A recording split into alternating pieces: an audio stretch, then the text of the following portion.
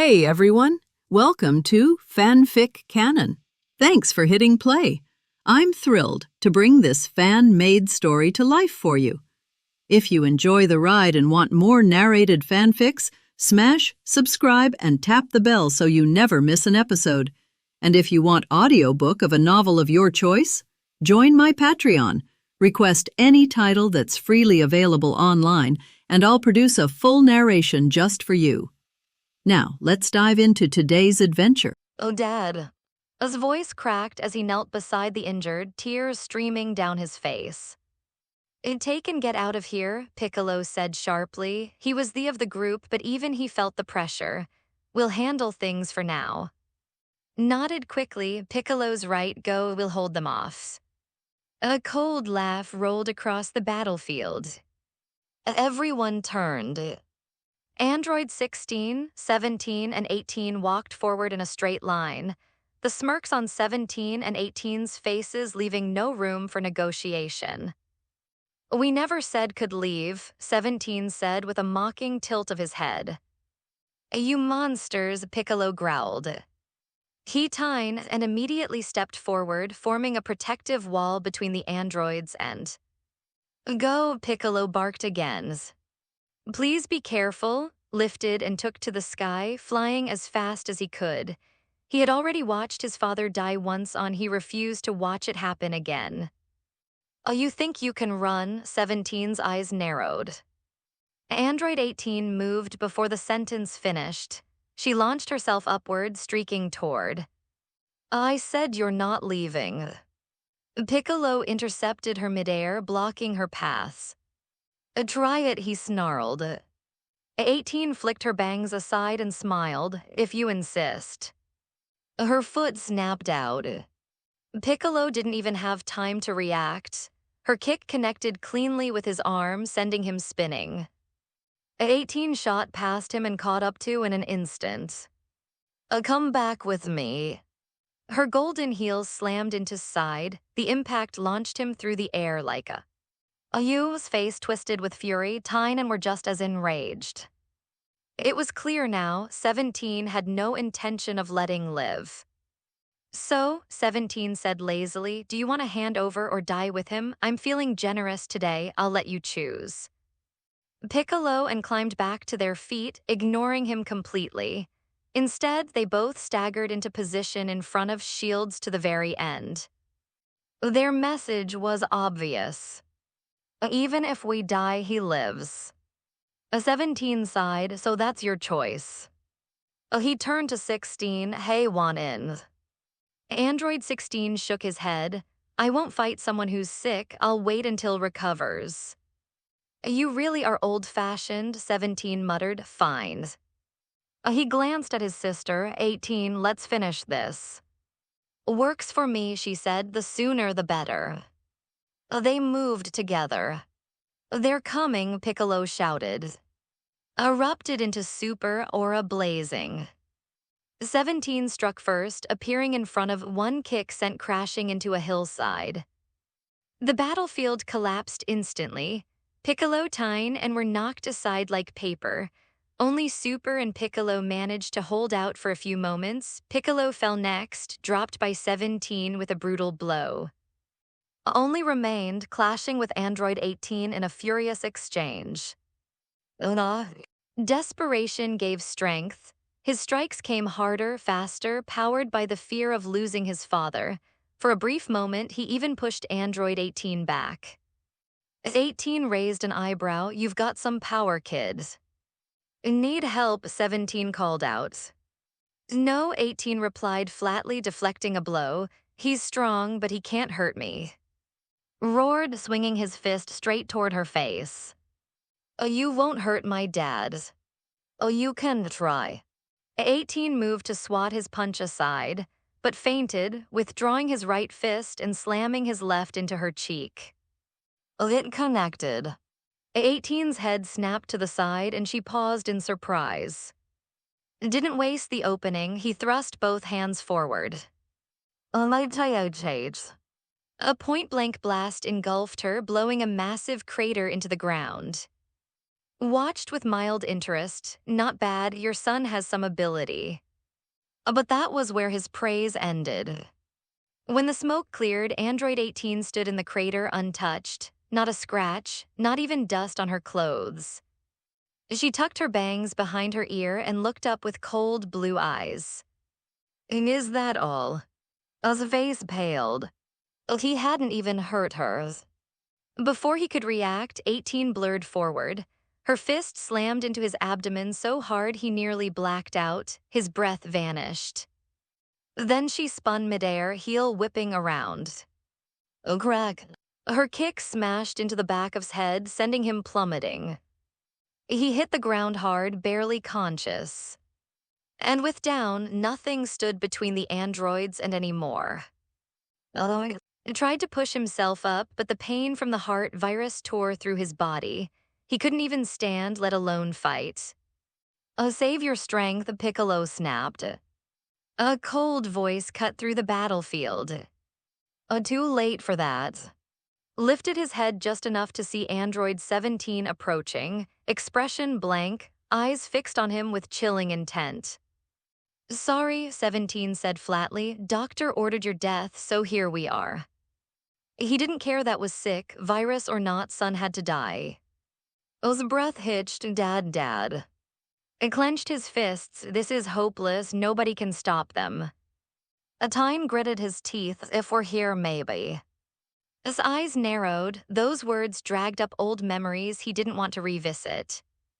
Years ago, when he and Nappa invaded Earth, the Z fighters were beaten down just like this, had almost died, and then appeared and completely overturned the battle.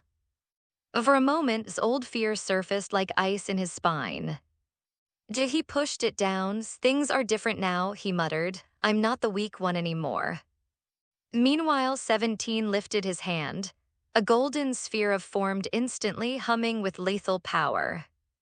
The pests are gone, he said casually. No one's left to save you.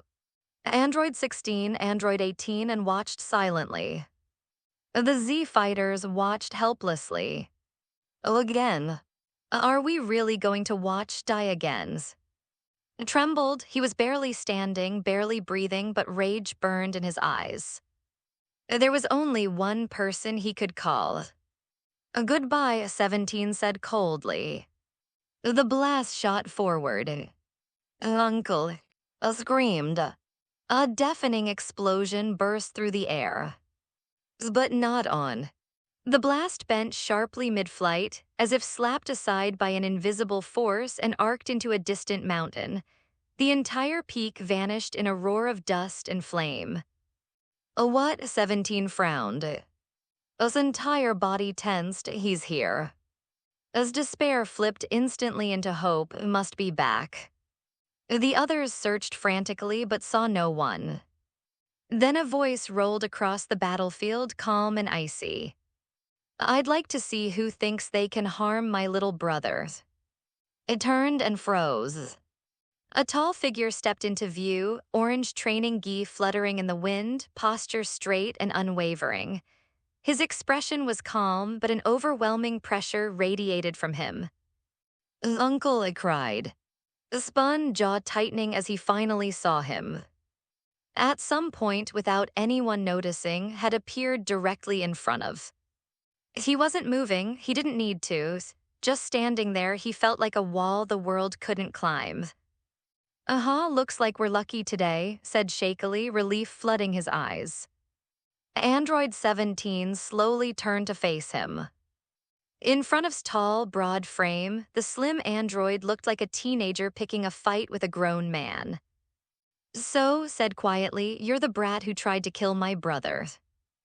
Before 17 could react. A boom. Vanished. A colossal wave of killing intent slammed into 17 like a freight train. His circuits screamed under the pressure, his mind blanking for a moment. His feet slid backward against his will. He forced out. Doctor's data said was strong, but not like this. Nothing in the files had prepared 17 for this suffocating power. 17, fall back, 18 shouted, panic rising in her voice. You can't fight him alone. A 17 tried to move. Oh, he couldn't, as Aura pinned him in place like a mountain on his chest. Oh, don't worry, said, glancing briefly at 18. I'll deal with you after. My nephew deserves some justice. Then he vanished again.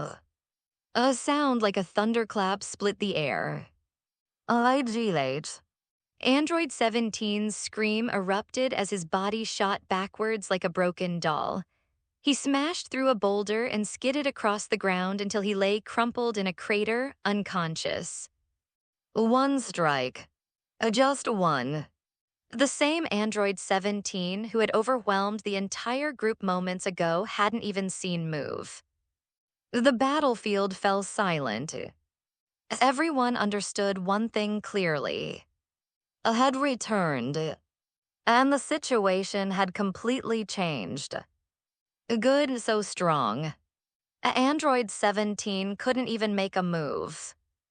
We haven't seen him for a few years, but the strength increased so much that we can't even see through it. The strength shocked all the Z fighters. In the past, they could still perceive how strong's was, but now, even when was standing in front of them, they didn't even know how strong's was. Perhaps. In the past 5 years, strength has been several dimensions away from them. But this is undoubtedly exciting news for Z fighters. If strength was not much different from that of the androids, the situation would have been worse. The other side stared fixedly at its profile, deeply shocked in his heart. This guy, when did he make the move? Originally was confident that his strength was not inferior to us, but he couldn't even see how moved just now. This is terrible. What's more, didn't even transform into super. It was only now that discovered that even though he practiced intensely for 5 years, the gap between him and was still increasing and at a monstrous level. You bastard, what happened in the past 5 years? How did he become so strong? Gritted his teeth and stared at unwillingly. Just when he thought he had caught up with, improved again. Android 17, are you okay? Android 18 helped Android 17, who was unconscious, without any response. Android 16 also came over and said, "It's okay, he just fainted temporarily, he can't die." Immediately. Number 16 turned his head to look at and said fearfully, "This man is very powerful, we cannot fight him." A bastard. Android 18 gritted her teeth, and the meaning of Android 16 was already obvious. It is irrational to confront head-on now. The most important thing right now is to avoid a head-on fight. Otherwise, none of them would be able to leave here alive today. Android 18 didn't lose her mind either. She immediately supported Android 17 and said in a deep voice, "Android 16, let's get out of here first." Android 16 nodded slightly, and then the 3 of them planned to leave. When did I say you could go? Boom. Just when Android 18 and Android 16 were about to retreat, his cold voice came suddenly, and an unparalleled sense of pressure hit them, and the Android 16 and Android 18 suddenly felt like a mountain was pressing on them, unable to move. His pressure alone is already so strong. Scary guy, in the information doctor gave us, it didn't say that he was so strong.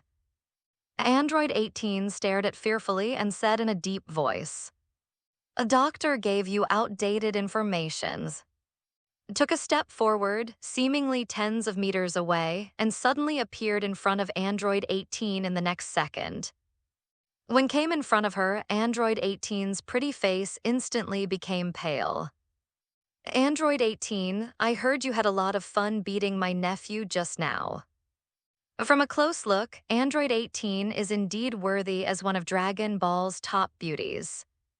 Hair and blue eyes, petite and exquisite, slim where it should be slim and plump where it should be plump. Her whole body exudes the temperament of a seductive sister. But at this moment doesn't have the heart to think about these things, since she wants to kill her younger brother and even beat so violently. What do you want? Android 18 gritted her teeth, staring at with extreme fear and vigilance. Her heart was already in a mess. Said calmly, of course, I want justice for my nephew. While speaking, raised his right hand high. Then, umpire. A heavy slap fell mercilessly on Android 18's pretty face, which looked like a perfect work of God. Android 18 was slapped on the spot, turned over several times, and finally fell heavily on the ground. After receiving such a slap there was a bruise and purple slap mark on Android 18's pretty face, which shocked her. A bastard. After being slapped in public by Android 18 was very embarrassed. I will kill you. Android 18 lifted herself from the ground and rushed directly towards. Go away. Stared, and the terrifying aura formed an air current that swept out. Oh, what? Android 18 was hit hard on the spot, and her petite body was like a paper kite with a broken string. After drawing a beautiful parabola in the air, it landed heavily. Suffering this blow, Android 18's chest constricted, and a mouthful of blood spurted out. A blood stained her red lips. Coupled with the slightly messy short blonde hair and pale face, one can't help feeling sorry for her. Good as expected of. Android 17 and Android 18 are not opponents at all. Pressure alone is enough to crush them. He is too strong, like a monster. So what has experienced in the past 5 years? His strength has completely changed from 5 years ago. They unilaterally crushed Android 17 and Android 18, which greatly shocked the Z warrior's heart. While shocked, they also felt extremely relieved. Thinking back to the picture of Android 17 being aggressive and trying to kill, and looking at Android 17's life or death look, how cool is it? Didn't you just keep from leaving? Now that the roles are reversed, it's your turn to be unable to leave, so let's all experience what despair is. Are you going to fight me? After severely injuring Android 18, ignored her and turned his attention to Android 16. Android 16 stared at for a few seconds, then took a step back.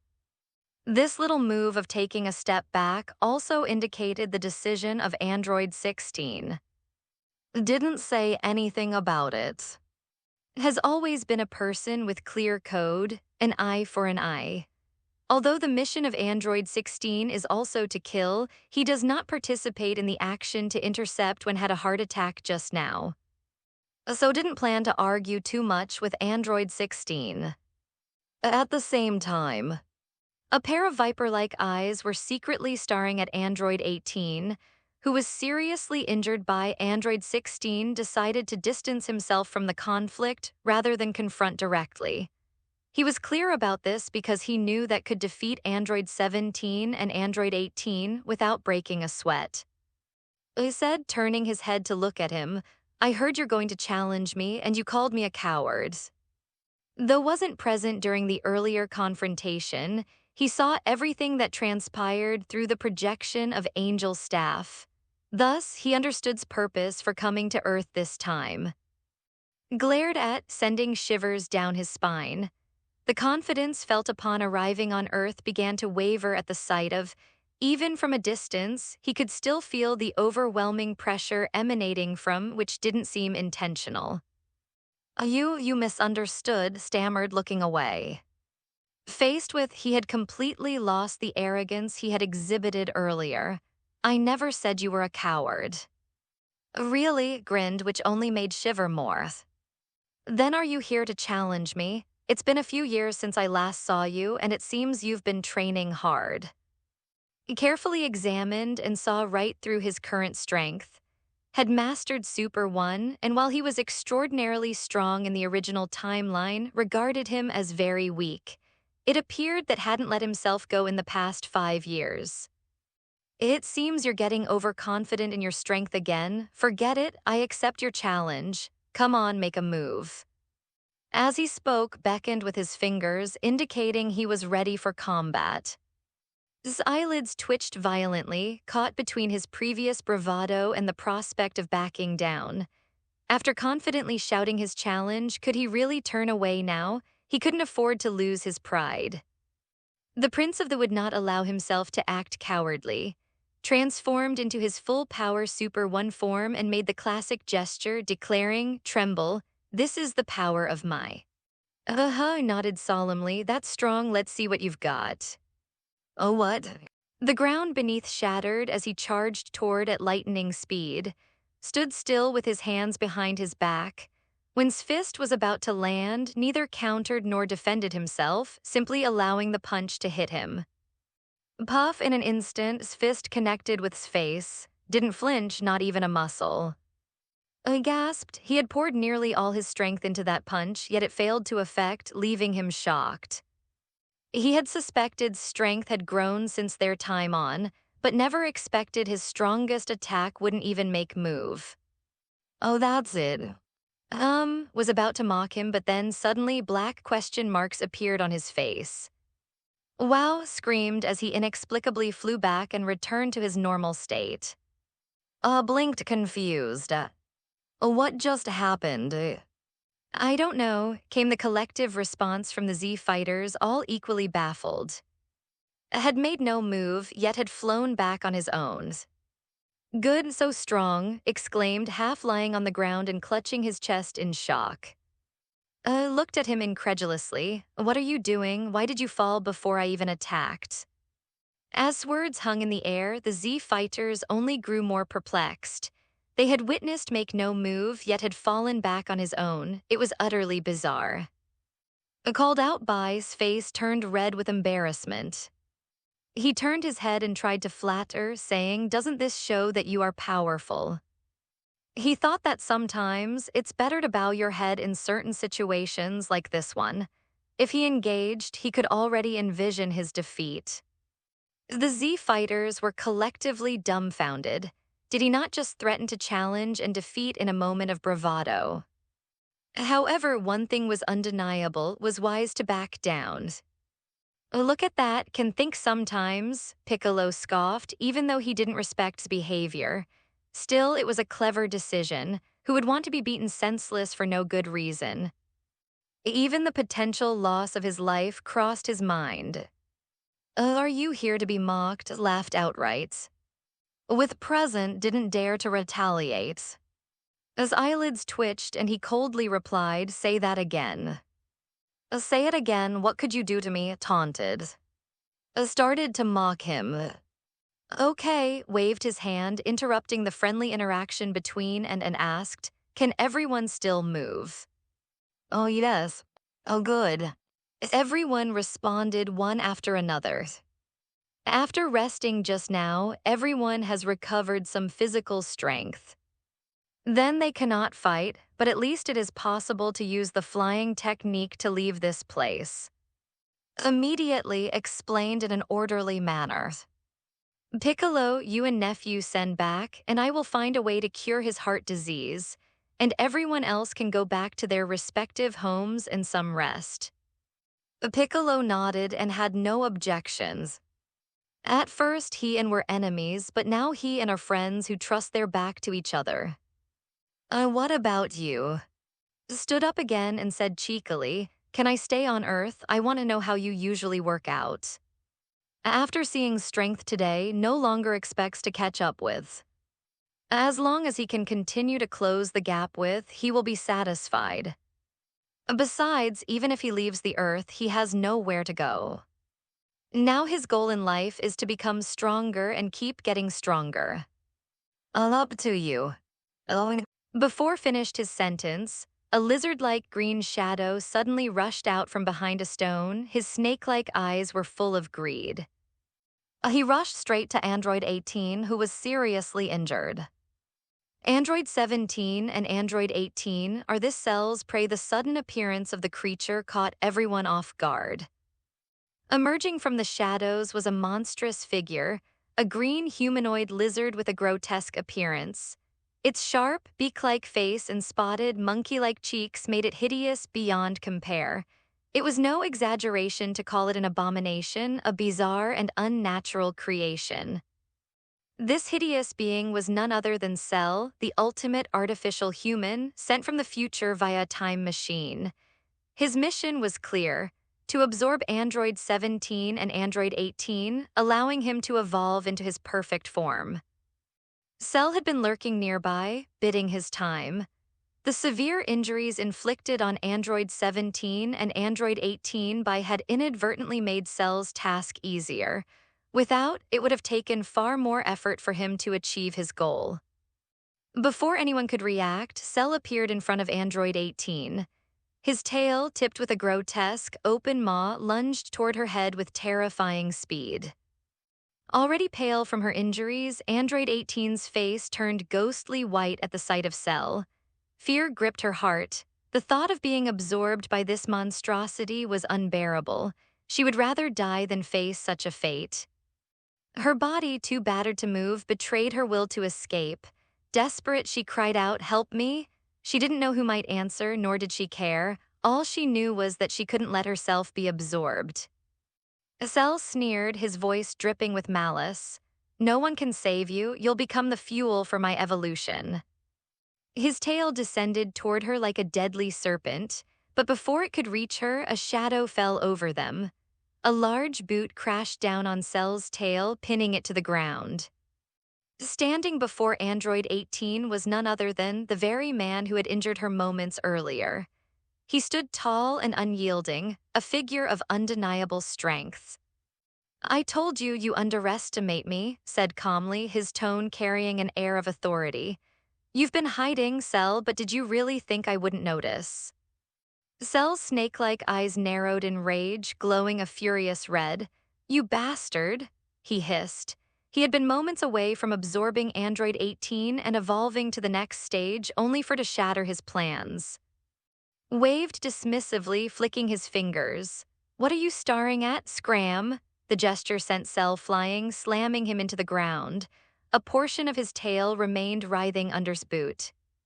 "And disgusting," muttered. He obliterated the severed piece with a casual blast. Android 18 stared at in disbelief. Why had he saved her after injuring her so severely? His motives made no sense. Seemingly aware of her gaze, looked down at her and asked, "What do I look like a god to you?" Android 18 was momentarily speechless. In that moment, he did look like a savior, appearing just when she had given up hope. "Stop looking at me like that, it's embarrassing," said, smirking. "Even though you hurt my nephew earlier, I'm not heartless enough to let Cell have his way." Android 18 couldn't help but chuckle at his arrogant tone. She hadn't expected this man, who had seemed so menacing moments ago, to reveal such a disarming side. Don't expect me to thank you just because you saved me," she retorted. "If you didn't want Cell to absorb me, why attack me in the first place?" Shrugged, "I don't need your thanks. I just didn't want this ugly creature to have his way." His response left her baffled. She couldn't understand him, but had no intention of explaining himself further. Maybe he saved her out of some sense of interest, or perhaps it was simply to deny Cell the victory. Whatever his reasons, they didn't matter anymore. Cell, however, wasn't done. Rising to his feet, his tail regrew in an instant. He glared at, seething with rage. "How did you find me?" Cell demanded, his voice trembling with anger and disbelief. "I didn't make a single sound or leave a trace of energy." Smirked, "The stench of your body gave you away. Even 100 kilometers away, I could smell you. Did you think you could hide?" Cell's snake-like eyes glowed green with fury. "You dare insult me? I am the ultimate artificial human, and you'll pay for underestimating me." With a roar, Cell unleashed 2 crimson energy beams from his eyes, aiming for his chest. The beams struck, but the result was anticlimactic. The energy dissipated harmlessly against body, like water droplets hitting a stone. "Is that all you've got?" said, brushing imaginary dust off his chest. That felt like a tickle. Cell snarled, his humiliation complete. "You arrogant fool, I am the ultimate being." He raised 2 fingers to his forehead, gathering dark yellow energy. Piccolo's eyes widened in recognition. "That's the special beam cannon," Piccolo exclaimed. "How does he know my technique?" Piccolo's disbelief was echoed by the others. He, however, wasn't surprised. Dr. Spy drones collected cells from all of us. That's why Cell has not only your techniques, Piccolo, but also disc, and it's no mystery. "Take this," Cell roared, "special beam cannon." The spiraling beam shot toward with incredible speed, but when the smoke cleared, stood unscathed, his expression bored. "This is impossible," Cell stammered, stepping back in horror. His ultimate move had failed to even scratch. This shouldn't be happening. In my timeline, no one like you exists." Smirked, "Welcome to this timeline, Cell. Here, monsters like you don't stand a chance." His cold, dark eyes locked onto the retreating form of First Form Cell, his voice slicing through the tension like a blade. "Any last words?" A palpable wave of killing intent rippled through the battlefield. Even during his earlier clashes with androids 17 and 18, hadn't exuded such a sinister aura. This wasn't just a battle, it was an execution. The grotesque creation known as Cell was an abomination, an insult to life itself, while the android's misguided vendetta against was a product of Doctor's programming. Cell embodied something far worse, malice and greed. Had already decided that Cell would not leave this battlefield alive. Cell, sensing the imminent danger, didn't waste time on bravado. His survival instinct took over as he turned and bolted toward the sky at his maximum speed. The only thought dominating his mind was escape. However, remained unfazed. He raised his palms slowly, a faint smirk tugging at his lips. "So running away is your final decision? Allow me to send you off properly." As he spoke, purple-black energy began to swirl in his hand, crackling with arcs of dark red lightning. The sheer intensity of the energy sent shockwaves rippling through the atmosphere, making Even and the other Z fighters flinch. What is this power?" muttered, his usual pride melting into a mix of awe and fear. "This energy feels destructive," Piccolo added, his sharp senses immediately identifying the dangerous nature of the attack. Ignored their reactions. The energy in his palm condensed into a spiraling disc, its violent rotation causing the surrounding air to distort. The overwhelming force was undeniable. This was destruction incarnate. With calm precision, whispered the name of his attack. "Space Annihilation Cannon." The disc shot forth, tearing through the sky with a sound like the rending of reality itself. Wherever it passed, space seemed to collapse in its wake, leaving behind a trail of jet-black cracks. First Form Cell didn't even have time to scream. The annihilation cannon him, engulfing his form entirely. His energy signature vanished in an instant, leaving no trace behind. The attack continued its path, piercing through Earth's atmosphere and into the void of space. There was no explosion, no dramatic display, just the cold, silent annihilation of everything in its path. Even the heavens seemed to shudder as the rift in space slowly began to mend itself. When it was over, the battlefield fell into a stunned silence. Lowered his hand and glanced at the fading remnants of his attack. "Not bad," he said to himself, his tone almost casual, though that was just a fraction of its true power. The Z fighters stared at him, their expressions a mixture of disbelief and unease. "Just a fraction," muttered, his pride taking yet another hit. If that's a fraction, then what would happen if he used his full power? Even Piccolo, who prided himself on remaining calm and composed, felt a chill run down his spine. The sheer destructive potential of this attack was unlike anything they had ever witnessed. He turned to the group and addressed them with his usual calm demeanor. "Cell's gone, there's no need to worry anymore." With that, he began to walk away, signaling the end of the battle, and the others followed, their expressions still dazed. After the Z fighters departed, Android 18 slowly got to her feet, her body still racked with pain. She glanced at the direction where Cell had been obliterated, then at the spot where had stood. Her emotions were a storm of confusion and frustration. "Why did he save me?" she muttered under her breath. "He was ready to kill me just moments ago."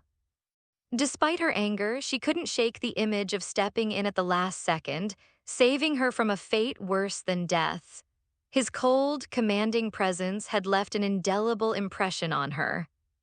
Shaking her head, she turned her attention to Android 17, who was still unconscious nearby. She walked over to him, her steps heavy with exhaustion. "Let's go," she said softly to Android 16, who had been silently watching everything unfold.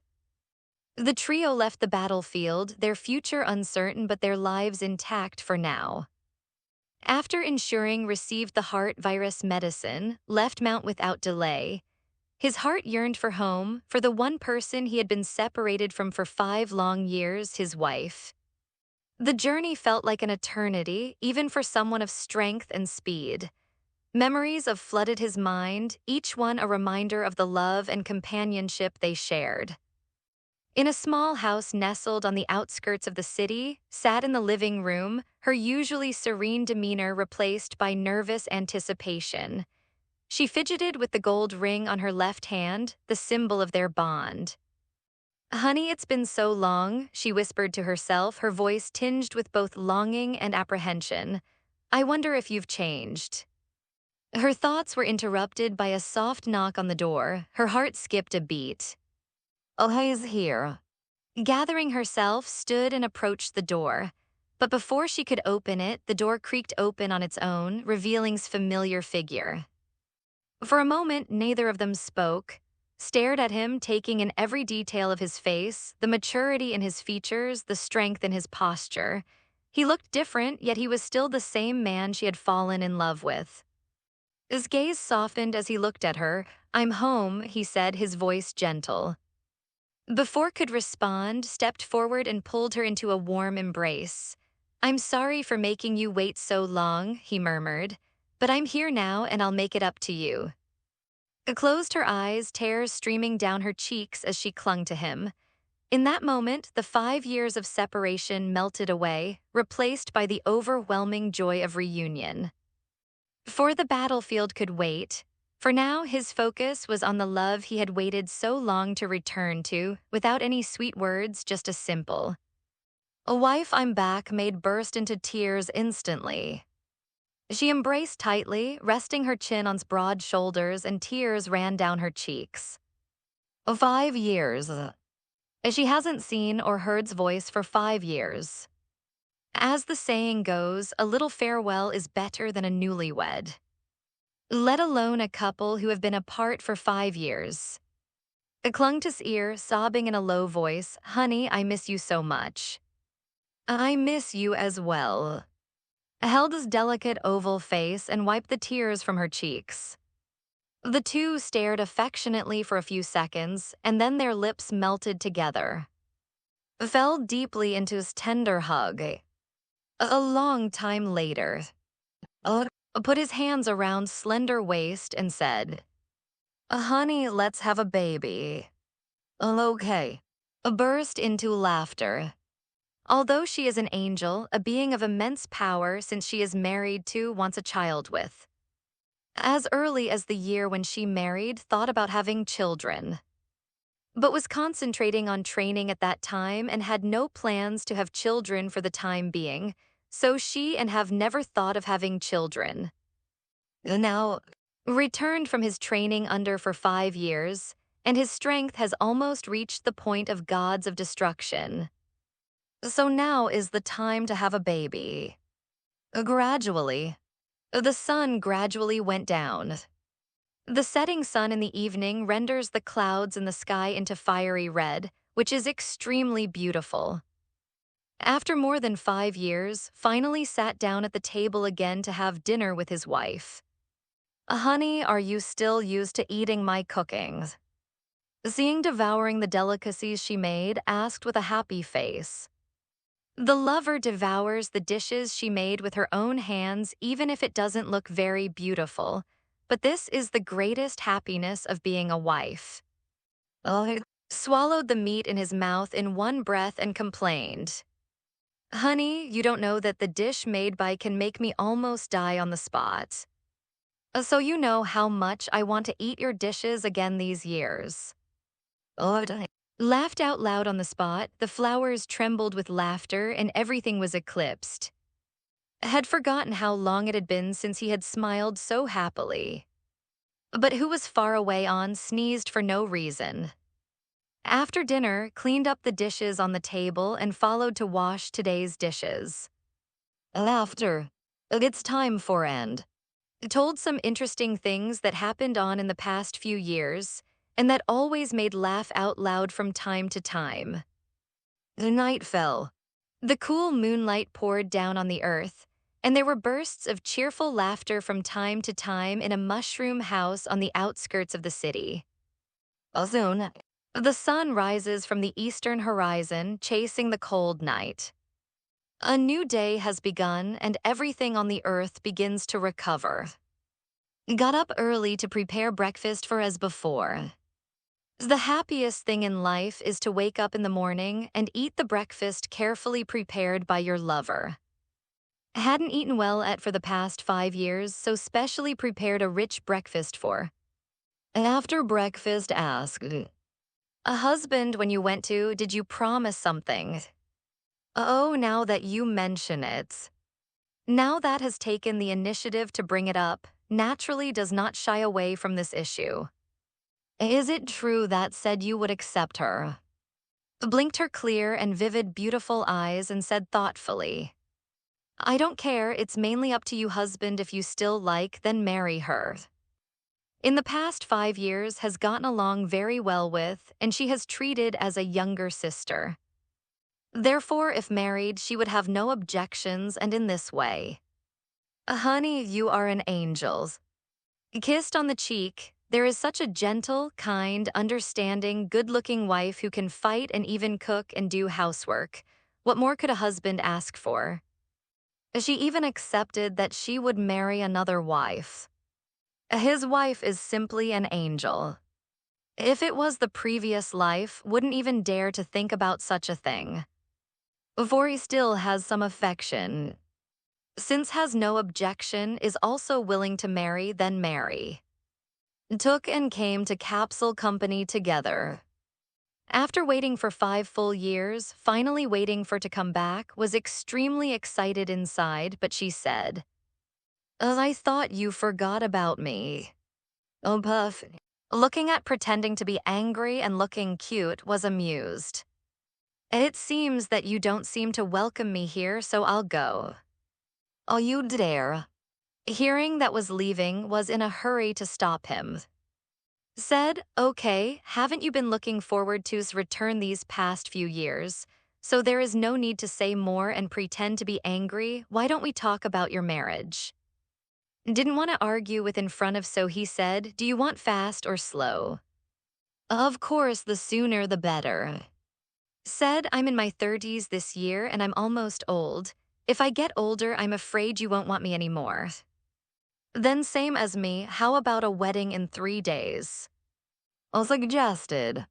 Both and agreed that they had no issues. So the matter was settled.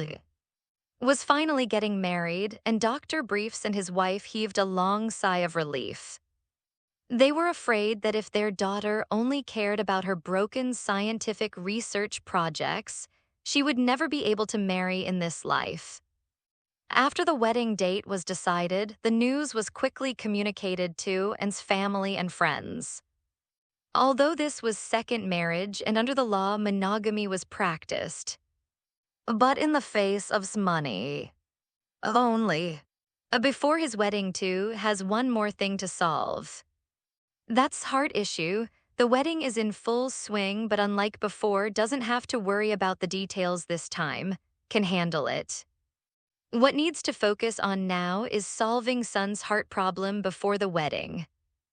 Currently, medical technology on Earth cannot cure heart disease, and the beans from can heal wounds but not the disease itself, so only has 2 options.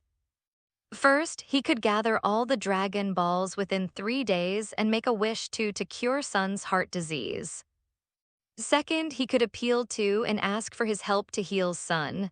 After all, angel staff can even resurrect the dead, so curing a heart attack should be a trivial matter. Leans more toward the latter. However, in the Dragon Ball world, prefers not to rely on the Dragon Balls unless necessary. If he didn't, he could have simply wished for an endless fortune by collecting all the Dragon Balls. But now he has no choice. Ascends a hill and calls to the sky, "Can you hear me?" A moment later, following's call, the angel staff far away on planet responds. "Oops, mister," says with a chuckle after briefly checking to see who was calling. "What's the matter? I just left for a day, did you miss me?" Sighs, feeling exasperated. "Don't make trouble, I need to talk business." "Ah, I see, what's going on, feel free to tell me." States his request clearly, it's about Sun's heart disease. After a brief pause, laughs cheerfully. "Oh, mister, why don't you go over to Mr. Sun's house?" Is stunned, "What do you mean?" Explains, "I mean check if Sun's heart disease has been cured. If it hasn't, call me again." "Okay, mister, I've got things to do here. I wish you all the best." Finishes with a light-hearted tone, then ends the conversation. Stands there for a moment, confused. Could it be that heart disease will heal on its own? He shakes it off. "No matter what, I'll go check it out at Baozi Mountain." Sun's family is a tight-knit group, and now Sun is the only one with an unresolved problem. Quickly casts the flying technique and vanishes into the sky. When he arrives at Baozi Mountain, finds that Sun's family isn't there. Sun and Sun are all absent. After a brief pause, leaves quickly and heads straight to West City Hospital. West City Hospital is the largest in the city and has the most advanced medical technology in the world. Inside the emergency room on the 13th floor, Sun has just suffered another heart attack, and the medicine didn't help. Sun and rushed Sun to the hospital for emergency treatment. Outside, and Sun anxiously wait, looks haggard, her face filled with worry, aged by the stress. If Sun dies from the heart attack, doesn't know what she'll do. Suddenly, a figure enters through the window. "Oh, it's Uncle," Sun exclaims, his face lighting up with relief at the sight of. For reasons he can't fully explain, Sun always feels a sense of peace when is around. Deep down, he believes can solve any problem. Ruffles Sun's hair and motions for him to calm down before turning to, "Sister, how's doing?" His heart attack came back and the medicine isn't working. His voice breaks with sorrow. "Don't worry, he'll be fine," reassures her. Just then the emergency room door opens. A doctor in a white coat and mask steps out. The three of them rush over. "Doctor, how's is his heart disease curable?" asks urgently. The doctor sighs and shakes his head. "His heart sinks, what?" The doctor pauses, then calls inside, "Mr. Sun, you can come out now." A moment later, Sun, alive and well, appears with a sunny smile on his face. The doctor explains, "Madam, Mr. Sun has fully recovered from his heart disease." Is stunned, he repeats, "Doctor, what happened?" The doctor waves it off. "It doesn't matter. What's important is that Mr. Sun's heart disease has completely healed.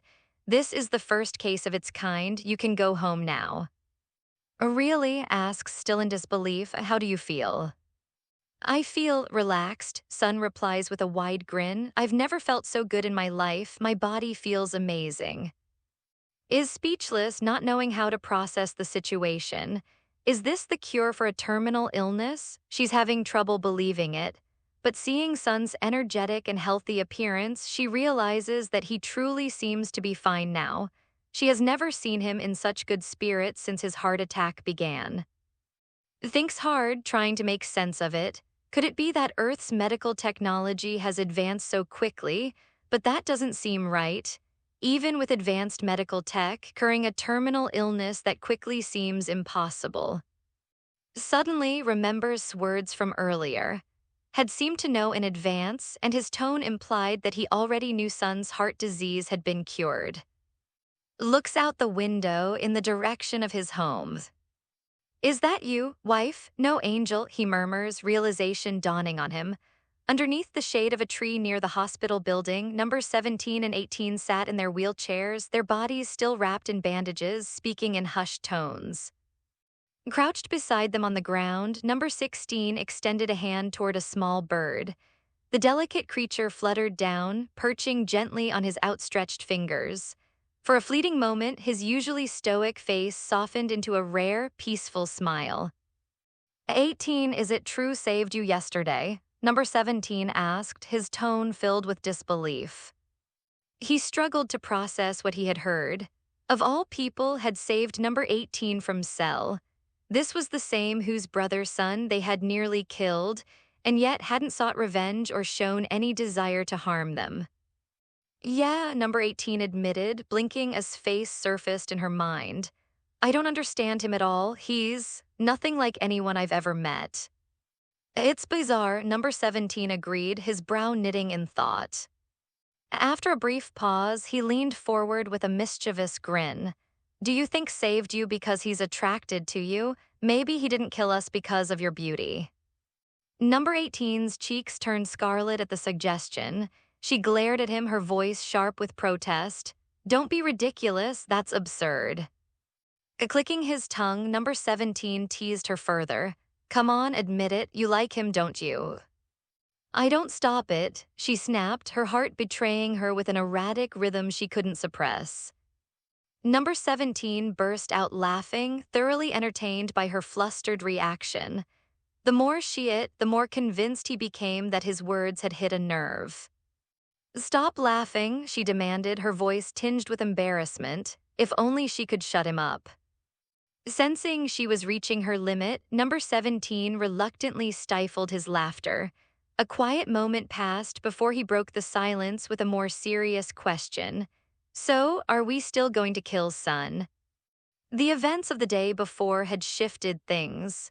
Doctor's commands no longer felt like an unshakable directive to number 17, and within the picture, the situation was even murkier.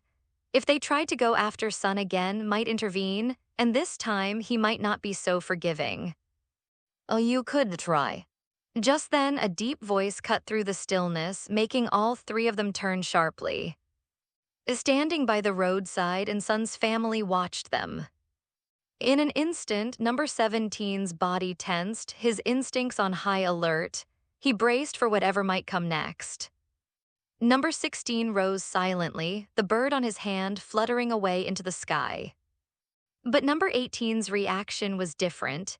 Seeing again sent a strange flutter through her chest. It wasn't fear, no, she wasn't afraid of him anymore. Instead, it was something unfamiliar, a nervousness that felt almost hopeful. Hey, it's you guys, Sun called out, his cheerful tone breaking the tension. I couldn't match you yesterday, but once you're better, let's have another go. Number 17 blinked at the absurdity of the greeting, but couldn't help cracking a smile. Looking forward to it, Sun, he replied, relaxing slightly. But his gaze drifted to who stood silent yet imposing. Though he felt the weight of his power, there was no hostility in his presence. It seemed had made a decision about them, one that didn't involve vengeance. With a playful grin, number 17 addressed directly, Thanks for sparing us yesterday, future brother-in-law. Number 18's face flamed red in an instant. She shot him a glare. What are you talking about? Stop it. His brow furrowed in confusion. Brother-in-law, why are you calling me that? Don't tease him, interjected with a stern look at number 17. He's already married. At those words, number 18 froze, her embarrassment giving way to something heavier. A shadow of disappointment crossed her face as the reality sank in. Well, we should get going, said, sensing the shift in the atmosphere. After the group departed, number 18 slumped back in her wheelchair, lost in thought. Noticing her mood, number 17 attempted to lighten the moment. Come on, 18, you knew this was likely. A guy like strong, handsome, no way he'd be single. As she shot him an irritated glare, would you just shut up for once? Wisely, number 17 held his tongue, though a small smile lingered on his lips. As for number 18, she sank deeper into her thoughts. Maybe her feelings had been nothing more than foolish hope after all. After parting ways with Sun at hospital, returned home to the outskirts of Western capital. His heart condition was healed, leaving with his own troubling questions. Lately, a strange thought had been eating at him. Was his wife, truly who she claimed to be, the original angel of Universe 6? How could someone like an angel from a completely different universe have fallen in love with him, someone she should never have known? And why had she crossed dimensions, leaving Universe 6 to marry him in Universe 7? At first, had dismissed the idea as coincidence. His wife might simply resemble the angel, sharing the same name and features, but the more he dwelled on it, the less plausible that seemed. Oh, he needed answers. Arriving home, he found the house empty. "Where's my wife?" he murmured, glancing around. Did she go to help with the wedding arrangements was about to leave to search for at the Universal Capsule Company when the door suddenly swung open? It was, returning with a bag of groceries, clearly having just gone out to buy some vegetables. Noticing stare blinked, her curiosity piqued. "Husband, why are you looking at me like that? Is there something on my face?" Quickly shook his head, "No, not at all." He walked over to help her store the groceries in the fridge. "You weren't home when I came back, so I thought you went to help. I was just about to go out to look for you." I smiled mischievously, "So you missed me." Chuckled, "I figured you were busy, so I didn't want to interrupt."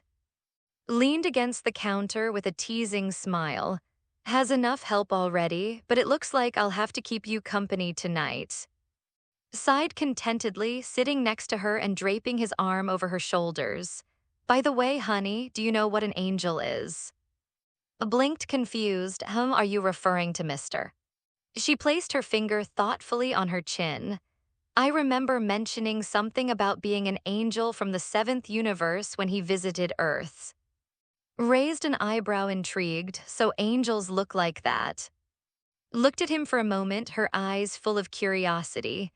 "Well, I suppose so, but why are you asking about angels all of a sudden?" Paused for a moment before responding. "Oh, just a random thought, you know how it is." Didn't press further, sensing it wasn't the right time for the conversation to go any deeper. Decided to change the subject before it became uncomfortable. "Anyway, let's not rush it, we've got time." Smiled warmly, and the topic shifted into more familiar ground, leaving thoughts to linger privately. 3 days passed in the blink of an eye, and the day of N's wedding arrived. The wedding was held at the Magnum Capsule Company estate, far more extravagant than his previous wedding. The Earth's Z fighters, family, friends, and even Dr. Brief and his wife were all there to witness N's union. The backstory was well known and had once been an inseparable couple, though they'd parted ways for reasons unknown. But now, with marrying her, it made perfect sense, and the reunion was met with excitement from all who attended. At the wedding reception, everyone wished the newlyweds a lifetime of happiness, and in that moment, N looked the happiest they ever had. As the evening wore on and the guests began to leave, and his wives retreated to a quiet spot on the estate. On the second-floor balcony, sat with his hands behind his head, gazing up at the stars. Beside him and sat on either side, forming a perfect picture of harmony, like the stars surrounding the moon. Life is truly a play, mused internally, marveling at his situation. Coming from a normal life on Earth, he now found himself living the dream. On each side, 2 extraordinary women, gentle and wise, and lively and intelligent, had made their way into his heart. "From today on, we're a family," said, her voice soft but full of warmth. "Of course," replied with a bright smile. She placed her hand proudly on her chest. "And from tomorrow, you won't need to worry about growing vegetables anymore. With the 2 richest women in the world around, you won't have to do anything." Raised an eyebrow and smirked. "Oh, so was that the real reason you married me, for my charm?" His face lit up with playful indignation. Wait, so you're telling me you're only interested in my wealth? Laughed, his eyes sparkling. Are you kidding? You know me better than that. And crossed her arms, pretending to pout. Well, I'm still mad at you. Chuckled and leaned forward to plant a quick kiss on her cheek. All right, I'll make it up to you later. She feigned annoyance but couldn't help but laugh. Fine, I forgive you. Smiled, and with that he stood up. All right, let's head to bed. It's been a long day. The following day marked the beginning of a new chapter for. After marrying, he moved out of their previous home and into the Universal Capsule Company, where they would live for the foreseeable future. Dr. Brief had no sons, so it was who inherited the company, becoming not only one of the most brilliant minds on Earth but also one of the wealthiest women. In many ways, she was a perfect match for, and with his marriage to her, the wealth of the company naturally became his as well. But despite the wealth and power now at his disposal, wasn't concerned with possessions. The Universal Capsule Company was simply home for him and his two wives, a place where he could live his life free from worry. For the next month, lived his happiest life, surrounded by love and peace. A month later, found himself in the back garden, enjoying a peaceful afternoon with his two wives, sipping tea and playing chess. Suddenly, a voice came from above. Can you hear me? Glanced up, recognizing the voice. Yes, it's me, came the response. I need your help with something. Looked confused at the one from before. Nodded, I believe so. I wonder what he wants. Tilted his head, intrigued. Sure, what is it, Star? Returning to Realm felt as natural to as stepping into his own home. No unfamiliarity, no hesitation. He sat across from and asked casually, Is there anything you need help with? Of course, replied, his eyes gleaming with a certain interest.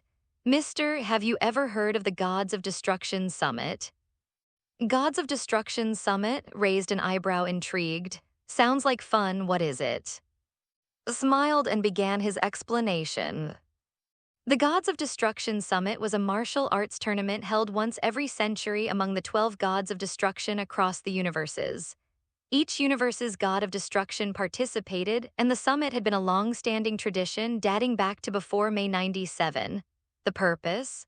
The winner could potentially earn the chance to pull the great gods of destruction staff from its resting place, signaling that they were worthy of the title of Great God of Destruction.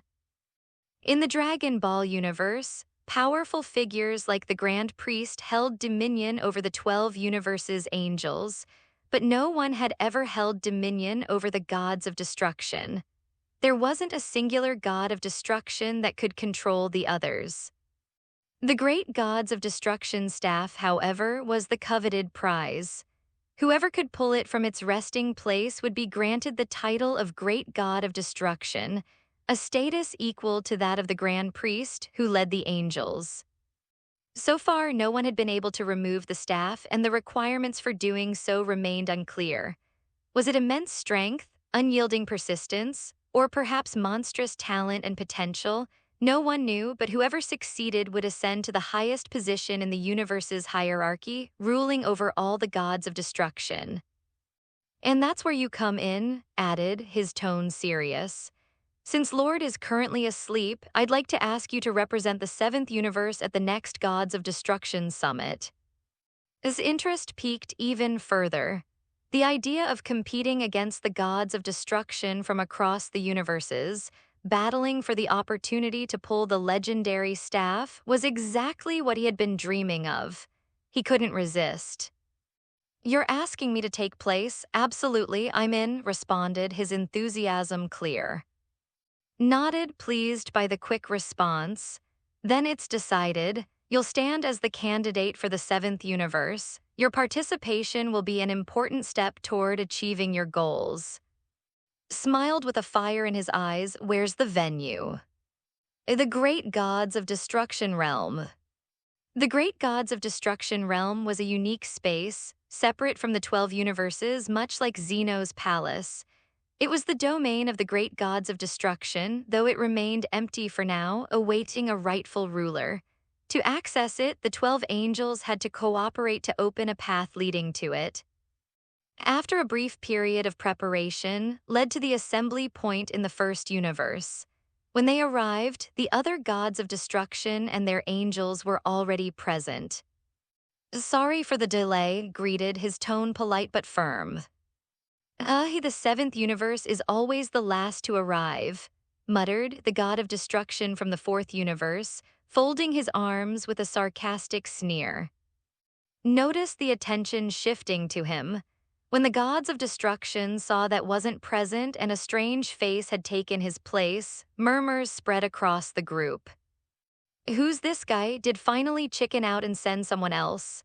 The clown god of destruction from the 11th universe sneered. "Could it be that is too scared to show up, huh?" Terra, the god of destruction from Universe 2, grinned with delight. Stood tall, unfazed by the mocking chatter. He could feel the eyes of all the gods of destruction upon him, filled with both disdain and curiosity. This was the moment he had been waiting for to make a lasting impression. Sensing the tension, stepped forward and explained, "As Lord is currently unavailable, Mr. will be representing the 7th universe in this summit as its candidate for the position of Great God of Destruction." With that looked at, signaling it was his turn to speak. Stepped forward, his gaze sweeping over the gathered gods of destruction, each one glaring at him with suspicion or ridicule, but wasn't fazed. He knew this was the moment to assert himself. With a calm but powerful voice, he declared, "I have come here for one reason and one reason alone." The room fell silent, all eyes on him. "I will step on your bones to reach the top of the altar of the great gods of destruction."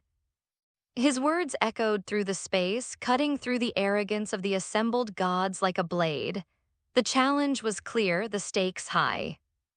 The gods of destruction fell into stunned silence, their mocking expressions faltering, had made his presence known, and now there was no turning back. The summit had just begun and was here to claim his place among the gods themselves, the gods' wrath. As soon as words echoed in the air, the gods of destruction erupted into an uproar. The god of destruction of the 12th universe, Gold, sneered, "Ha, a mere god of destruction candidate dares to speak so arrogantly. He doesn't even know his place." "Humans, they always think they've got a little power and act all defiant," said the god of destruction from the 8th universe, as he carried his hands behind his back in disdain. "They live in their own little world," the god of destruction from Universe 11 added condescendingly. "I could forgive your ignorance, but I'm not so sure the other gods of destruction will." Watching intently, suddenly grinned maliciously. "Every universe has its candidates for gods of destruction, but the 7th universe, a candidate with no quality, pathetic." Without hesitation, issued a challenge. "Your name's right. When the summit officially begins, I'll be sending you a challenge. Let's see if your strength can match your mouth." "I accept," responded coolly. "I hope you won't bore me too much later." His power was renowned, even among the gods of destruction, but didn't flinch. In fact, the challenge only ignited a fierce excitement within him. "Bold words for someone so young," scoffed. "Even wouldn't dare speak to me like that. Who are you to talk to me this way?" With an almost lazy smile replied, "I'm your father." Was taken aback, his anger surging. "You little brat, when I'm done with you, I hope you can still talk as tough as you do now." His words were dripping with fury. It had been a long time since anyone dared to talk to him this way, especially not. And now, here was a human god of destruction candidate doing just that. Meanwhile, Champa, who had been silently observing, couldn't help but feel a sense of satisfaction. While he didn't dare provoke directly, seeing him become the target of the other gods of destruction amused him greatly. "Let's see how you handle this," he thought. "You think you can just waltz into the gods of destruction's summit and act like it's a game?" But the gods of destruction's summit was no playground. Here anything went. and even if was completely crushed by, no one could say a word. The Grand Priest wasn't here to intervene. However, shrugged it off, unbothered by the insults. There was no point in arguing further now. The real battle would speak for itself. "Everyone is here, I see. Let's begin," announced, cutting through the tension. The other 11 angels nodded in unison. In perfect synchronization, the 12 angels raised their staffs. A burst of energy shot from each staff, creating 12 vibrant beams of light that converged in the empty void before them, forming a radiant, multicolored energy beam. In a flash, the beam struck the endless void, creating ripples like waves in water. A passage began to form, swirling with iridescent colors, leading into the great gods of destruction realm. "Everyone, please follow me," said, stepping forward. The god of destruction from Universe 1 was the first to rush into the passage, followed closely by his angel. Glared at one last time, then followed suit, entering the colorful tunnel. "Mr. Let's go as well," urged. "Understood," replied, deploying his flying technique and following the others into the vibrant passageway. The light intensified, forcing to squint. For a few minutes, they flew through the radiant path until the light gradually faded. When opened his eyes again, he was stunned by the sight before him. "Is this the great gods of destruction realm?" he muttered, overwhelmed. Before him stood a colossal palace, its purple walls reaching toward the sky, radiating an imposing and majestic aura. Felt small, almost insignificant in its presence. The sheer scale of the structure was enough to take his breath away, and the air itself seemed ancient and charged with power. "This is the famed Great Gods of Destruction Palace," explained. Built by the legendary dragon god, though it's currently unclaimed, it was said to be constructed by himself. Raised an eyebrow. Could it be the same legendary dragon god who created the super dragon balls? That thought lingered in his mind, but for now, he had no time to dwell on it. He turned his attention back to the palace, where sprawling greenery and long, elegant buildings surrounded it in a design that seemed to mimic the shape of a dragon. It felt like the palace was the center of a vast, otherworldly realm radiating authority. Took it all in, his voice filled with awe. "This place is magnificent, grander than I ever imagined." Watching him closely, smiled lightly. "Do you wish to be the master of it?" Smirked, eyes gleaming with ambition. "Of course." At that moment, his voice cut through the air, laced with sarcasm. "A mere god of destruction candidate wants to take control of this place? How laughable. You can't even consider being its master yet. You should worry more about whether you'll leave here alive." "My techniques aren't for show," he added with a wicked grin. Didn't rise to the bait, simply replying, "We'll see." Frustrated by his nonchalant response, snarled and walked toward the palace, his angel following closely behind. Turned to, his tone turning more serious.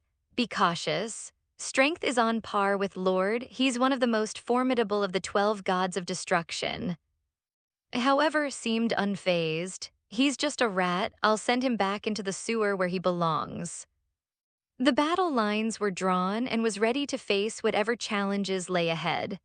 The Gods of Destruction Summit was about to begin and had only one thing on his mind: to rise to the top and claim his rightful place.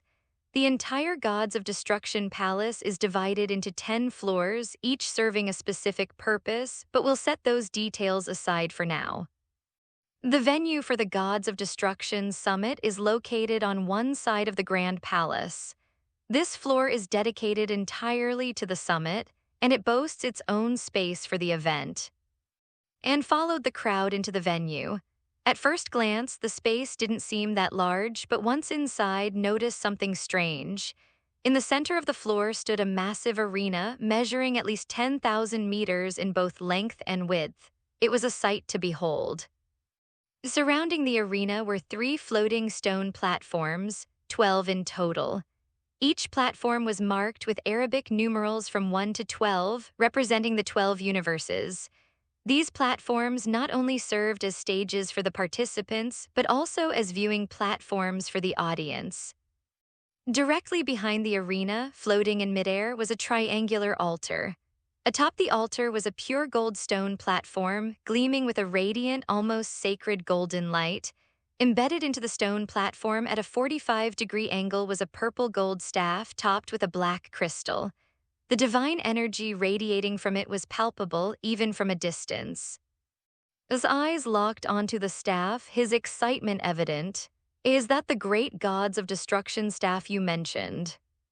Yes, responded with a note of awe in his voice. That staff is a symbol of ultimate power. Every god of destruction dreams of wielding it. Whoever claims it becomes the next great god of destruction. Could feel the immense energy emanating from the staff. It was no wonder every god of destruction present was watching it so hungrily, as if they wanted to claim it for themselves. Has anyone ever tried to claim the great gods of destruction staff? Asked, his curiosity piqued. Nodded, the most attempts have been made by Lord. He's tried 357,048 times and failed every single time. The second most attempts were made by Lord of Universe 4 with 330,681 failures. Other gods of destruction have tried as well, but the result is always the same. Wait failed 350,000 times, was stunned. That's incredible. But if he tried that many times, does that mean he's won the Gods of Destruction Summit 350,000 times? Chuckled lightly. Indeed is impressive, but even he hasn't been able to claim the staff. After a quick tour of the venue, all the gods of destruction and their respective angels took their places, guided to platform number 7. With everyone settled, the walls of the venue suddenly illuminated in a burst of purple light, and the floor beneath them also began to glow with a mystical, dreamy radiance. The atmosphere grew solemn. Then a voice, ethereal and filled with sacred power, echoed throughout the space. Gods, heed my call. The 1,999,999th Gods of Destruction Summit officially begins. The voice continued, outlining the rules of the tournament. In the first round, competitors will draw lots to determine their opponents. The loser will be eliminated and the winner advances to the second round, which will determine the champion. The second round follows a point system. 6 contestants will advance and they will challenge each other in various matches. You can challenge one opponent or several depending on your strength and courage. Points are awarded for victories and subtracted for losses. After all matches are complete, the one with the most points will be crowned champion and will receive the opportunity to become the Lord of Gods of Destruction. Furrowed his brow, skeptical. That sounds like it could be easily rigged. What if the 6 winners team up and cooperate to score points? Reassured him, don't worry, the Gods of Destruction Summit is strictly enforced by Lord the Dragon God. If anyone attempts to cheat by intentionally losing to another, they will face severe punishment and disqualification, and may even lose their position as a god of destruction. Nodded, relieved, that's good to know. Leaned in slightly and added, by the way, Lord is a dragon god. While her voice may seem ambiguous, she has always maintained absolute fairness. If anyone dares to cheat, they will suffer the consequences. Was surprised by the revelation. He had assumed was male, but now he understood the truth.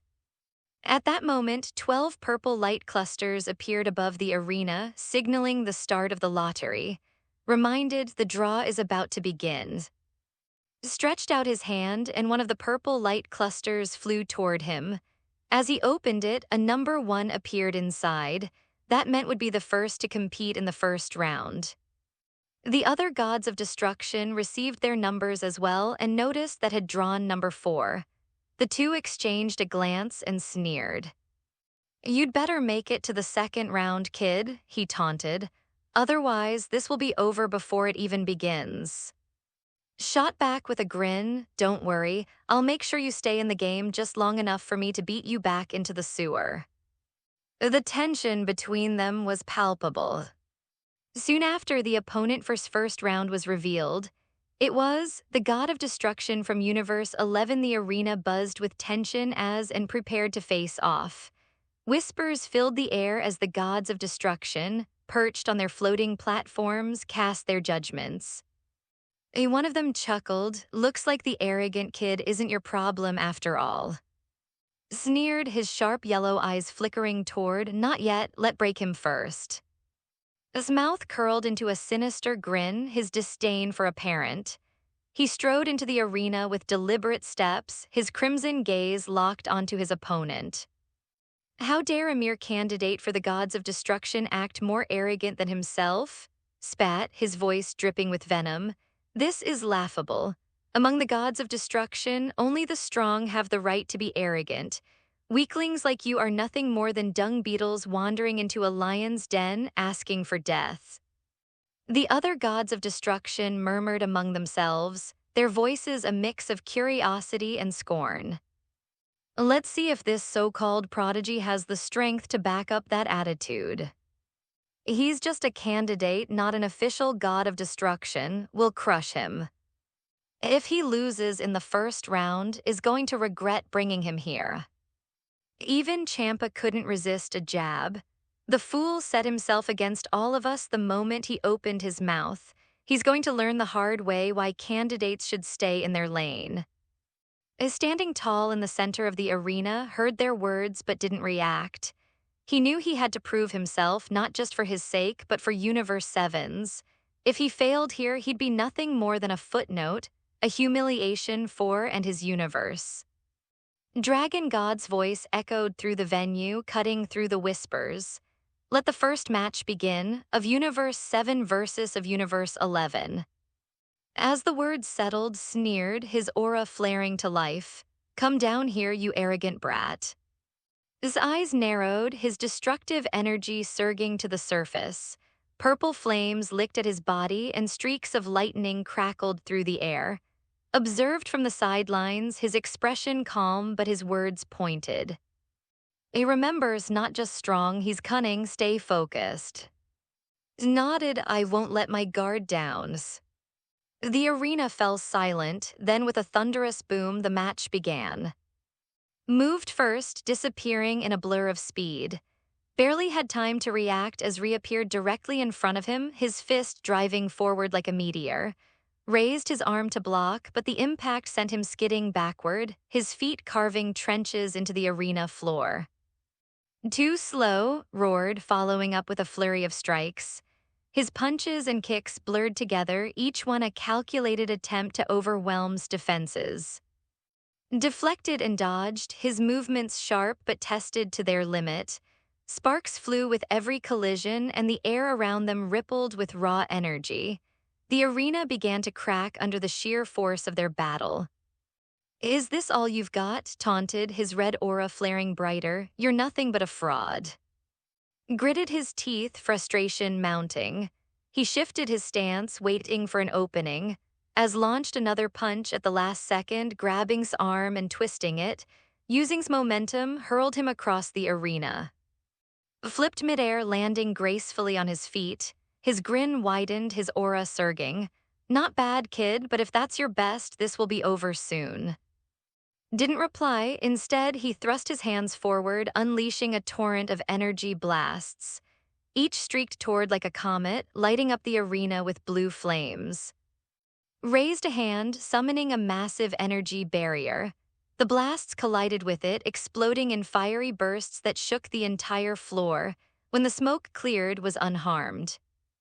Before could react, counterattacked.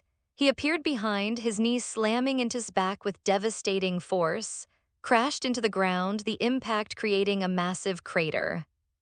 Stay down, boy, sneered, his voice echoing through the arena. But wasn't done. As descended, ready to deliver a finishing blow, aura exploded outward in a shockwave, forcing to leap back. Rose from the crater, his purple energy blazing brighter than ever. I'm not going anywhere, growled. If you want me down, you'll have to try harder. Smirked, then let's see how much you can take. The two clashed again, their movements blurring as they exchanged blows. Each strike sent shockwaves rippling through the air, and the arena trembled under their power. From the platforms, the gods of destruction watched in stunned silence. Is this kid really just a candidate? One muttered. He's stronger than he looks, another admitted begrudgingly. Smiled faintly, that's my student. As the battle raged began to adapt, he studied patterns, finding openings in his attacks. When launched, a powerful energy wave didn't dodge. Instead, he charged straight through it, his fists glowing with destructive energy. What? Exclaimed, caught off guard.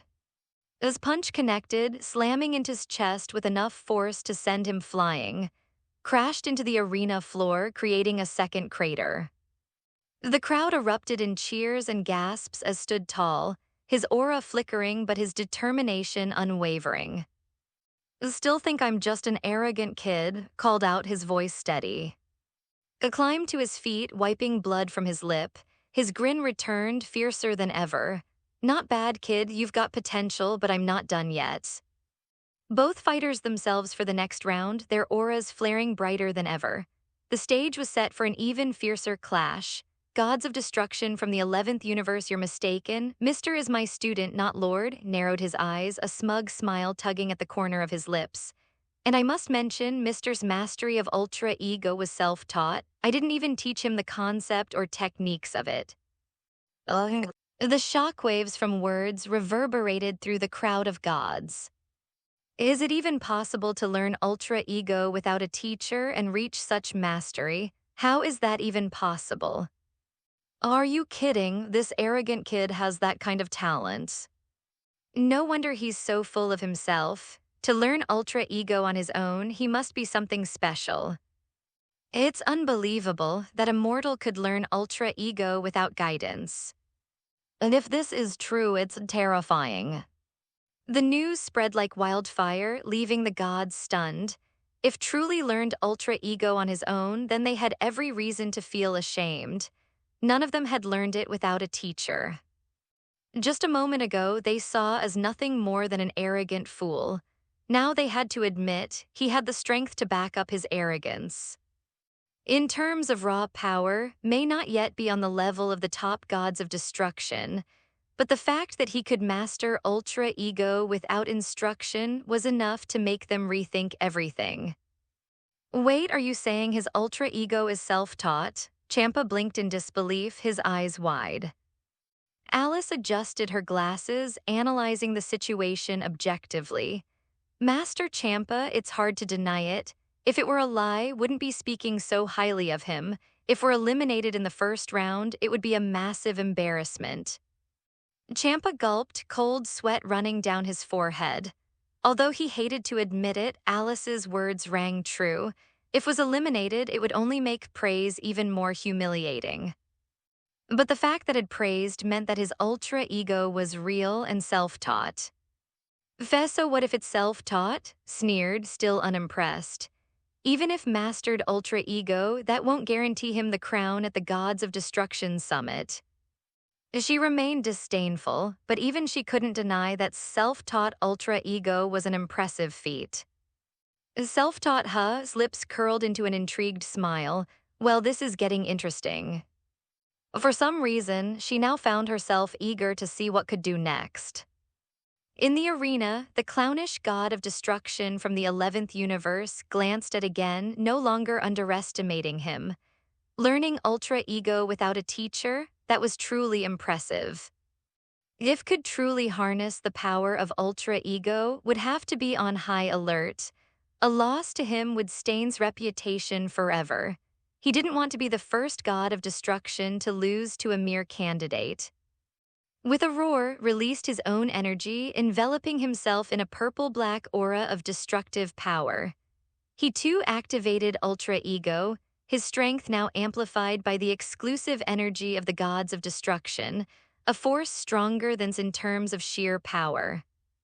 The atmosphere thickened with tension as both combatants prepared to clash. The two rushed at each other with incredible speed, colliding in midair with a thunderous boom that sent shockwaves through the entire arena. The impact shook the entire arena, making the gods and angels watching from the sidelines hold their breaths. As they locked in a fierce close-quarters battle, neither holding back, the ground beneath them cracked and shattered from the force of their blows. His movements were fluid, his strikes powerful and precise, but bolstered by the full might of his destructive energy, managed to get the upper hand in their initial exchanges. "Destroy," roared, seizing an opening in defense. With a swift motion, he unleashed a devastating destructive attack aimed directly at its chest. A boom. The explosion sent flying back, crashing hard into the ground below. He slid for dozens of meters before finally regaining his footing, his chest armor torn and his pectoral muscles exposed. "It seems there's still a gap between me and the true gods of destruction," muttered, though his eyes burned with determination. Alice, watching from the sidelines, shook her head. "Is impressive, but he's still no match for the veteran gods of destruction. Maybe in 10 more years he could be unbeatable, but right now he's outclassed." Just as the god's thought was beginning to fade, he wiped the dust off his face with a grin. "Yeah, that's the feeling," he said, his voice filled with wild excitement. "The stronger the opponent, the more my blood boils, my fighting spirit just keeps rising higher." With a fierce cry erupted once again, his aura surging to new heights. Energy poured into him and his power skyrocketed. The gods around him watched in awe as his strength exploded, surpassing its previous limits. "Crazy," one of the gods muttered. "This guy is absolutely insane." The arena was deathly silent, save for the hum of crackling energy filling the air. The gods watched with a mix of curiosity and skepticism as stood, his purple aura flickering around him like a living flame. His eyes locked onto us, unflinching and filled with resolve. Chuckled, the sound carrying an edge of disdain. "A mere candidate thinks he can challenge me. Let me teach you the difference between us." Didn't respond, his energy flared, causing the arena beneath him to tremble. The gods leaned forward slightly, intrigued by his defiance. With a flick of his wrist, summoned a shimmering energy sphere around, trapping him midair. The pressure inside was immense, bending the very light around it, was motionless, suspended like a fly in amber. "Got you," sneered, raising his hand. A cascade of crimson energy blasts formed at his fingertips before surging toward the sphere. The explosions were deafening, each strike adding to the blinding storm of light. Dust and smoke billowed from the impact, obscuring the sphere entirely. When the dust began to settle, the gods murmured among themselves. "Well, that's that," said with a dismissive wave. "A candidate trying to play with the big boys, what a waste of time." Champa added, arms folded, "Didn't even have to try." But as the smoke cleared, a figure emerged. Floated effortlessly, his arms crossed, his aura intact. His clothes were singed, but his body remained untouched. The smirk faltered. His eyes widened as aura surged, growing denser and more menacing with every passing moment. "That all you've got?" asked, his voice calm yet cutting. "You're going to need more than party tricks if you want to stop me." His face twisted in rage, and he lunged forward, a glowing energy blade forming in his hand. He swung it down with the force of a meteor, aiming to split in half. But didn't move. Instead, he raised one hand, catching the blade mid-swing. The air screamed as the two forces collided, but its grip held firm. Sparks erupted from the point of contact, the blade trembling as energy overwhelmed it. With a flick of his wrist, shattered the blade like glass. Stumbled back, his expression a mix of shock and fury. Impossible. Didn't give him time to recover. In a flash, he was in front of his fist, connecting with the god's abdomen. The impact sent a shockwave rippling through the arena, cracking the ground beneath their feet. Coughed violently, his breath stolen by the force of the blow. The gods watched in stunned silence, their previous skepticism replaced with unease. "How is this even possible?" murmured. "He's just a candidate." Smirked, his hands clasped behind his back. isn't just anything. This is the result of intense training and sheer determination. Or sheer insanity, said, her eyes narrowing, but I'll admit this is impressive. Roared, his aura flaring with raw destructive energy. He lashed out with a series of rapid strikes, each one powerful enough to level a planet. But dodged every blow with ease, his movements fluid and precise. To the spectators, it looked as though he was toying with. Is this the strength of a god of destruction? Taunted, sidestepping another wild swing. I expected more. Growled, unleashing a massive energy wave that engulfed in its fiery embrace. The wave tore through the arena, leaving a trail of destruction in its wake. The gods shielded their eyes from the blinding light, waiting for the smoke to clear. When it did, stood unscathed, his aura burning brighter than ever. My turn, he said. Before could react, closed the distance between them. His fist collided with space, sending the god hurtling backward. The sound of the impact echoed like a thunderclap and crashed into the arena wall with enough force to shatter it. Didn't let up. In a blur of motion, he appeared above, slamming a knee into his chest. The god's body crumpled from the force, and he was sent spiraling into the ground. The impact created a massive crater, dust and debris flying in every direction. Tried to rise, but was already there, grabbing him by the collar and lifting him effortlessly into the air. You wanted to teach me a lesson? Asked, his voice low and dangerous. Then pay attention, because I'm about to show you what real power looks like. With a roar, spun around and slammed him into the ground repeatedly, each impact shaking the entire arena. Bangs, bangs, bang. The gods watched in horrified silence as one of the strongest among them was reduced to little more than Ain's hands. Finally released him, letting spattered body collapse into the dirt. The arena was silent. Even, who had been smirking moments earlier, now looked uneasy. This is insane, murmured, his usual composure shaken. Smiled faintly, isn't just a candidate, he's the future of Universe 7. Stepped back, his gaze sweeping over the other gods. Is this the best you have to offer? If so, I'm disappointed. He turned to who lay motionless in the crater. You thought you could crush me, but look at you now. You're nothing but a stepping stone. With that, walked away, his aura flickering as he suppressed his power. The gods exchanged uneasy glances, each of them now acutely aware of one thing: wasn't just a challenger. He was. The arena buzzed with an electrifying tension as the 7th universe's candidate squared off against the 11th universe's god of destruction. A showdown between a mortal and a deity was rare, unprecedented even, and yet here stood, defying the natural order of the cosmos. Known for his ostentatious demeanor and clown-like attire, had ruled for a mere 2.4 million years, a blink in the of a god. Among the pantheon of deities, he was far from the strongest. Even mortals like his universe's pride had eclipsed him in sheer power, yet today clung to his pride, unwilling to concede to a mortal challenger. You don't belong here, sneered, his expression marred by equal parts anger and desperation. You're just a speck of dust in the eyes of the gods. Didn't flinch, his purple aura roared around him like a living storm, casting an ominous glow across the arena. A speck of dust, maybe, but this dust just wiped the floor with you. His face twisted in fury as he raised his arms, summoning a massive sphere of destructive energy. Its pulsating core radiated raw, annihilating power, shaking the very foundations of the arena.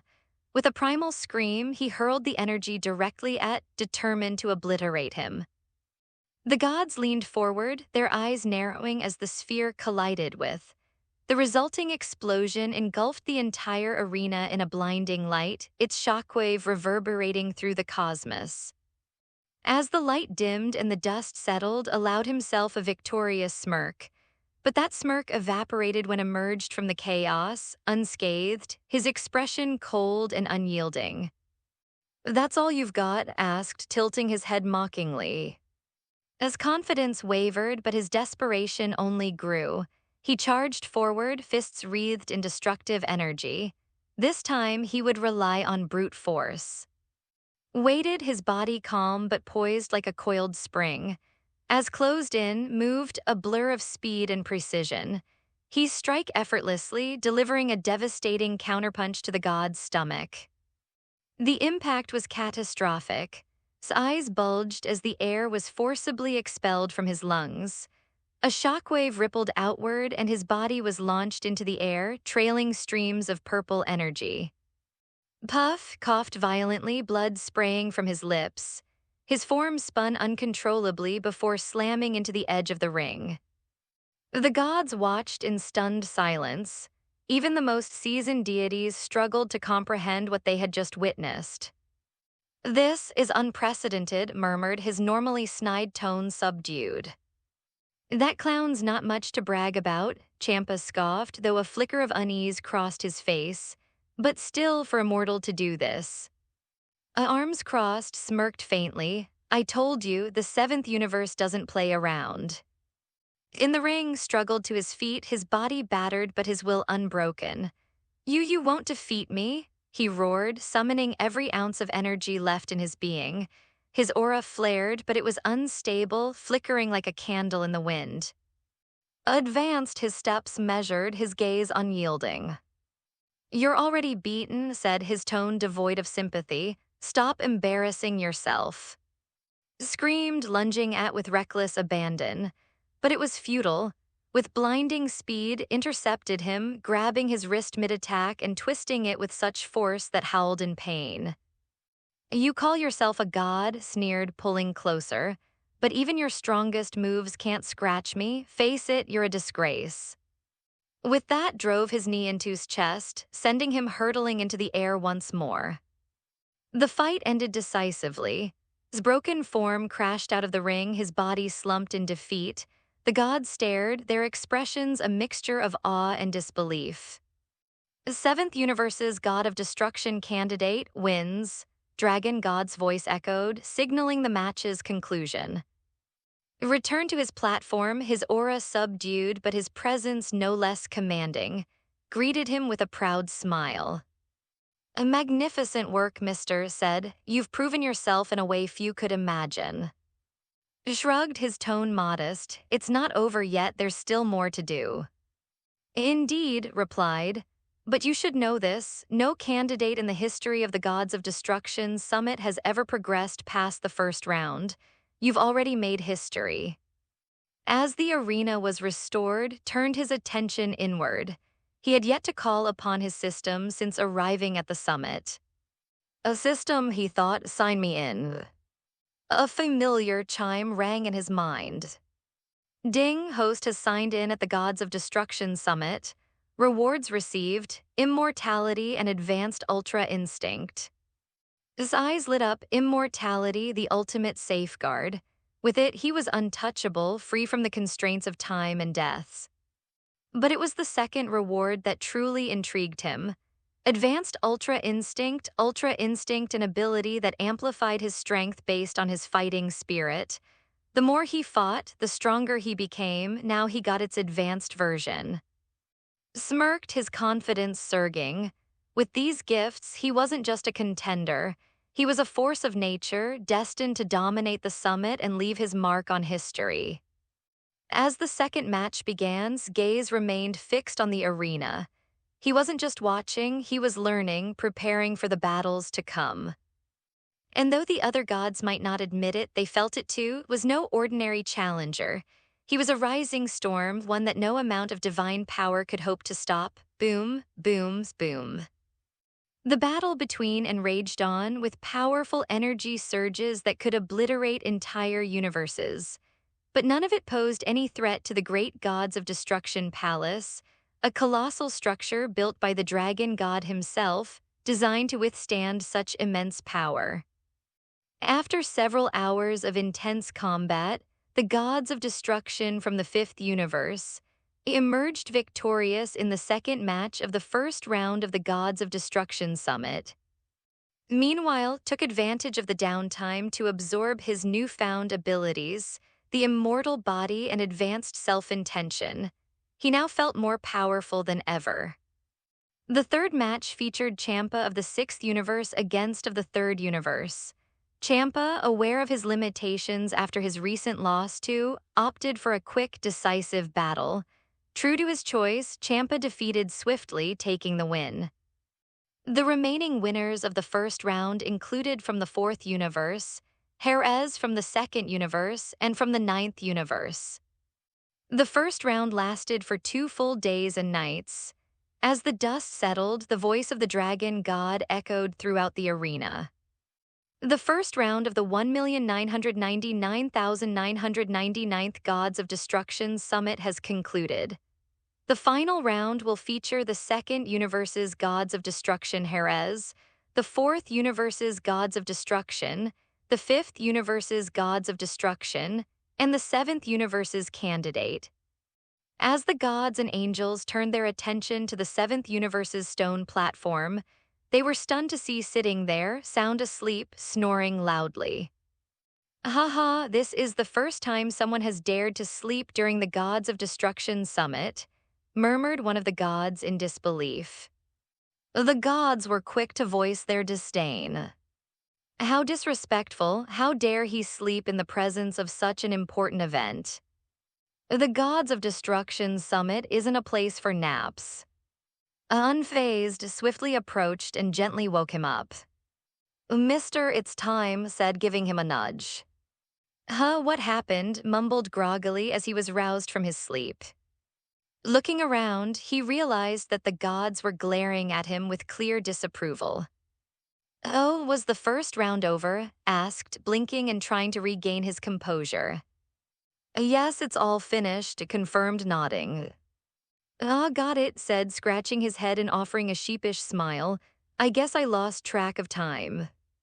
The Gods of Destruction battles were exciting at first, but the lengthy matches had started to lose their charm. Plus, as a human, his body still required rest, something that was becoming increasingly difficult given the endless battles. As rubbed his eyes, he reflected on a recent dream he had. "I seem to have dreamt about that woman again." Couldn't quite see her face in the dream, but he always felt a sense of guilt afterward. Ever since his marriage, too, he had sworn not to dream about her anymore, yet the dreams persisted. "I'm sorry, my dear wife," muttered under his breath. "I said I wouldn't dream about her again." It was at that moment when his voice rang out, cutting through his thoughts. "Seventh Universe Gods of Destruction candidate, you have no respect for the summit," scolded. He was more than happy to seize the opportunity to criticize, especially after their previous clash. With casual behavior, saw a chance to get under his skin. Lazily glanced over at, "Oh, it's you, the mouse. It's none of your business if I sleep in my own home." "Home," sneered. "This is not your home. This is the great Gods of Destruction Palace." "Oh, right," replied nonchalantly. "Maybe not now, but soon enough." "You've got some nerve," scoffed. "If you manage to win the Gods of Destruction Summit and pull out the Great Gods of Destruction staff, I'll change my name to, I'll even read it upside down." Raised an eyebrow, smirking. "What you're changing your name to, maybe you should change it to Mousetail Juice instead." It was taken aback. What kind of name is that?" Clearly amused, continued, "You know what? Mousetail Juice sounds better. You should really consider it." Despite not understanding the joke, wasn't about to back down. He had tried over 300,000 times to pull the Great Gods of Destruction staff from its place, and he knew how difficult it was. There was no way, as a candidate, would manage to do it. "Fine," declared, folding his arms confidently. "If you pull out the Great Gods of Destruction staff, I'll change my name to Mousetail Juice. But if you fail, you'll have to change your name to Green. How about it?" Deal, agreed, a confident smile on his face. The gods watched in disbelief. How could accept such a wager so easily? They all believed his chances of pulling out the staff were next to none, and they were eager to see how this would play out. "A green does sound nice," mused, genuinely entertained by the exchange. However, frowned. "Why does my angel seem so interested in?" Meanwhile, watched the situation carefully. While the other gods were skeptical, had more faith in, He believed that if anyone could pull off the impossible, it was him. The dragon god's voice echoed across the summit once again. The first round of the competition is over. Everyone will have a short break before the final round begins. Prepare yourselves. As words faded, the great gods of destruction staff on the altar gleamed brighter than ever, radiating immense divine power. The next moment, a wave of divine energy swept over the arena, and in the blink of an eye, everyone disappeared from the venue. The final round was about to begin. After the first round of competition, the gods of destruction had some free time. While they were free to move around in the great gods of destruction world, there was one strict rule: nothing could be destroyed. No flowers, no grass, no trees, nothing. It was the unbreakable rule of the Gods of Destruction Summit. Even if two gods of destruction had personal grudges, they couldn't engage in battle during the break. The consequences for breaking this rule would be severe. Under the shade of a towering tree, and were taking a break, sitting comfortably in chairs. "Mister, do you have any strategies for the second round, the point-based system?" asked, his tone thoughtful. He wasn't sure whether could make the great gods of destruction staff recognize him as its master, but was determined to do everything in his power to help win the summit. In the second round, it wasn't just strength that mattered, luck played a significant role, but still, personal strength would be the deciding factor. Grinned, his answer blunt and straightforward. "The plan is simple: defeat the other 5 at once." Blinked, clearly stunned by his response. "You plan to challenge all 5 of them at the same time?" Nodded casually. "That's right, I don't see why not." Stared at him, his mind racing. While confidence was good, this plan seemed incredibly reckless. "Are you sure you can take on all 5 gods of destruction at once?" He shook his head with a smile. "Honestly, I'm not 100% sure, but I enjoy challenging my limits." With his immortal body and infinite energy, was confident he could stand up to 5 gods of destruction.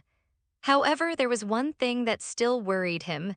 If he was knocked out of the ring, he would lose, no matter how strong he was. Sighed, shaking his head. "It's a risky strategy." Challenging all 5 opponents in the second round was something no gods of destruction would dare attempt unless they were incredibly sure of their abilities.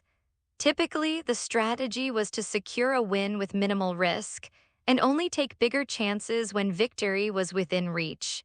One mistake could cost everything.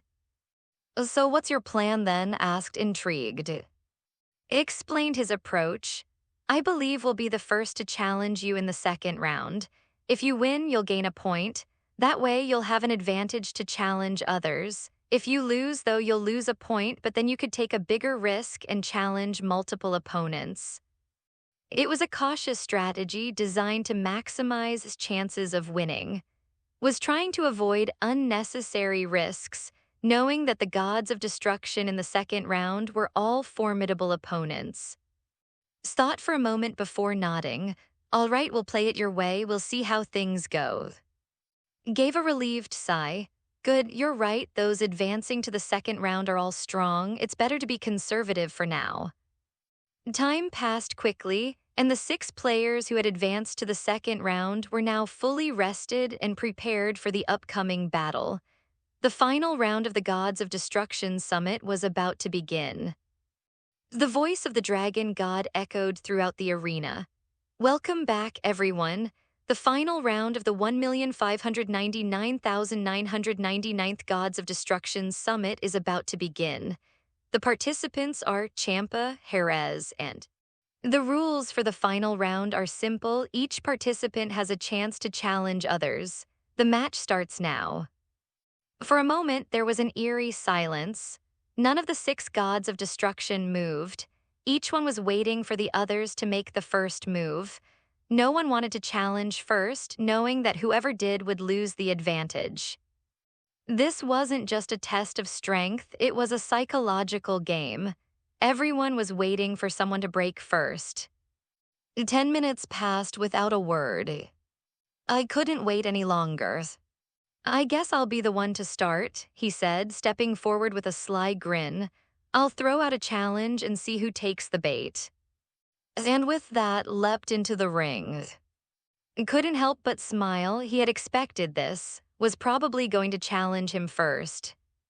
The moment entered the ring, all eyes turned to, everyone had guessed who would challenge. As expected, pointed directly at, "Hey, mortal kid from the 7th universe, are you brave enough to face Master?" A smile widened. "I'm more than ready, let's do this." This was exactly what wanted. Without hesitation, he leaped into the ring. A little over a meter tall was dwarfed by who was nearly twice his size. To the onlookers, it looked like was towering over a child. "Ready to lose," taunted, looking down at. A boom. With a sudden movement, unleashed an overwhelming aura, crushing down on like a mountain. The pressure was intense, but simply chuckled. "Still playing these tricks?" he scoffed, shrugging his shoulders. The immense pressure dissipated instantly as his body brushed it aside effortlessly. Oh, the atmosphere was thick with tension. "You can feel the tension in the air," one of the gods remarked. "Isn't this kid may have beaten, but he still has to face, that's a whole different level." "I agree," another god said.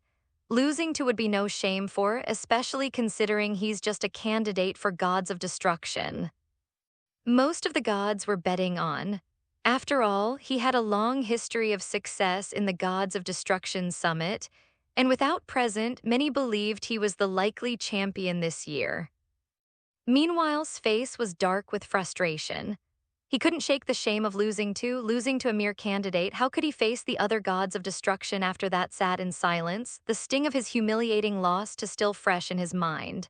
The shame threatened to consume him, the thought of being the gods of destruction community's laughingstock for the next 10,000 years gnawing at him. But as the bitter reality of his defeat settled in, his thoughts began to shift. If wins the entire tournament, maybe my loss won't seem so disgraceful. He clung to this sliver of hope. If everyone fell before, his defeat would blend into the backdrop, no longer a singular mark of failure. In the arena, the tension was palpable, and had finished their trash talking, their words hanging in the air like the calm before a storm. The smirk faded as his energy flared to life, the arena trembling under the force of his power. His destructive energy rippled outward, distorting space itself. The gods watching leaned forward, their expressions grim. His power was on another level compared to unlike, had mastered his ultra instinct, reaching a level that made him a formidable foe. Among the gods and were legendary rivals who often dominated the gods of destruction rankings. For centuries, these two had been the pinnacle of power, their battles deciding the ultimate champion.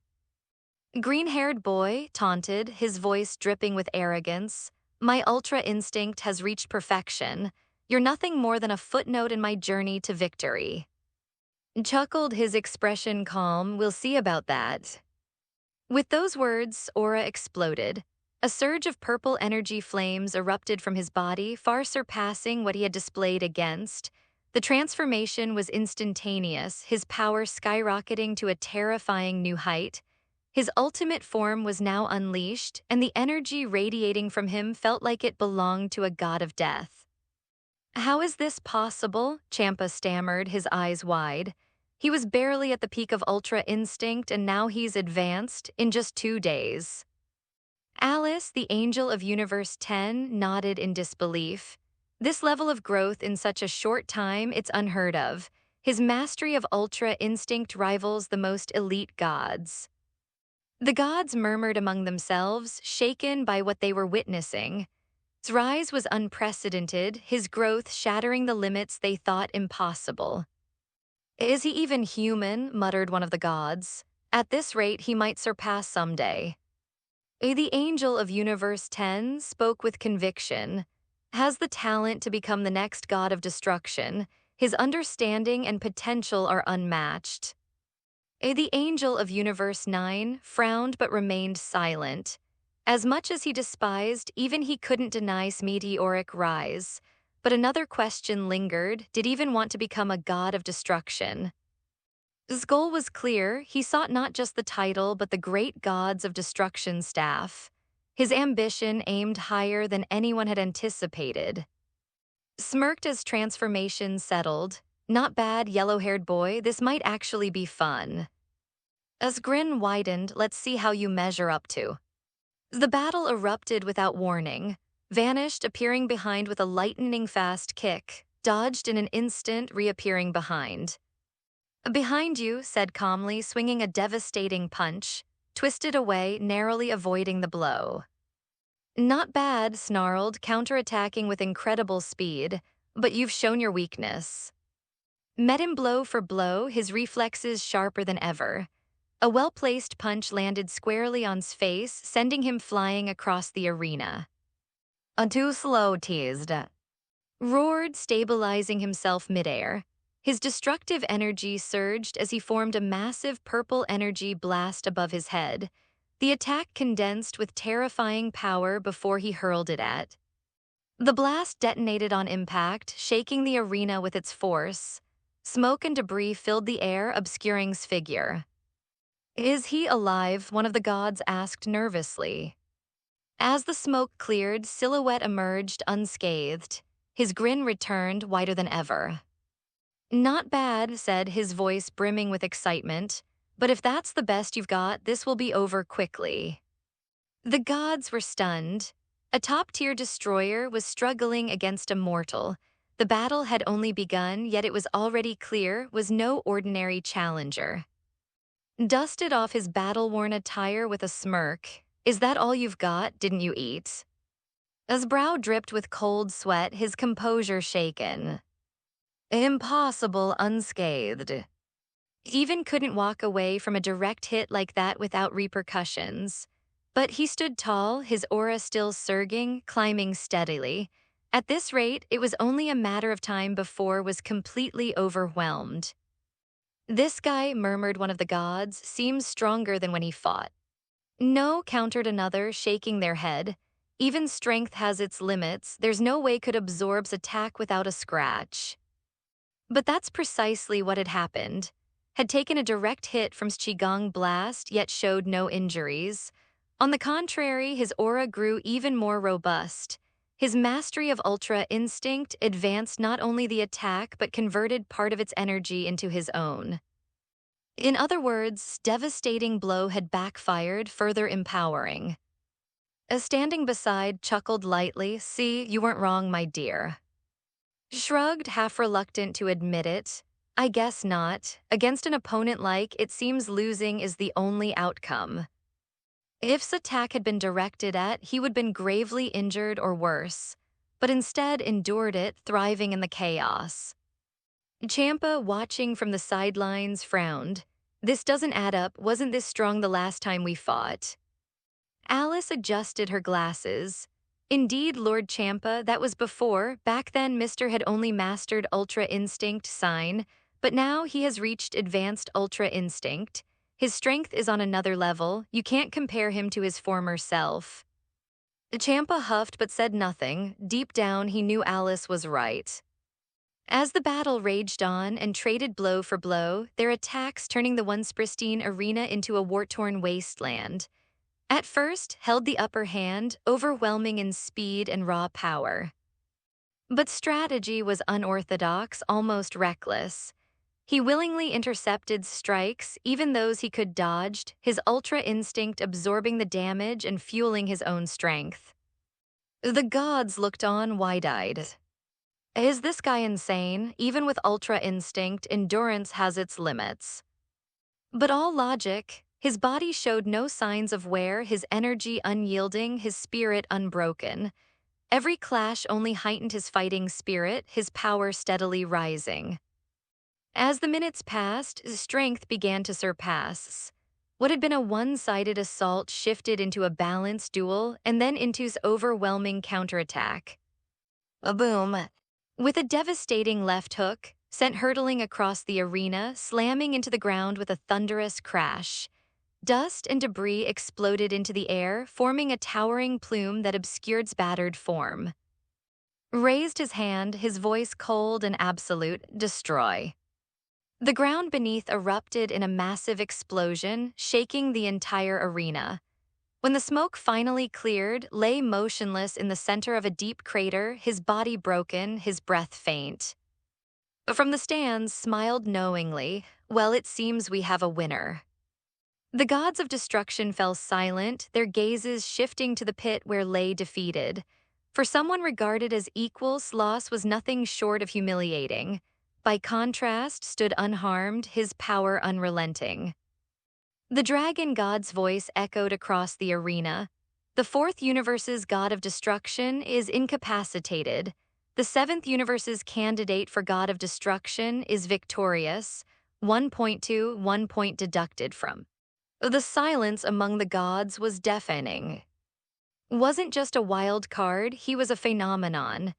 In his first appearance at the God of Destruction Summit, he had defeated and in rapid succession, both with absolute dominance. The gods replayed earlier declaration in their minds, his bold words now heavy with truth. "I will climb the altar of the gods of destruction, stepping over your bones to get there." A chill ran through them. Turned slowly, his sharp gaze sweeping across the remaining contenders, Champa Jerez, and his voice carried over the battlefield, brimming with confidence and challenge. "Now who's next? Champa Jerez, do you dare step into the ring with me, Earth Magnum capsules?" That night, the skies over West City were cloaked in heavy clouds, mirroring's mood. Standing on the second-floor balcony of her home, propped her chin on her palm, staring into the dark night, her voice carried a trace of frustration. "My husband's been gone for 2 days now. When is he coming back?" Standing nearby, smiled warmly, her demeanor far more composed. "I think he'll return soon, perhaps even tomorrow." Unlike wasn't worried, she knew exactly where had gone.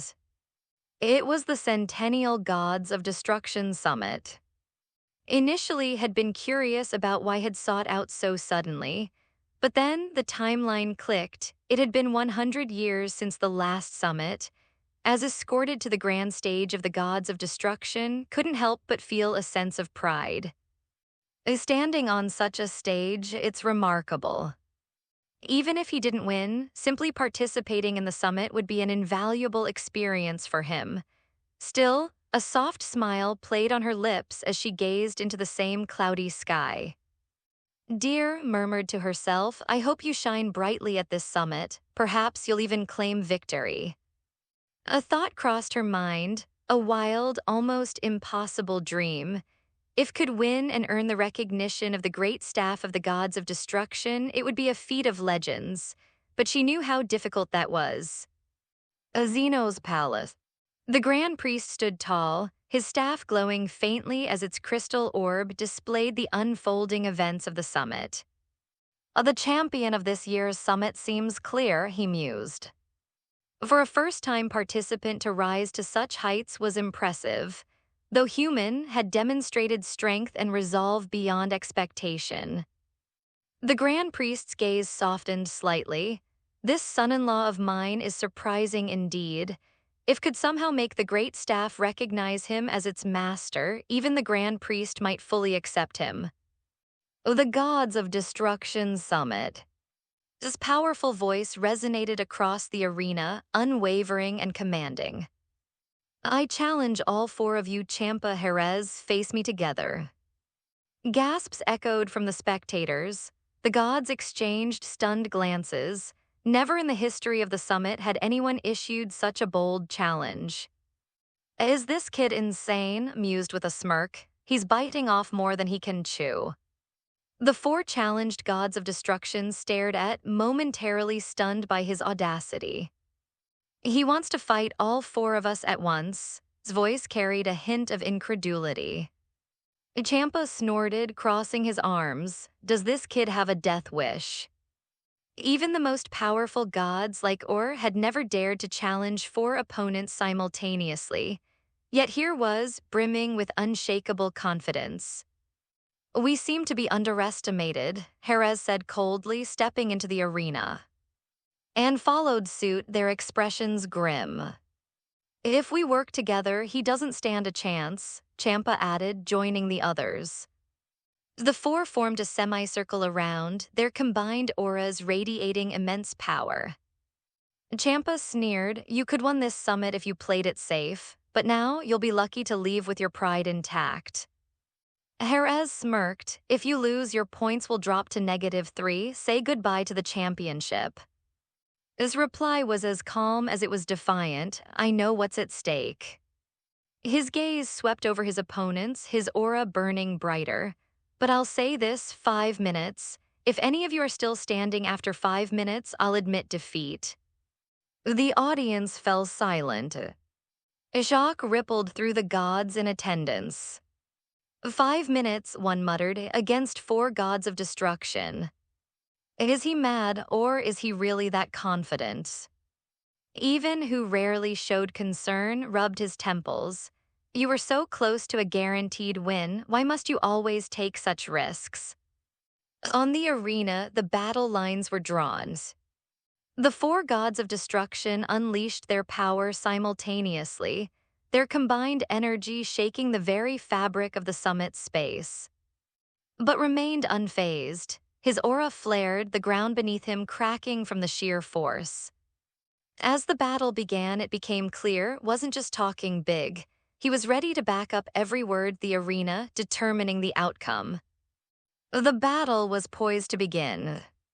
Champa Jerez and exchanged tense glances before positioning themselves around, encircling him in a strategic formation. "Do you think the 4 of you together will be enough?" said with a smirk, utterly unfazed. He stomped his foot, and a torrent of blazing purple energy erupted around him like a roaring dragon, radiating destructive waves that shook the arena.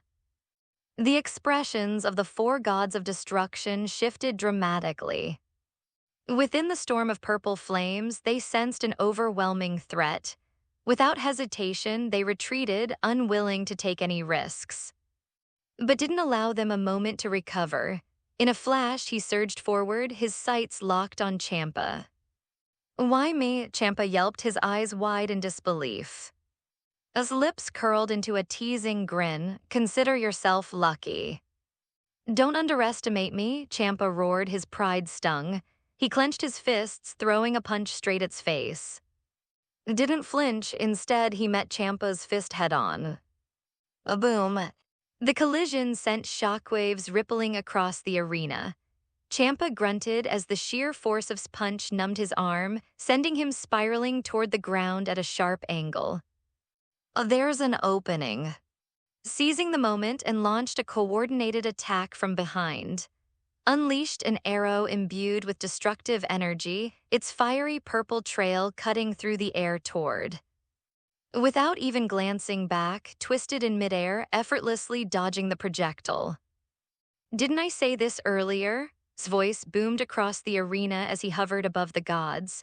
His purple eyes glinted with a dangerous resolve. 5 minutes, that's all I need. If even one of you remains standing by then, I'll accept defeat. He raised his hands, palms facing outward. Energy began to condense rapidly, forming a swirling vortex of purple destruction. The spectators gasped in awe and terror as the vortex grew larger and more unstable, its energy fluctuations causing cracks to ripple through the arena's space. What kind of power is this?" one god stammered. "Is he just a candidate for the role of god of destruction?"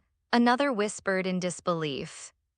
In the stands, even and veterans of countless battles narrowed their eyes. In the arena, Champa and the others felt the crushing weight of his energy bearing down on them. Cold sweat trickled down Champa's temple. "This guy, he's serious about finishing us all in one move," he muttered. His expression was grim. "If we don't act together, we're done for." A calm but tense crossed his arms. "This is no ordinary attack. We'll need all our power to counter it." The gods had no choice but to combine their strengths. Floating high above, looked down with an icy gaze. His voice thundered across the battlefield. "And if you can take this, I'll concede defeat, otherwise this ends now." He extended his arms fully, channeling his energy into the vortex. Its rotation accelerated, distorting the surrounding space with dark red lightning flashing across its surface. A space annihilation cannon roared as the massive energy attack, 3 meters in diameter and radiating destruction, hurtled downward, shattering the very fabric of space as it traveled. The gods below felt the ground beneath them quake as the annihilation cannon tore through the air. "Together we don't have another choice," shouted, snapping the others out of their shock. The 4 gods of destruction combined their energies, unleashing a massive wave of destruction to intercept attack. Their collective power coalesced into an enormous, blinding sphere of energy, surging upward to meet the incoming cannon. A boom. The collision of the two forces was cataclysmic. The arena trembled violently as shockwaves erupted, sending debris and blinding light flying in all directions. The very fabric of the arena's space fractured, leaving jagged cracks where the energies met. The audience held their breath, eyes wide with both awe and terror. When the light subsided and the dust began to settle, the battlefield revealed the outcome of daring gamble. Did his annihilation cannon break through their combined might, or did the gods of destruction manage to hold their ground? The answer, etched into the devastated arena, would define the summit and its legacy forever. As space annihilation cannon collided with the combined destructive energy of Champa, Jerez, and a cataclysmic shockwave erupted, threatening to annihilate everything in its wake. The violent energy rippled outward, causing the very fabric of the arena to tremble and distort. The angels watching from the stone platforms swiftly erected protective barriers, shielding themselves and the remaining spectators from the devastating blast. Inside these shields, the gods of destruction and their attendants stared intently at the center of the collision, where the swirling energies clashed in a blinding dance of purple and black. Violent lightning erupted from the epicenter, illuminating the entire arena in terrifying bursts. "Unbelievable," murmured one of the gods. "This is a stalemate." To match the power of 4 gods of destruction single-handedly, this is no ordinary being. The spectators whispered in awe, their shock palpable. Many wondered when the 7th universe had nurtured a mortal capable of such monstrous strength. If this was power as a mere candidate for god of destruction, they couldn't imagine what heights he'd reach if granted the full mantle of destruction. In the sky, the 2 clashing forces showed no signs of relenting. Energy flared violently as both sides poured everything they had into the confrontation. "This isn't good," Champa growled. "If this continues, we'll lose." "Stop whining and focus," snapped. "We need more power." Reluctantly setting aside their pride and hidden agendas, the 4 gods of destruction drew on every ounce of their energy, unleashing their full might into the combined destructive wave. As their power surged, the space annihilation cannon began to waver, shrinking slightly under the relentless assault. "The tide is turning," one god exclaimed, their voice trembling with excitement. But was far from finished. Hovering high above the arena, glowing purple eyes reflected unwavering determination. "Not so fast," he growled, his voice cutting through the roar of energy.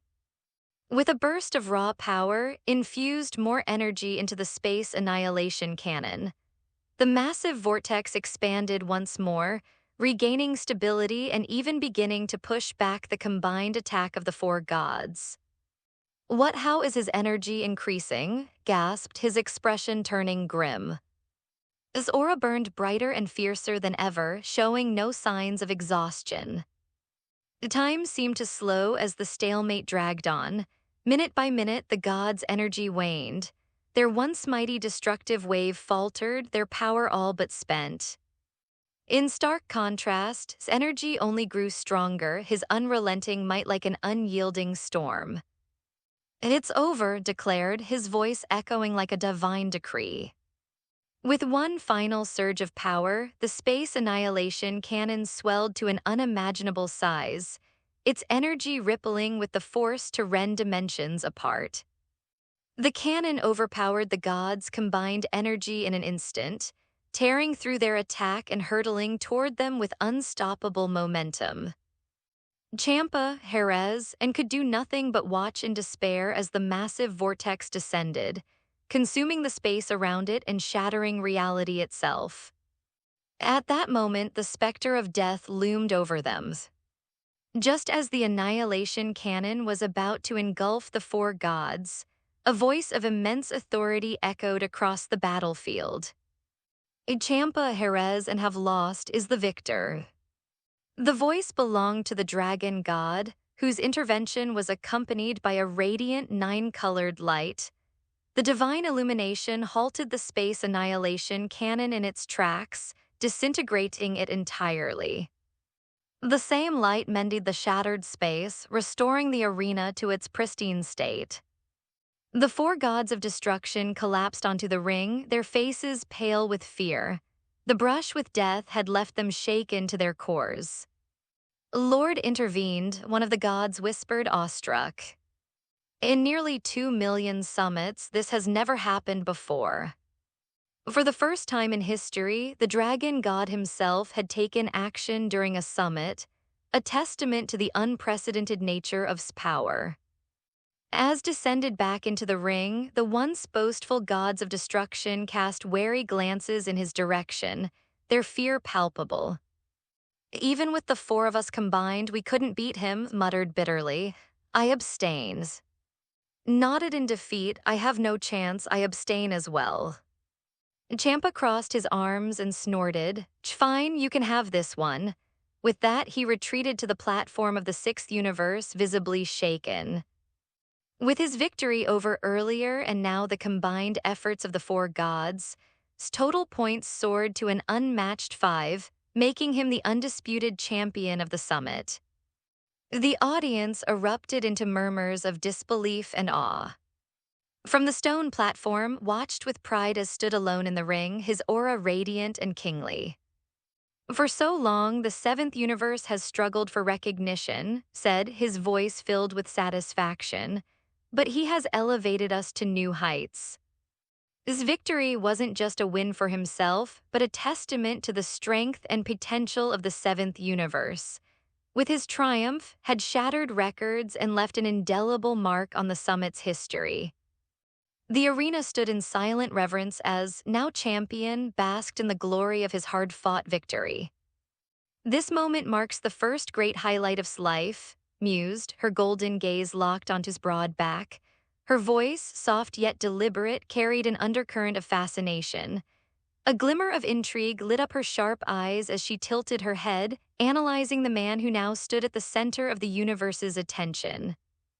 Had it been any other god of destruction emerging victorious, she might have felt indifferent. But a candidate, not yet an official god of destruction, had rewritten the narrative of the summit in a way no one could have anticipated. Against all odds, the underdog had become the champion, shattering traditions that had stood for eons. Never before had a candidate, an outsider, claimed victory in the Gods of Destruction Summit. For nearly 2 million iterations of this celestial contest, only those officially sanctioned by the dragon god had the honor of seizing the championship. Now, the ultimate dark horse had accomplished the unthinkable. As his ethereal voice resounded across the vast arena, the ground seemed to tremble under the weight of his words. The 1,999,999th Gods of Destruction Summit has concluded. Candidate for God of Destruction from the seventh universe is the champion. A wave of awe swept through the gods and angels gathered on the floating platforms. One by one, they lowered their heads, not in submission to but in acknowledgement of his feat. Reverence filled the air as whispers spread like wildfire. Standing tall amidst this divine assembly allowed himself a moment of satisfaction. Turning his head slightly, he cast a glance toward who stood calmly on the platform representing the seventh universe. His lips curled into a confident smile. Looks like we've saved the seventh universe from embarrassment, he said, his tone light but firm. I always composed, offered a rare smile in return. More than that, you've given us something to be proud of. The voice of the dragon god broke through the murmurs. The champion of the summit has earned the right to approach the great staff of the gods of destruction. Every god present stiffened at the announcement. The great staff, an artifact of unparalleled power, was not just a symbol but the very essence of destruction itself. To approach it was to risk everything. To be recognized by it was to transcend limitations. Before the crowd, a staircase of shimmering purple-gold light materialized, leading upward toward the great altar. This altar, a structure carved from celestial stone and adorned with radiant energy, seemed to hum with divine authority. His gaze followed the steps upward, his usual calm flickering for a moment, but his determination burned fiercely in his midnight black eyes. "This is it," he muttered under his breath. "The great staff of the gods of destruction, I'm coming for you." Without hesitation, he stepped onto the glowing staircase. Every step took seemed to amplify the tension among the audience. Gods and angels whispered amongst themselves, their words a blend of doubt and cautious hope. "Do you think the great staff will even acknowledge a candidate?" one god murmured skeptically. "He's every expectation so far," another replied. "If anyone can do it, it's him." Not everyone shared the optimism. The god of destruction from the fourth universe leaned against the railing of his platform, his yellow fur bristling with disdain. If that yellow-haired brat somehow manages to make the great staff bow to him, I'll change my name to Rat-tailed Juice. Mark my words, it's impossible," he sneered. His disdain wasn't baseless. Like many others, had faced the great staff in his youth. Despite over 300,000 attempts, he had failed to earn its recognition, each failure a humbling reminder of its unyielding standards. As reached the summit of the glowing staircase, the air around him shifted. A crushing divine pressure descended upon him, so intense it seemed to distort the very fabric of space. Staggered slightly, his muscles tightening as if resisting an invisible force. He gritted his teeth, his sharp gaze locking onto the great staff. "This pressure, it's like the universe itself is testing me," he muttered, steadying his footing. The great staff stood embedded in a pedestal of pure gold, its radiant aura pulsating with life. Waves of purple gold energy rippled outward, demanding submission from all who dared approach. From his distant palace, the Grand Priest observed the scene through his own staff, his expression unreadable. "The great staff does not yield to strength alone," he murmured, his voice carrying to the other angels. "It seeks a heart unshaken by fear, a will that burns brighter than the stars. Only such resolve can earn its recognition." For centuries, champions had climbed this altar only to falter under the staff's judgment. Could an unorthodox candidate succeed where gods had failed? Clenched his fists, summoning every ounce of his willpower. His aura, a fierce storm of violet and gold energy, flared around him as he took slow, deliberate steps toward the staff. "Is this all you've got?" he growled, his defiance cutting through the suffocating energy. The divine pressure intensified, each step forward feeling like an eternity. The gods and angels watched in tense silence, their gazes fixed on the lone figure challenging the impossible. Smirked, folding his arms. "Watch him crumble, he's no different from the rest of us, he'll." Before could finish, reached out. The staff submission. His right hand gripped the great staff firmly, his fiery eyes unyielding. In that instant, the staff's radiant aura exploded outward, releasing a surge of divine energy that shook the entire arena. The pressure doubled, then tripled, threatening to crush him, but held his ground, his voice steady and commanding. "You think I've come this far to be stopped here?" he snarled. "I don't bow to anyone, you will yield to me." His aura surged brighter, clashing with the staff's radiance in a storm of power. The arena trembled under the force of their battle, leaving the gods speechless. Then it happened. The great staff's glow flickered, dimming for a brief moment before flaring brighter than ever. Its oppressive energy began to recede, as if acknowledging its indomitable will. A single resonating chime echoed across the cosmos. The sound, pure and clear, signified one thing: submission. And now standing tall with the great staff in his hand, turned to face the stunned assembly. His voice rang out, confident and unwavering. This summit belongs to the seventh universe. For a moment, there was silence. Then, a wave of cheers erupted from the seventh universe's platform, led by, even the gods who had doubted found themselves nodding in reluctant admiration.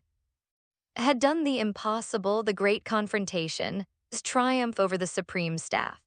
The towering palace of the great gods of destruction was a marvel of celestial craftsmanship. Its colossal spires stretched into infinity, radiating power and authority. At the center of its grandiose halls lay the golden altar, an imposing platform that cradled the great staff of destruction, a divine artifact said to embody the will of the gods themselves.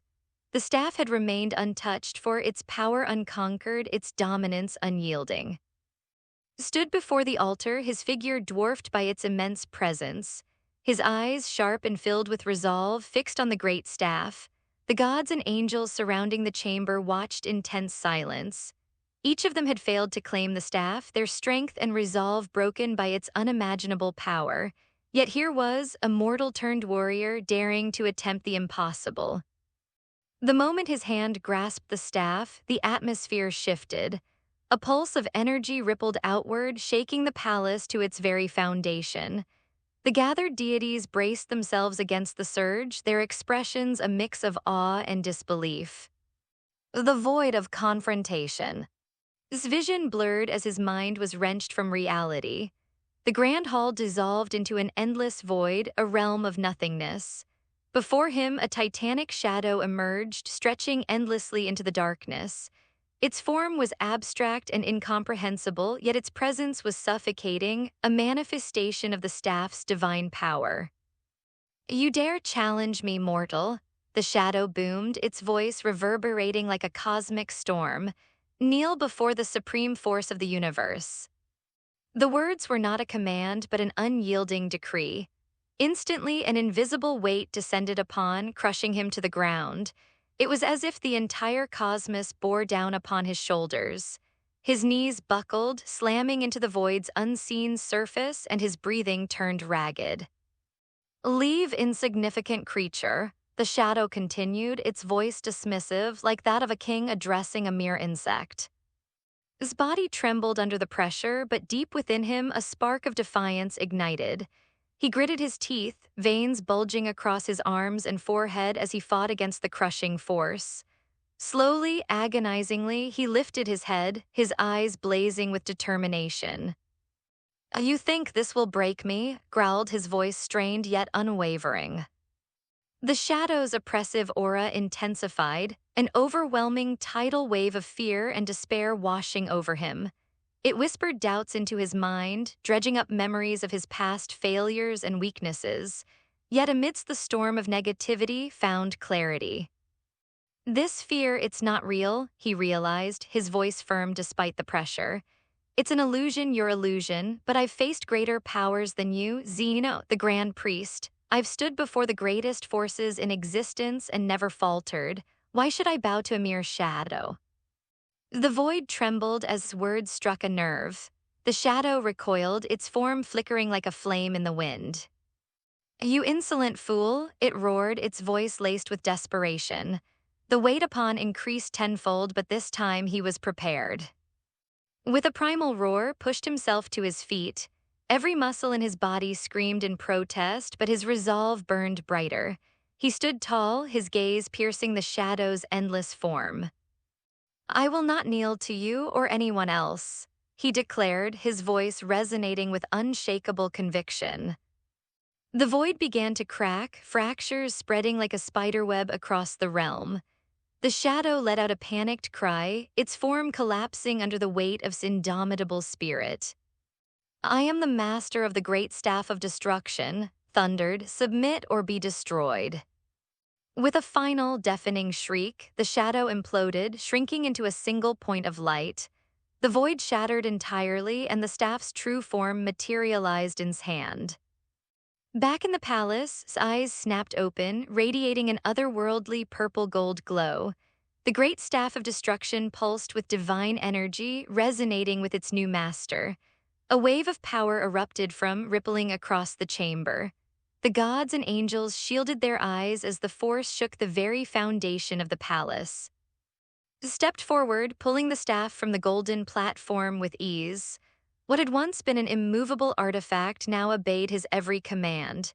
He stood tall atop the altar, the staff in hand, his presence radiating authority and divinity.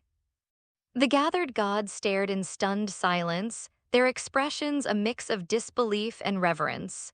Champa and exchanged uneasy glances, their usual composure shattered. He did it, whispered one god, their voice trembling. He actually pulled it out.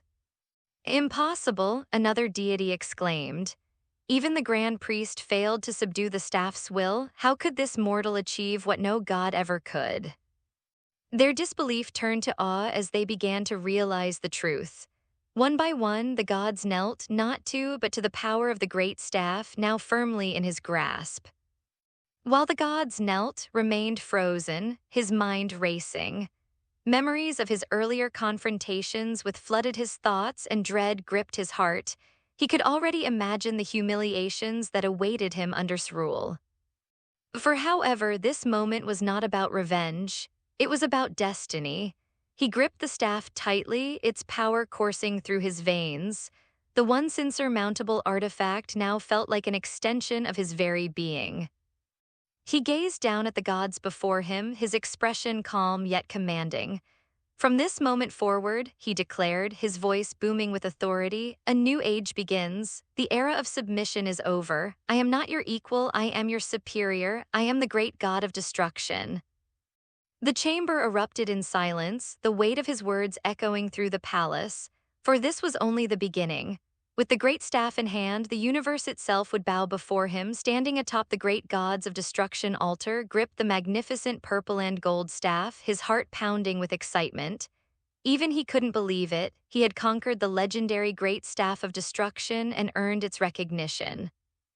Initially, he had approached this trial with modest expectations, hoping to test his mettle. Yet when the staff demanded his submission, something primal awakened within him. Kneel to a staff, muttered to himself, smirking at the absurdity of the notion. Not to Zeno, not to the Grand Priest, never to anyone. Why should I start now? His defiance wasn't born of arrogance, but of unyielding resolve. Whether or not he was among the strongest in the Dragon Ball multiverse, his will was unshakable. Surveying the gods, bowing in reverence, murmured, "So, does this make me the great god of destruction now?" Before anyone could respond, a gentle yet commanding voice interrupted. Not quite yet."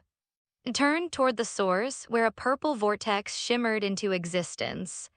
Emerging from its depths was the Grand Priest, exuding an air of benevolence and humility. "Lord Grand Priest," the gods exclaimed, bowing deeply as their awe-filled voices trembled.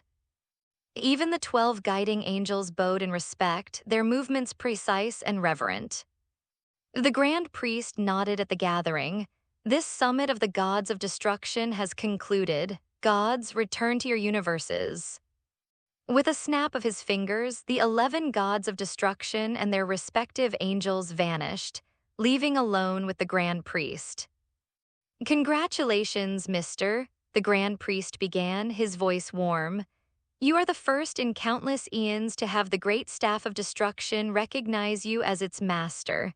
The great god of destruction's palace has been empty for hundreds of millions of years. Welcome as its rightful owner." And despite the praise, the Grand Priest quickly tempered his enthusiasm. However, becoming the great god of destruction is a journey, not an immediate title. First, I must take the staff temporarily. Hesitated but handed over the staff, the Grand Priest inspected it with care. "The staff's divine power has diminished from centuries without an owner," the Grand Priest explained. Restoring it to its peak will take 10 to 20 years. During this time, you'll train with the great god of destruction's exclusive guide to master its unique powers and responsibilities. Only then will Lord Zeno officially grant you the title and godhead. Nodded in understanding. So I'm just a quasi-god of destruction for now, that's fine, I'll use this time to prepare. The prospect of having years to hone his skills and spend time with his wives was more of a blessing than a setback.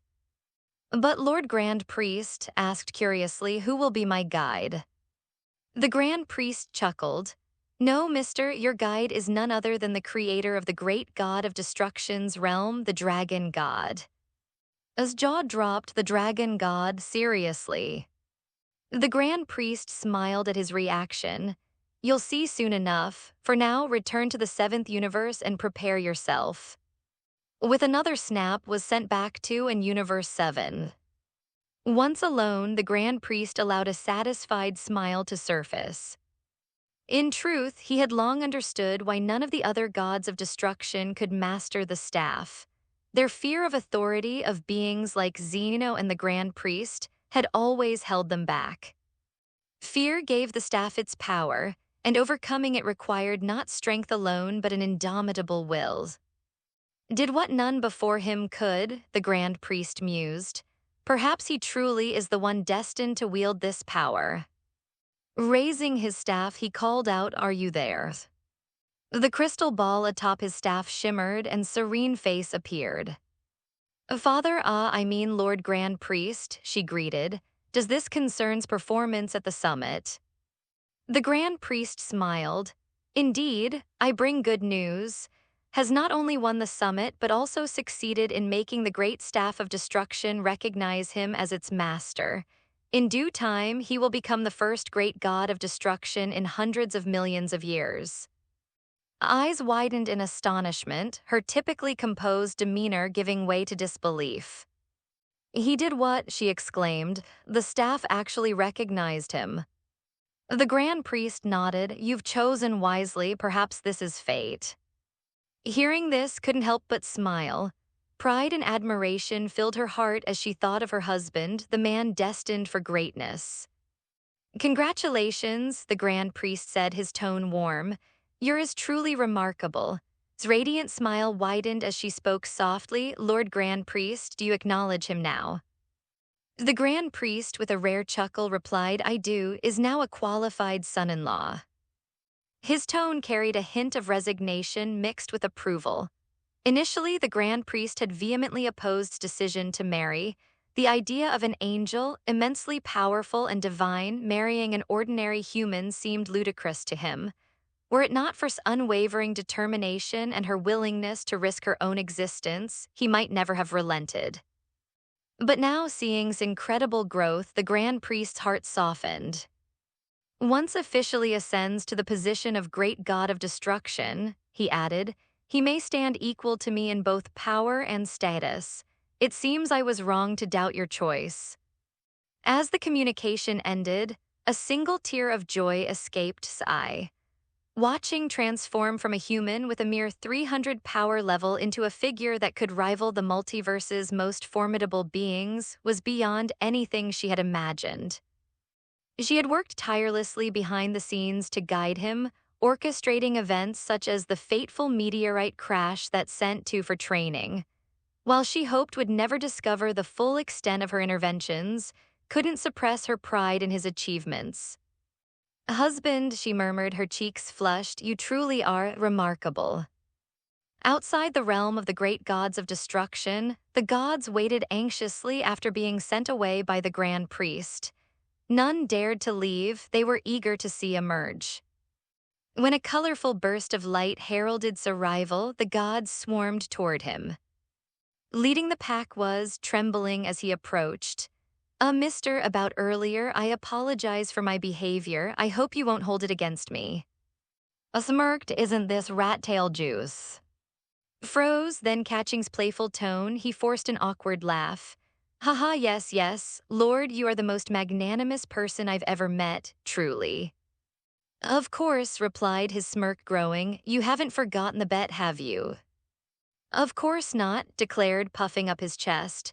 From this day forth, my name is Rat-Tail Juice. Everyone, please call me by my new name. The other gods stifled their laughter but couldn't resist a chuckle. After humoring the gods briefly, waved a hand dismissively. That's enough for now, let's head back. Nodded, addressing the gathered deities with a polite bow. Farewell, everyone, we'll meet again soon. With a burst of light and vanished, leaving the gods in stunned silence. Among them, Champa wore a mask of calm, but inside, he was spiraling into panic. Unlike the others, Champa had a particularly antagonistic history with Alice. His angel noticed his tension. Lord Champa, is something wrong? Champa glared at her. Wrong? Everything is wrong. What do you think will do to me when he becomes the great god of destruction? Alice adjusted her glasses thoughtfully. Perhaps you should apologize to him. Champa scoffed. You think an apology will fix this? I was ready to destroy him back then, if the Grand Priest hadn't intervened. True, Alice admitted, her tone measured. But perhaps you could appeal to, as wife and your former angel, she might be able to mediate on your behalf. Champa perked up at the suggestion, only for his enthusiasm to wither moments later. Already knows what I did, he grumbled. She hasn't confronted me yet, which means she's saving it for the perfect moment. If I go to her now, I'll just be walking into a trap. Alice sighed. In that case, Lord Champa, perhaps it's best to start preparing yourself for the worst. Champa groaned, burying his face in his hands. I'm doomed. Master Champa, looks like you're suffering all on your own now, Alice teased, her voice light. Stop gloating, come up with a reliable plan for me. Champa barked, veins bulging on his forehead as he spoke, frustration seeping through every word. He was far from in the mood for Alice's usual banter. The situation was serious, and his own pride had taken a considerable hit. Okay, Master Champa, Alice said, putting on a serious expression. But I really believe it's easier to approach than to go directly to Master. After all, used to be your guiding angel. If you're sincere, I believe can help mediate with Master. Champa, however, couldn't ignore the sinking feeling in his chest. Alice's suggestion was the only reasonable option left. He was too nervous to gamble on whether would remember the incident or not. All right, he sighed, I'll go and see if will help me, but I'm not hopeful. Meanwhile, on the way back to the 7th universe, commented with a light chuckle, Mister, isn't it interesting? When you arrived, the gods looked down on you. But now, after your victory, they all want to get close. Shrugged dismissively. It's just how it is. They follow the trend, bullying the weak and fearing the strong. Agreed with a nod. Indeed, that's the nature of the gods of destruction. They always submit to the Xeno and Grand Priest, but turn hard on the weaker beings in their respective universes. His opinion of the gods of destruction was clear. He compared them to foolish and self-important. In his eyes, they were nowhere near as capable or dignified as. Back on Earth. After returning to Earth, was greeted by it had been 4 days since he left and had been anxiously waiting for his safe return. Husband, where were you? What happened while you were with? Asked, worry evident in her voice. Smiled warmly and gently reassured her, let's go inside and talk. Once seated in the living room, shared his experiences from the world of the gods of destruction. Listened intently, her small pink fist raised in determination. As expected of my husband, I would beaten those shameless guys to death. Although didn't fully understand the intricacies, she couldn't help but feel a sense of admiration for strength. Chuckled, haha, let's not be as narrow-minded as they are. However, interrupted with another piece of news. By the way, husband, a man named has been looking for you. He said you owe him a favor. Are you going to meet him? Oh, I did promise him something. Recalled the favor he owed. Back on, he had given a Dragon Ball, ensuring that could summon. It was a small promise, but it was still a favor hadn't repaid. Let's take care of this now, said, deciding to settle the matter. had been waiting patiently outside Magnum capsules and was quickly ushered inside to meet, despite his usual arrogance, appeared more reserved, sitting in front of. Wasted no times, tell me, how do you want me to repay the favor? Without hesitation stated, it's simple, I want to know how you train, please teach me for 3 months. Shook his head slightly. You may be disappointed, I've stopped my own training for now, as for teaching you it's possible but I'm not free at the moment. Was already planning to start training and so it would be easy to include later. I can't help you immediately, continued, but in about a year I'll be ready. Understanding the situation, nodded resolutely. All right, I'll wait. Good, you can go now, said, dismissing him with a wave. A year had passed since victory in the Gods of Destruction summit. During this time, life on Earth had been a peaceful haven, enjoyed a more relaxed lifestyle, spending quality time with and who were both pregnant. Their peaceful days seemed endless, but the moment they had all been waiting for was now drawing near. Both and had been expecting for almost 10 months, and today the air in West Capital felt heavier than usual. The day began like any other, but soon after, something strange began to happen. The sky suddenly darkened, the atmosphere became tense, and senses picked up an unfamiliar but powerful energy emanating from the delivery room. A divine aura, distinct and overwhelming, shot through the air, pulling his attention immediately. His heart raced as he realized what this meant. And both nearing their due dates were about to give birth, and this divine energy could only mean one thing: their children were about to arrive. Couldn't help but smile at the thought of becoming a father. His thoughts swirled as he felt an indescribable excitement mixed with a deep sense of responsibility. Out in the waiting area of West Hospital, Sun and the rest of the family gathered outside the delivery room, awaiting the arrival of the little ones. Sun, ever the optimist, was the first to congratulate with a smile. Congratulations, Uncle, you're going to be a father, Sun exclaimed, his voice full of joy. Laughed warmly. Thank you, I've always loved you like a nephew, he replied, his heart swelling with pride. The day, however, was about to take a dramatic turn. As stood there, basking in the warm congratulations, the clouds in the sky began to shift even further. A violent thunderstorm rumbled overhead, the winds picking up as if the heavens themselves were aware of the impending birth.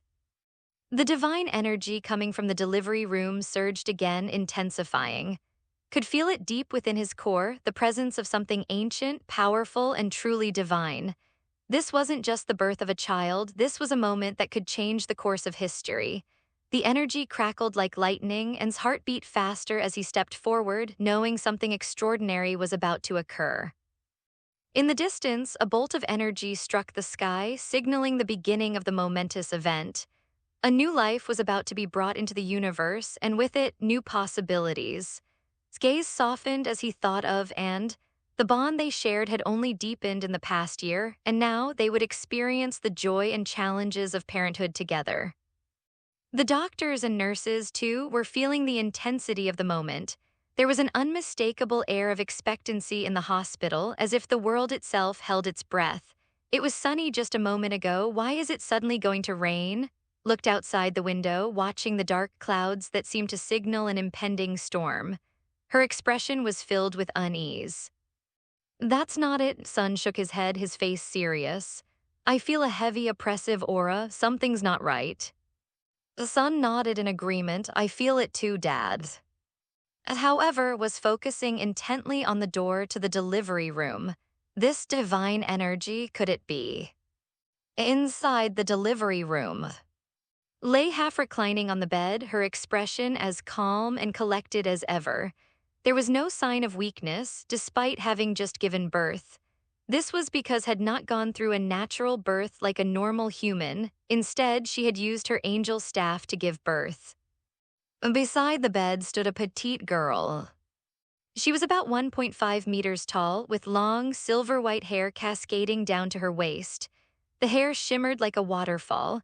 She perfectly inherited the beauty of both her parents, with a small, delicate face that seemed like a divine masterpiece.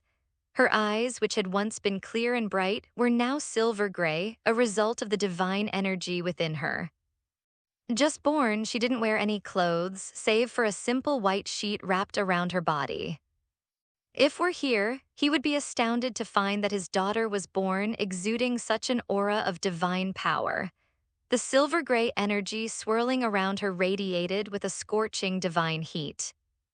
"Mom, what's my name?" she asked, her voice soft and sweet like the chime of a silver bell. Smiled and thought for a moment. "You should ask your father, let him name you." Yes, the girl standing before was her daughter with. Unlike ordinary Bobbies, she was born already 1.5 meters tall and radiating a sense of freedom. Not only that, but due to the fusion of super bloodline and angel lineage, their daughter's bloodline had mutated. Later named this new bloodline the Super God bloodline, which surpassed even the normal bloodlines in terms of potential and talent. At that moment, the doctors and nurses who were supposed to assist with the delivery stood frozen, gazing in shock at the mother and child. They had just witnessed how gave birth using her angel staff, and now they were faced with a newborn who was already over 1.5 meters tall. Unable to process what they had seen, they simply stood there stunned. Looked at them, offering a warm smile. "Doctors, nurses, I ask that you please keep what you've seen here to yourselves. I appreciate your discretion." The doctors and nurses, still in shock, could only nod nervously. "Thank you for your cooperation. Now please go and bring my husband to me." Outside the delivery room felt uneasy. He had sensed the aura of ultra instinct earlier, but it vanished quickly. He was certain he wasn't mistaken. Either daughter or daughter was born with a freedom-like aura. But was troubled, how could a newborn be born with such an aura? Oh, grunge. Just as was trying to figure it out, the delivery room door opened suddenly, and a nurse, her face pale with panic, hurriedly said, "Mr. Ms. has given birth. Mother and daughter are safe. You can go in now." "Thank you," replied, walking quickly toward the delivery room. "Hey, can family members go in?" asked the nurse, eager to see the baby for herself. The nurse simply shook her head and quickly shut the door behind her. "We'll wait here," said as he stepped into the room. "Dad," a familiar voice called out as soon as he entered the room. It almost caught him by surprise.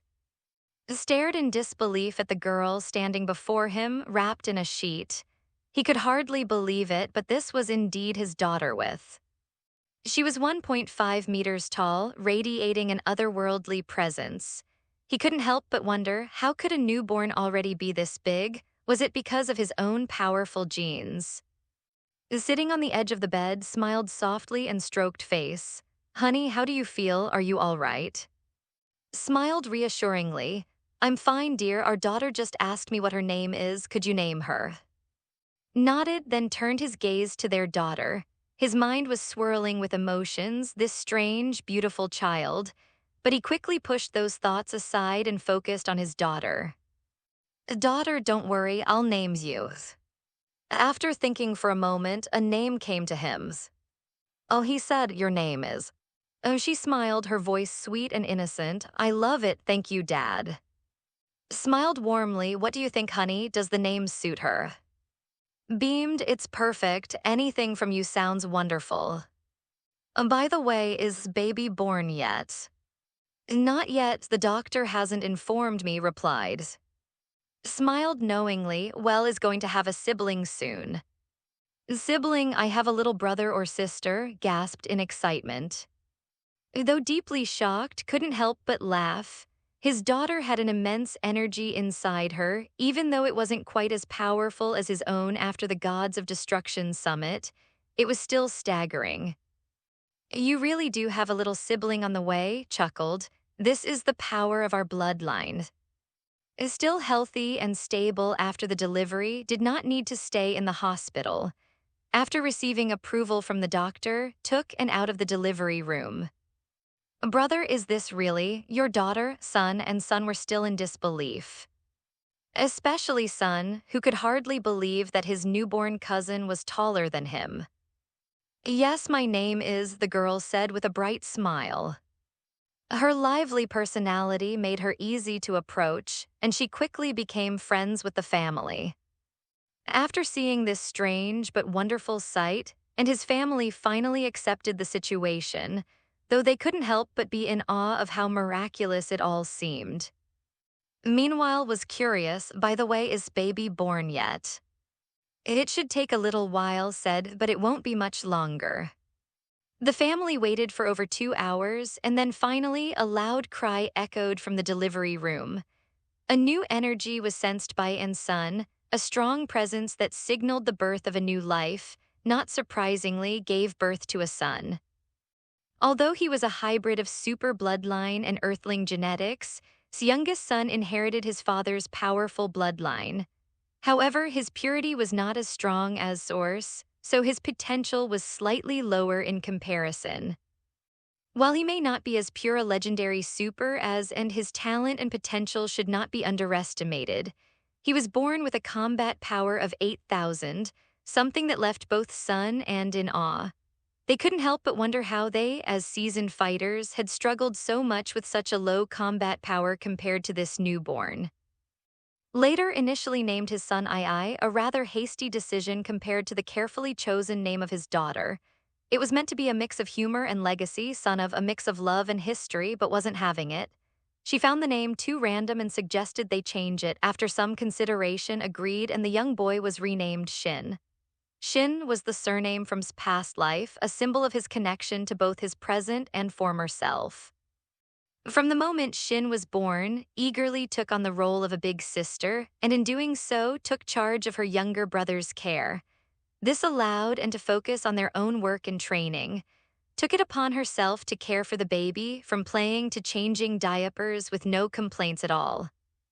With the children well cared for, was able to train with Sun and pushing himself to new limits. It's also worth mentioning that Kai had given birth to her second son with Sun a year before Shin and were born. As life fell into a routine, found time to return to her scientific research as well. Meanwhile, had the responsibility of keeping an eye on the children, ensuring that nothing went wrong while their parents were occupied. One day, 6th Universe Angel Alice used her angel staff to contact, asking her to meet. The meeting took place somewhere in the Milky Way where Alice and Champa gathered. When looked at Champa, who was avoiding eye contact, a look of disgust flashed across her face. While she had never been entirely fond of Champa, having guided him for years, the incident where Champa had tried to destroy had left a permanent mark on their relationship. Master Champa has arrived. Tell her what you want, Alice prompted, noticing that Champa had not spoken. Clearly irritated, cut in, if you have something to say, then say it. I don't have time to play games. I'm sorry about what happened last time, Champa finally said, bowing deeply. I was impulsive and I never meant to destroy Lord, please forgive me. Let out a cold laugh. Well, it's rare for a god of destruction from the 6th universe to apologize, but let me ask you this. If Lord Grand Priest hadn't arrived in time, do you think you would have really stopped? Rhetorical question hit Champa hard. He had been enraged and impulsive, and if not for the Grand Priest's timely intervention, he would have undoubtedly destroyed. He had only apologized now in the hopes of receiving forgiveness.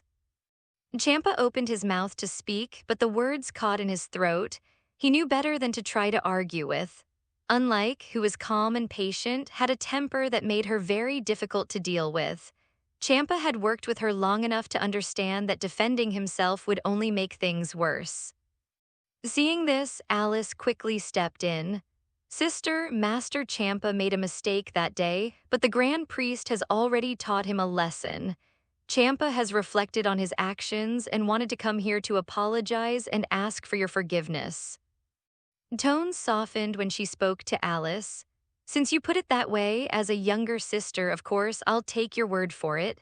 Since Champa has apologized and admitted his mistake, I'll let it go, but I don't want this to happen again. I hope you will help him stay on the right path so he doesn't do anything foolish in the future. Alice smiled. That's right, you are truly my good sister. Smiled back. Thank you, sister. If there's nothing else, I'll be heading back now to take care of my daughter. Before could leave, Alice stopped her. Wait a moment, sister. Master Champa came to see you today not just to apologize for what happened, but there's another matter. Perhaps you should hear him out. Raised an eyebrow, tell me what it is. Alice gave Champa a knowing look, and Champa reluctantly spoke up. I came to ask if you could intercede on my behalf with. I know I was reckless, but I really want to make amends. Can you ask to forgive me? Gave him a look of helplessness. I'm sorry, but whether my husband chooses to forgive you is entirely up to him. I have no authority over his decisions. I won't intervene on your behalf. Champa, if you truly wants forgiveness, you'll need to ask him yourself, continued, her voice firm. With that, turned to Alice and said, I must go back now. I have to tend to my daughter. In an instant, vanished, leaving a colorful trail behind her. After left, Champa let out a defeated sigh. I knew it wouldn't work, I know too well. Alice, ever the optimist, responded, Master Champa, at least there was some progress. Forgave you, didn't she? As for you'll have to speak with him directly if you want his forgiveness. Champa nodded, though still feeling the weight of the situation. The path to redemption wasn't going to be easy. Outside the 12 universes, in the vast and boundless starry sky, there exists a place completely independent of them. This is where everything began. Before even the 12th universe had come into being, long before the birth of the 18th universe, this starry sky had already existed. And here, in the emptiness of space, resides Zeno, the supreme ruler of all the universes. A golden cloud, radiant with a sacred aura, floats serenely through the starry expanse. On this cloud, suspended like a jellyfish in space, lies a majestic palace. This is Zeno's palace, the dwelling place of the supreme ruler of the multiverse. Around the palace, 12 floating pillars surround it, each holding a unique cosmic instrument, representing each of the 12 universes in existence today. Inside the palace in the Grand Hall, Zeno was idly sitting, bored and restless. His eyes gleamed with curiosity as he suddenly spoke. Hey, Grand Priest, who is that guy who pulled out the big staff of the gods of destruction? I'm so curious, I want to meet him, Zeno said, his voice filled with excitement. He had been following the news of the mysterious person who had managed to pull out the staff of the gods of destruction, a feat that had never been achieved before. In the vast history of the multiverse, no one had ever made the staff willingly acknowledge them. Zeno's curiosity piqued. He longed to meet this person and find out what kind of being they were. It's a human from the 7th universe, replied the Grand Priest, bowing respectfully. And he is also the husband of Angel. If Master Zeno wishes to meet him, I can invite him here immediately. Husband? Zeno's eyes widened with even more interest. He had heard the news of Angel marriage, and now, learning that the one who had pulled out the staff was her husband, his curiosity deepened even further. Zeno, eager to see this person who had achieved the unthinkable, couldn't contain his excitement. I want to meet him. Go, Grand Priest, go and invite him here. The Grand Priest gave a slight nod. Understood, Master Zeno. Please wait for a moment. I will go to the 7th universe immediately. Meanwhile, back on Earth was in the back garden of the Magnum Capsule's residence. He had been busy overseeing Sun's training, but now he stood, gazing at the approaching figure of Champa. His expression was impassive as he glanced at the destroyer of the 6th universe. What is it? He asked, his tone cool. Had been focused on Sun's training when Champa arrived, and though he didn't have much fondness for the destroyer, he still held onto basic etiquette. He instructed to continue his training in the gravity room and stepped outside to meet Champa himself. Champa, trembling with nervous energy, stood before, cold sweat dripping from his forehead. The fear of power was all too real in his mind, and he had been racked with guilt ever since his impulsive attempt to destroy had been stopped by the Grand Priest. He wasn't one to apologize easily, but today his survival instincts took over. Taking a deep breath, Champa bowed deeply, almost touching his forehead to the ground. Master, I am truly sorry for my actions last time. I was wrong. Please forgive me. His voice was shaky, filled with desperation. Raised an eyebrow, unimpressed. Sorry, if saying sorry was enough, what would we need strength for? He said, his voice sharp. If a mere human offended you, would you forgive them simply because they apologized? Champa froze, his body shaking. The weight of words settled heavily on him, and for a moment he couldn't move. His fear of power and the looming threat of vengeance overwhelmed him. In that instant, Champa's arrogance crumbled and he knelt completely, tears welling in his eyes. Master, please, I truly know I was wrong. Forgive me, I will do anything. Please spare me. The cold sweat continued to pour down his face as he knelt before, begging for mercy. His mind raced, hoping that somehow would take pity on him, but the fear of what could do to him if he didn't forgive him gnawed at his every thought. Just as was about to respond, a sudden purple vortex appeared in front of him, and the Grand Priest's figure materialized before them. The Grand Priest raised his eyebrow in confusion. What brings you here? The Grand Priest, with his usual calm demeanor, ignored the pleading Champa, stepping toward. Greetings, mister, it's an honor. He gave a slight nod. Grand Priest, what brings you to Earth? Before the Grand Priest could respond, Champa, still kneeling and terrified, turned his head. Upon seeing the Grand Priest, his eyes widened in fear and he quickly fell to the floor before him, trembling in complete submission. Grand Priest, forgive me, he stammered. At this point, Alice arrived, joining the scene. She greeted the Grand Priest with a warm smile, but her attention was quickly drawn to the nervous atmosphere surrounding the kneeling Champa.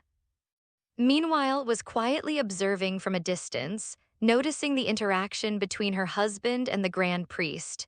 For a moment, she had the urge to approach but held back, knowing would handle things himself.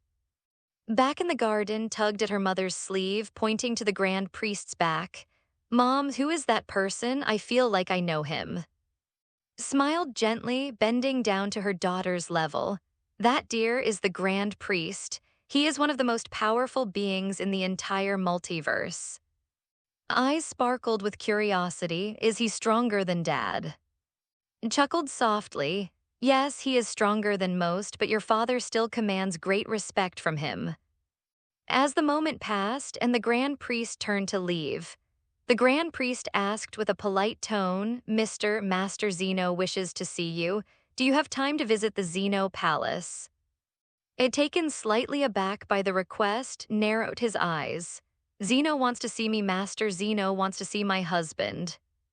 Was horrified as she watched leave with the Grand Priest. The fact that the Grand Priest wanted to meet didn't surprise her as much, but the fact that it was Zeno himself who had summoned him left her shocked. The supreme ruler of the universe had shown interest in. Alice, equally shocked, struggled to process the news. It's unbelievable that Lord Zeno thinks of Lord. At the same time, Champa stood there, his face filled with despair. He had no idea how he could earn forgiveness, and without it, his position as a god of destruction, and perhaps even his life, was at risk. Mom, who is Zeno? Blinked her innocent eyes, looking up at her mother with curiosity. Master Zeno, voice took on a fearful tone. He is the supreme ruler of the entire multiverse. The Grand Priest is the most powerful person in the universe, but he is merely the steward of Master Zeno. Wow, sounds amazing, said, her eyes wide with wonder. Alice, serious now, added, it's more than amazing. If Master Zeno gets angry, the entire universe can be destroyed with just a flick of his finger, wiping out hundreds of millions of lives instantly. The last time Zeno felt displeased, he erased 6 universes. Alice still vividly remembered the last time Zeno had wiped out 6 universes. Back in her days as the guide angel of the 15th universe, she had fallen into a deep sleep after Zeno's destruction, only to be awakened by the Grand Priest to serve the 6th universe. Blinked, her voice small, will Dad be in danger? Gently patted her daughter's head, trying to reassure her. No, dear, your father is very strong. But even couldn't completely mask her unease. Zeno was far too powerful and unpredictable. Even the Grand Priest couldn't always guarantee Zeno's mercy if he chose to act on a whim. meanwhile arrived at Zeno's palace for the first time. He looked around, curious but cautious. Though the palace appeared modest on the outside, inside it was vast yet eerily empty. The halls echoed with only the footsteps of and the Grand Priest. Master Grand Priest, why did Master Zeno suddenly want to see me? Asked, genuinely puzzled. What could Zeno want from him? Was it just for amusement? The Grand Priest, ever calm, replied, Master Zeno can grow quite bored in his palace. When he learned you became the master of the great staff of destruction, he grew curious and wanted to meet you, the future god of destruction. This meeting is a chance for you to familiarize yourself with Master Zeno. I see, nodded, understanding. It seemed Zeno's interest was more out of curiosity than anything else.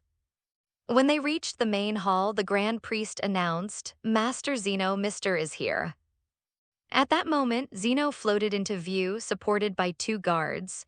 His childlike appearance was deceiving. He exuded an aura of unparalleled power. Zeno tilted his head, sizing up with a curious gaze. Hey, are you the one who became the first master of the great staff of destruction? Zeno asked in a tone that was both playful and inquisitive.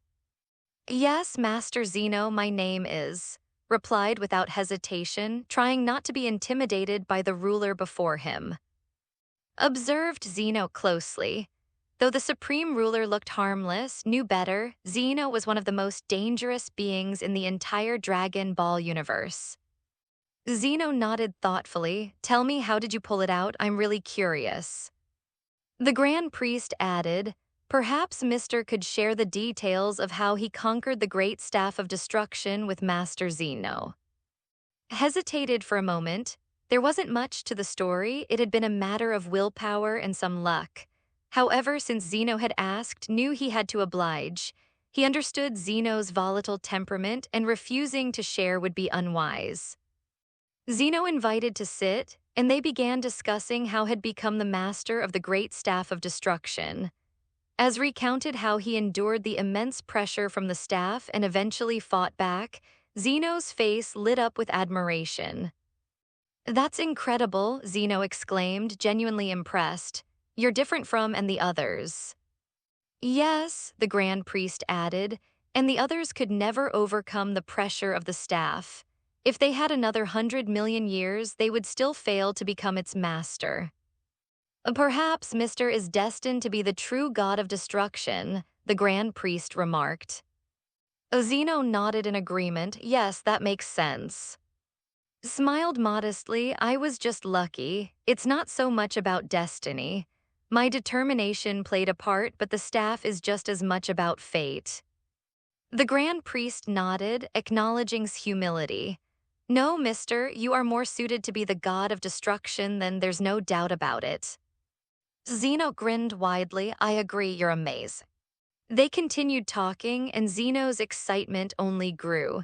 After a while, Zeno turned to with a bright, innocent smile. I had a lot of fun talking with you today. Will you come and talk with me again sometime? Chuckled, of course, Master Zeno. Anytime you wish to chat, I'll be here. Zeno spun around in glee, then extended a tiny hand to, then, can you be my friend? Smiled, taking Zeno's hand. Of course, Master Zeno, I would be honored. Grand Priest's eyes widened in surprise as Zeno proposed making friends with something he hadn't expected at all. But soon, the Grand Priest understood why Zeno would offer such a proposition. As the supreme ruler of the Dragon Ball world, Zeno was a being of absolute authority. However, his supremacy had also led to his profound loneliness. His position was so high that the gods of destruction trembled before him. They didn't dare approach him with an equal attitude, let alone engage in casual conversation. So after spending time with, Zeno felt genuinely happy. He had enjoyed their conversation immensely. Unlike the others who could barely speak in his presence without trembling, had spoken to him without fear or hesitation, never once lowering himself to please Zeno. For Zeno, this was refreshing, treated him like a friend, and that was something Zeno greatly valued. I didn't expect you to ask for friendship, said, stunned by the request. Can you? Zeno's eyes sparkled with anticipation as he hovered closer, his small face full of hope. Of course I can. Finally snapped out of his surprise, smiling warmly. He extended his right hand to Zeno. I'm honored to have you as a friend. Zeno's face lit up with joy. He eagerly grasped his hand with his tiny one and said in a childlike voice, You're my first friend. A first friend raised an eyebrow. Zeno nodded excitedly. Since we're friends, I'll call you from now on. All repeated, confused. It's an endearing nickname, explained with a smile. Oh, that's it, then it's decided. I am happy, Zeno exclaimed joyfully. Grand Priest, observing the exchange, was taken aback. He had never seen Zeno so genuinely happy. It seemed that his ability to connect with Zeno was far beyond what any other being had achieved. Even the gods of destruction had failed to bring Zeno such joy. Once the conversation wrapped up, Zeno gave a small vial of Zeno summoning dew as a gift, claiming it was a token for his new friend. Though skeptical about its usefulness, graciously accepted the gift. As they exited the Zeno palace, the Grand Priest turned to, Today was the first time I've ever seen Master Zeno so happy. Caught off guard by the comment, responded with a quiet smile, It's nothing. I just did what I felt was right. The Grand Priest, slightly amused by his humility, waved his hand. A space vortex appeared before them. You should head back now. I wish you a peaceful life. Thank you, replied, nodding in acknowledgement. Without further delay, he stepped into the vortex, returning to Earth. Back on Earth was waiting eagerly for his returns. Honey, you're back, she exclaimed, rushing toward him. Smiled reassuringly, It's fine, don't worry. Relieved, sighed in relief. She had been anxious, especially with the prospect of meeting Zeno. After calming, noticed Champa sitting despondently on the ground, his mood completely deflated. Walked over and squatted down beside him. Why are you so sad? You should be happier. Champa, already on the edge, grew even more depressed. It felt as though had sentenced him to an inevitable fate, reminding him of his failure. Don't you just want me to forgive you for trying to destroy me? That's easy enough, said, his tone firm but not unkind. He patted Champa's shoulders. If you collect all 7 Super Dragon Balls and give them to me, I won't hold a grudge. Champa, who had been wallowing in despair, suddenly brightened up, his hope renewed. Really? You'll forgive me if I collect all 7 Super Dragon Balls? Nodded, of course. Do I look like someone who holds onto petty grudges? Champa was practically jumping for joy. Thank you, Master. I'll collect all the Super Dragon Balls as quickly as I can and bring them to you. Better hurry, said with a hint of warning. My patience is limited. He then shifted his tone. Now get out of here, don't disturb me and my family. Yes, Master, I'm leaving right away. Champa stammered, trembling with relief as he rushed out, dragging Alice with him. Just then ran over, holding Shin in her arms. Daddy, she called out, her voice full of excitement. What are the Super Dragon Balls you just mentioned? Immediately softened, switching to loving father mode. He patiently explained, the Super Dragon Balls are magical spheres that can grant any wish, no matter how big or small. Blinked her bright eyes full of wonder. That sounds amazing, can I make a wish? Chuckled and gave her a warm hug. Of course, what would you wish for? Thought for a moment and then said with a big grin, I want more ice cream. Laughed, that's an easy wish to grant, just ask your mother. Watched the exchange with a smile, her heart full of warmth. The sight of her family's happiness reminded her of the prophetic dream she'd once had, a dream of a peaceful and fulfilling life. Years passed, the Earth entered a period of peace and life for his family became more joyful and fulfilling. Sun had successfully achieved Super 3 while Sun ascended to Super 2. With their progress made, decided it was time to let them train on their own. He no longer pushed them as hard as before, choosing instead to spend time with his family. Although could easily train to achieve Super Red or even Super Blue, he didn't see the need. would eventually train with when returned to Earth. As for after 3 months of training with, he had mastered the fundamentals and decided to continue his training independently. He often sparred within between their respective training sessions. Spring came and went, and 6 years passed in the blink of an eye. On May 7th, 774 of the Dragon Ball timeline, the 25th World Martial Arts Tournament was set to begin.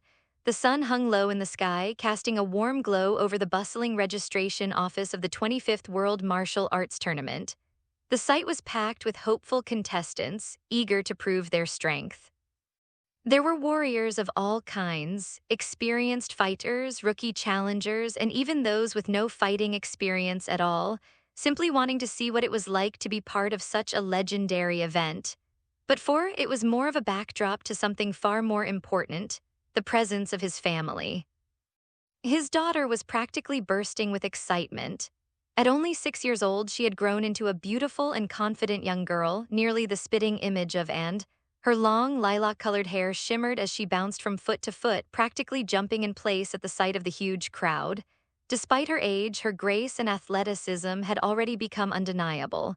It was clear she had inherited the best traits of both parents. His heart swelled with pride as he watched her, but at the same time, he couldn't help but feel a wave of nostalgia wash over him. He remembered when he first started training, the struggles, the victories, and everything in between.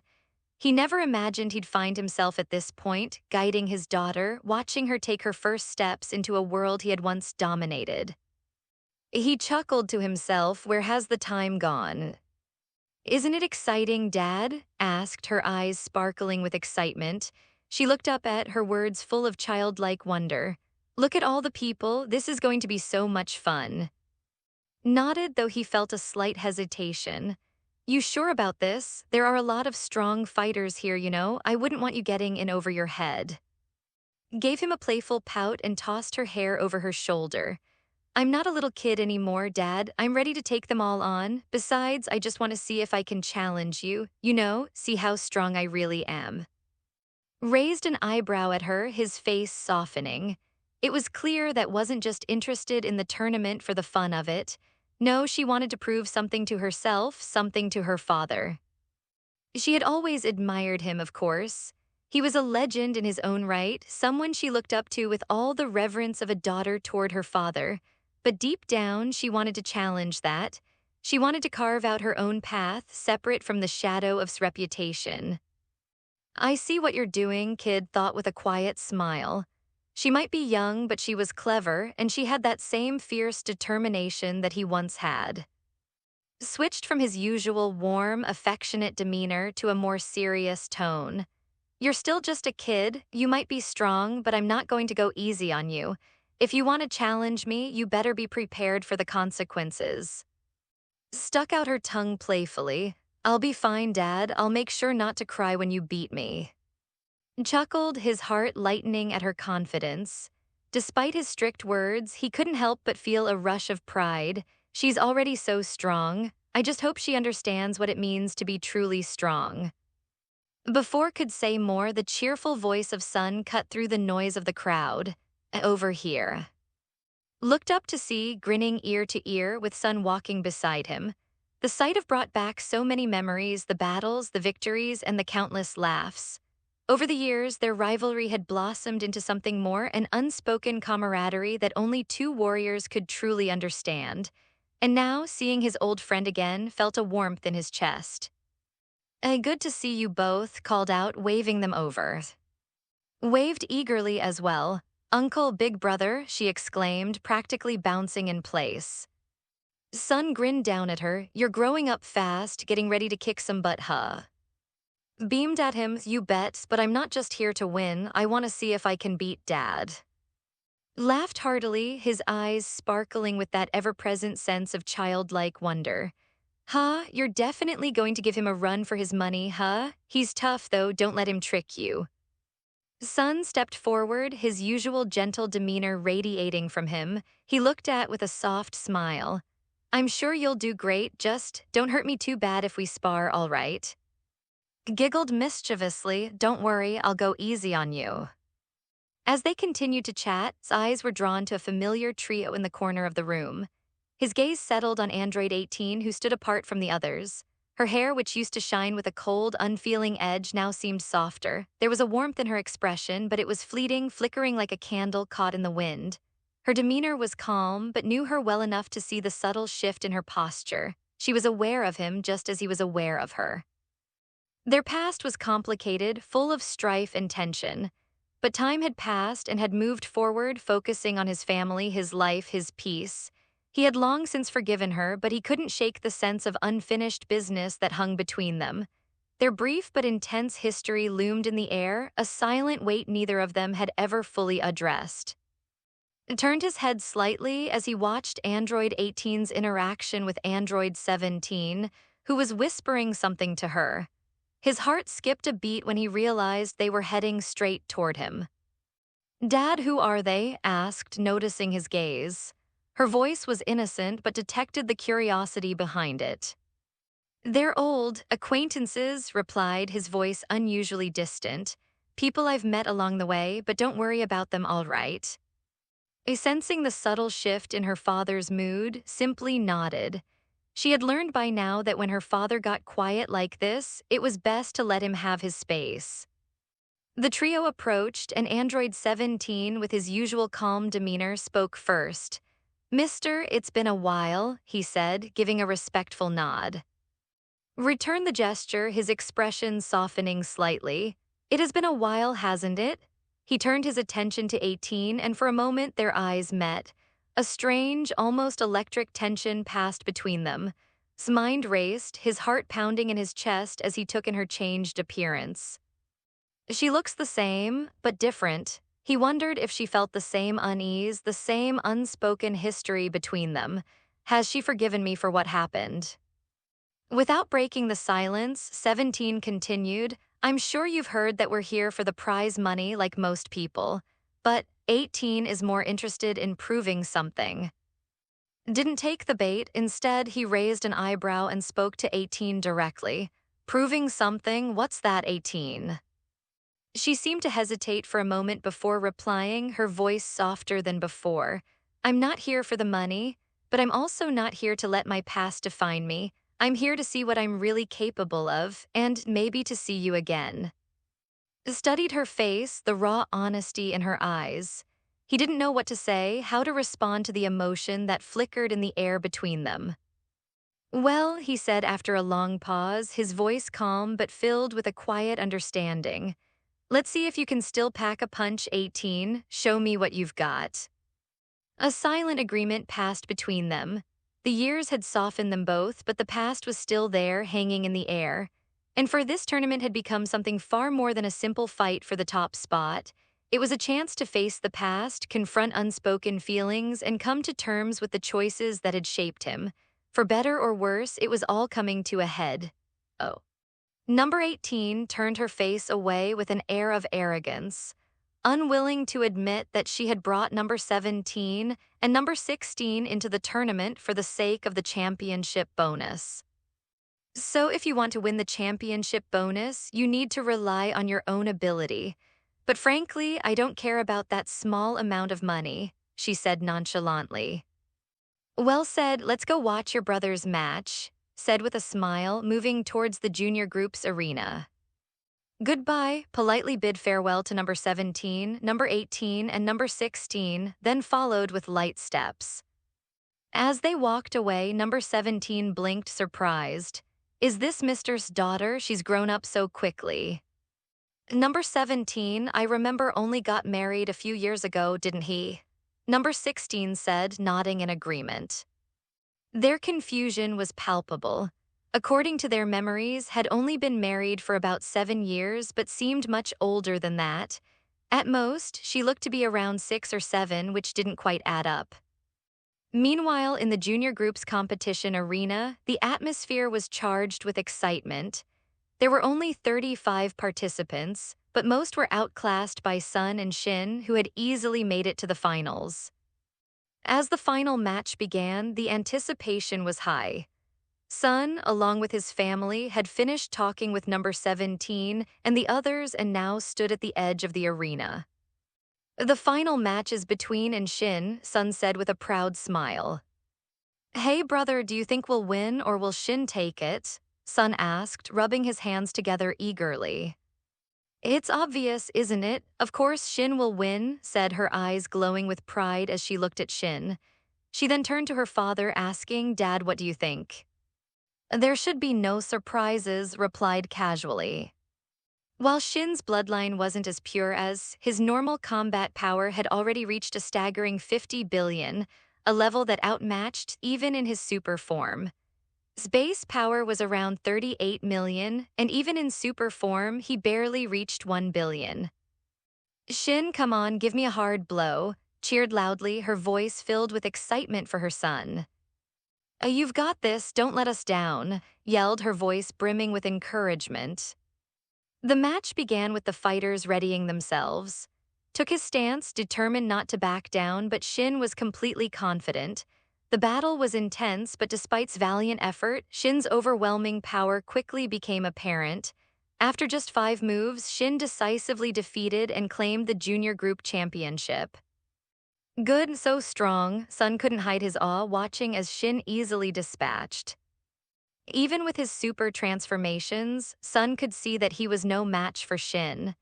Initially, had thought was the only one with extraordinary power, but now he realized Shin was equally impressive.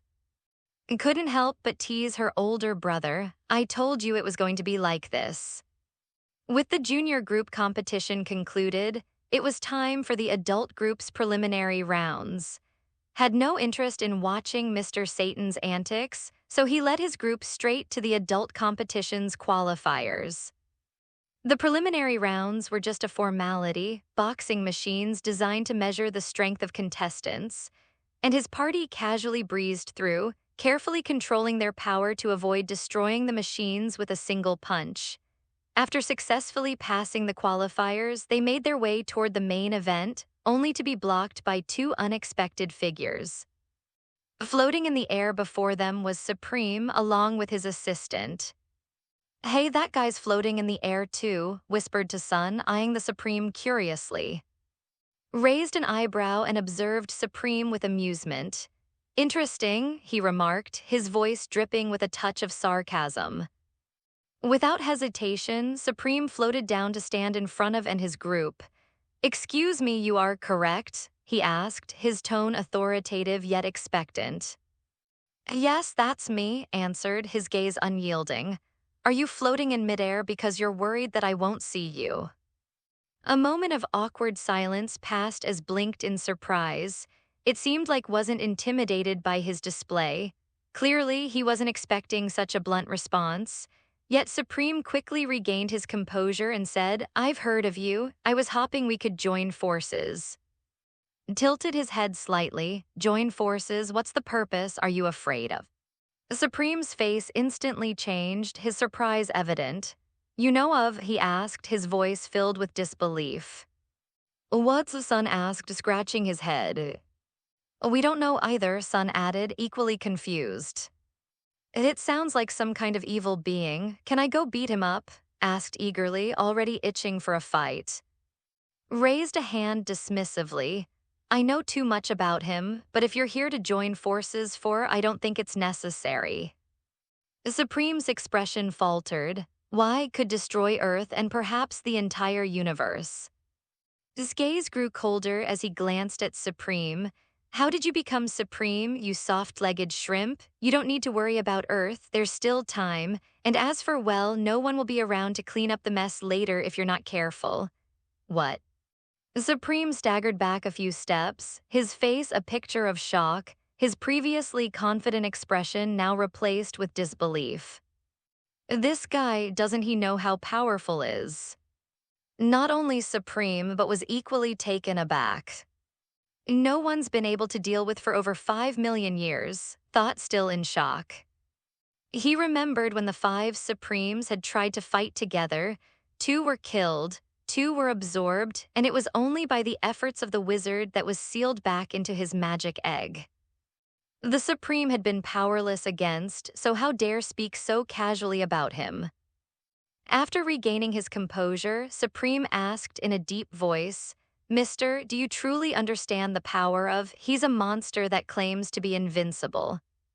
Supreme was well aware that had defeated the Emperor of the Universe.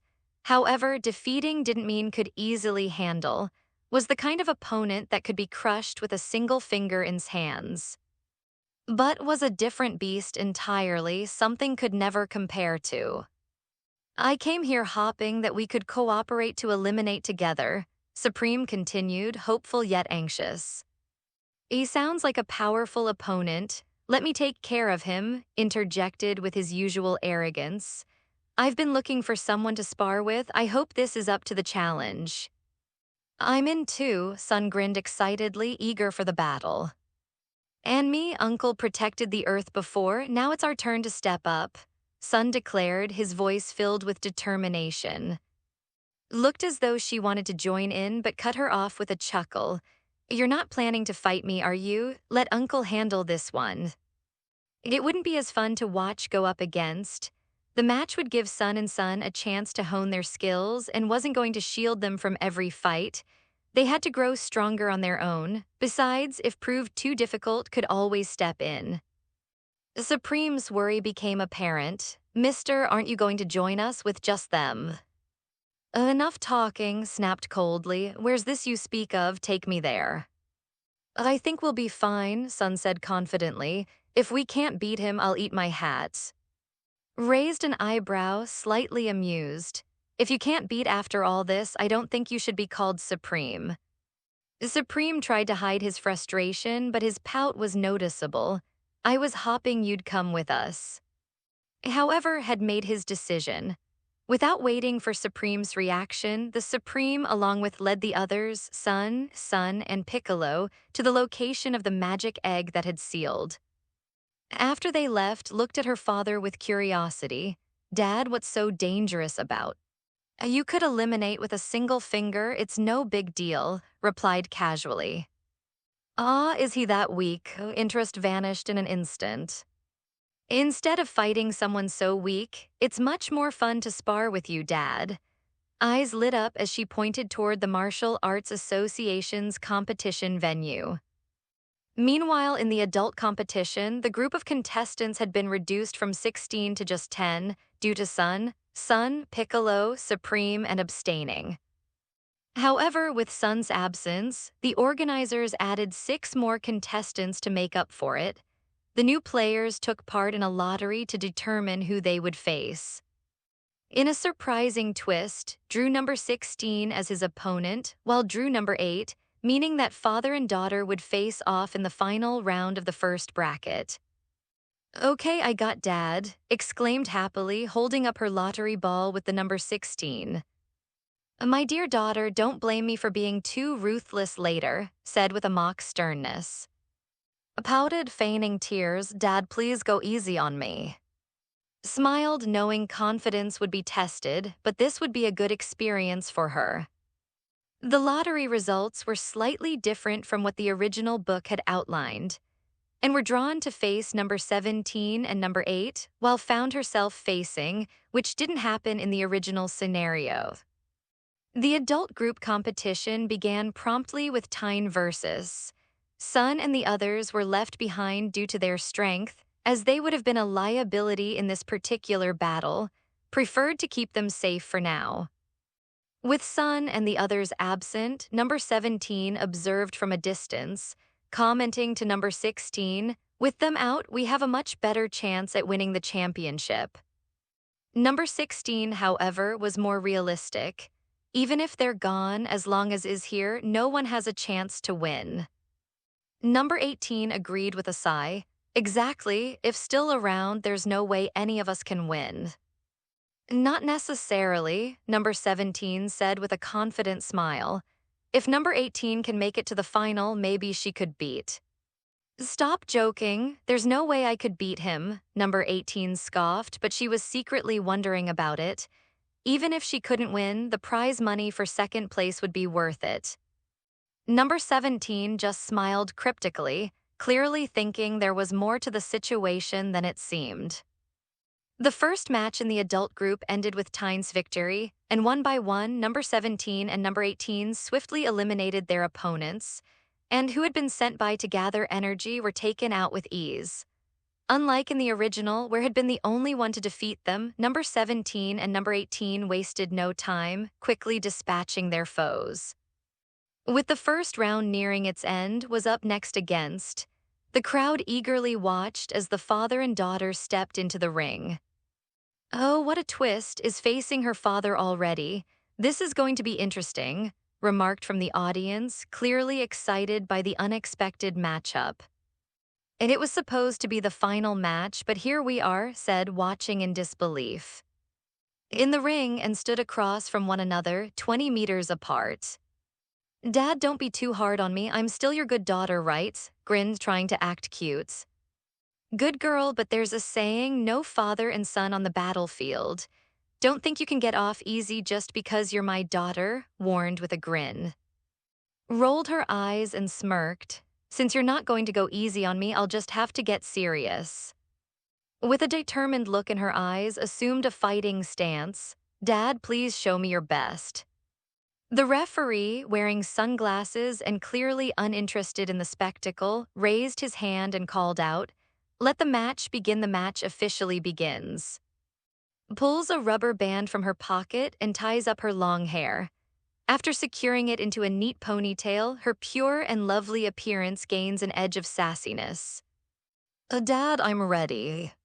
"All right, let's see how much your ultra instinct has improved over the past few years."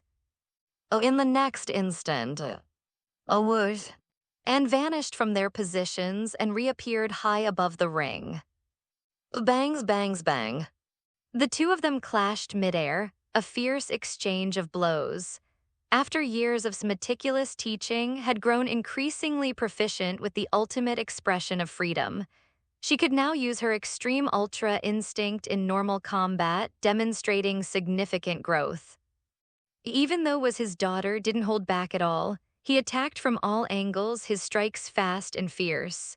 As a result, found herself on the defensive, quickly adapting and dodging. "Oh, well, are they fighting in the sky?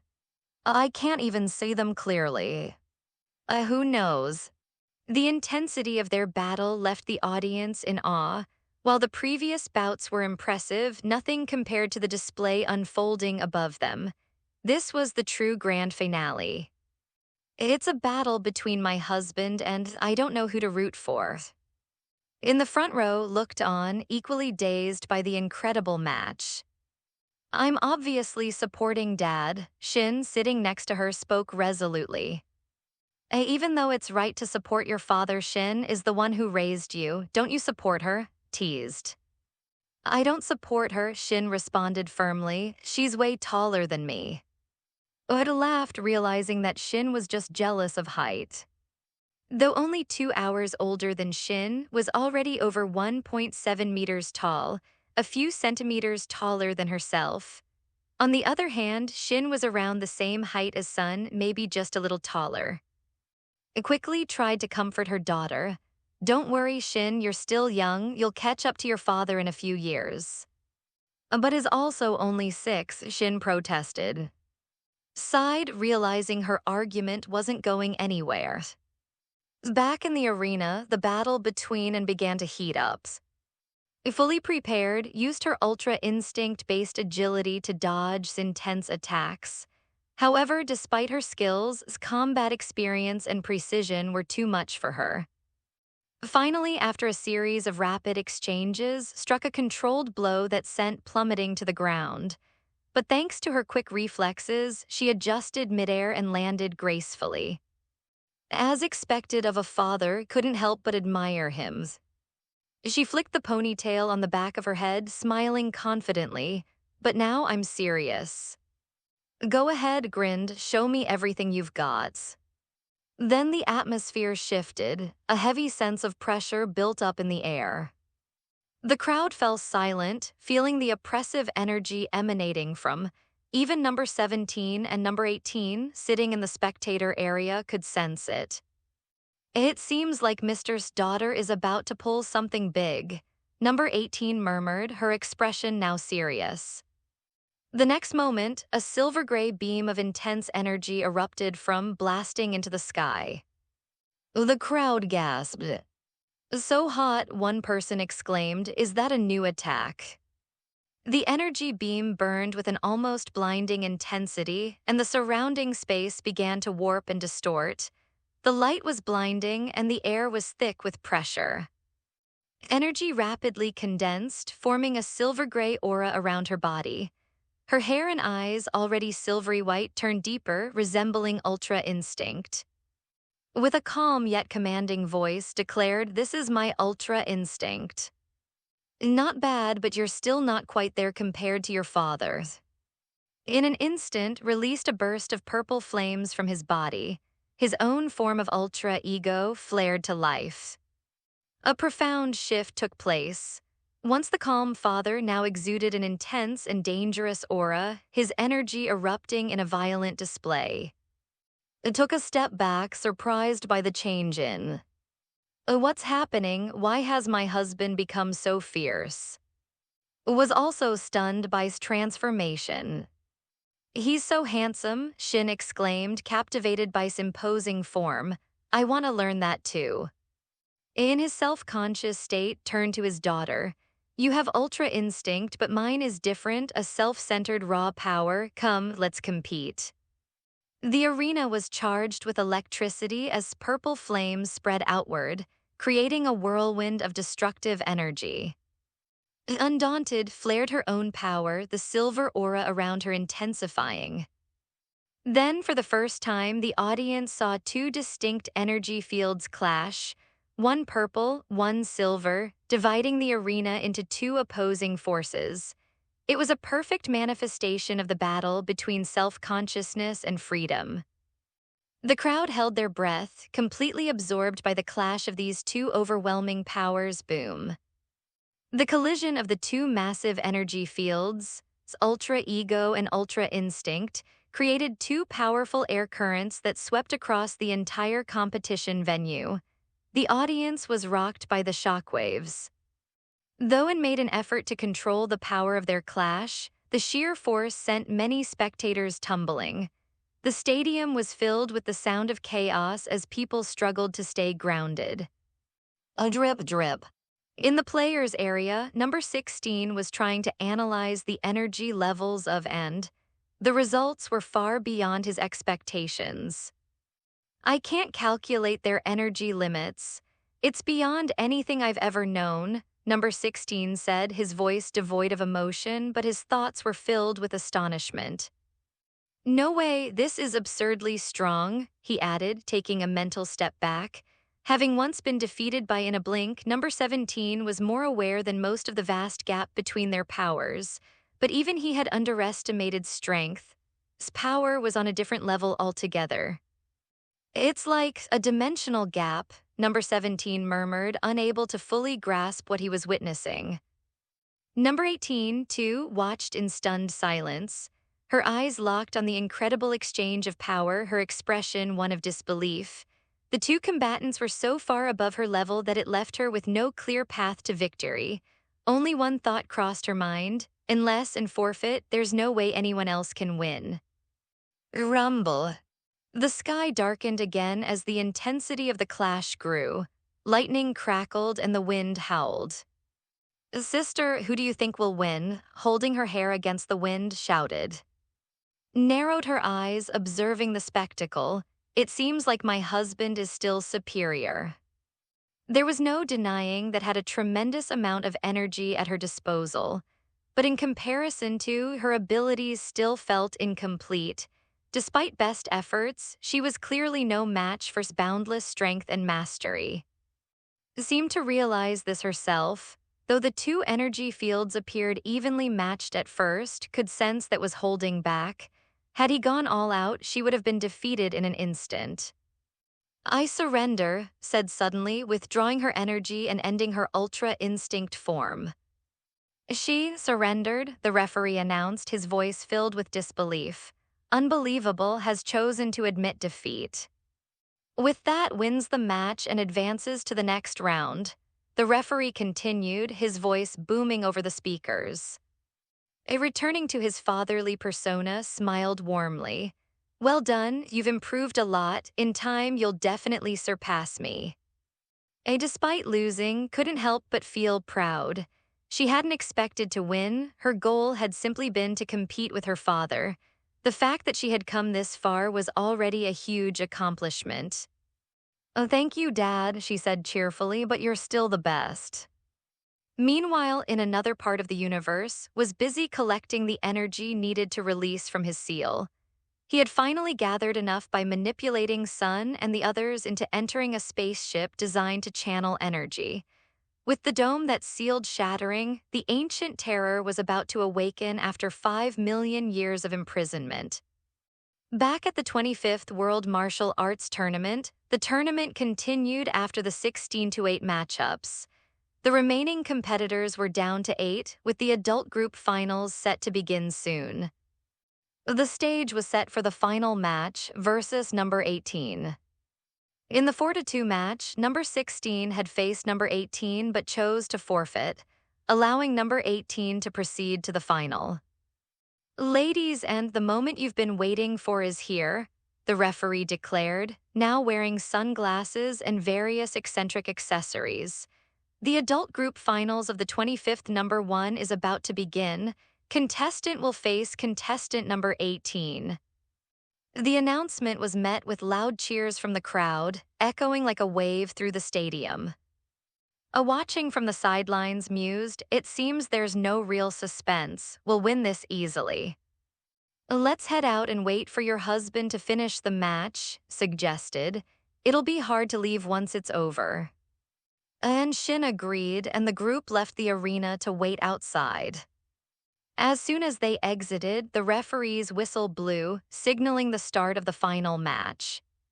He stood with his arms folded, looking at number 18 with interest. So, will you admit defeat now or will you challenge me? He asked.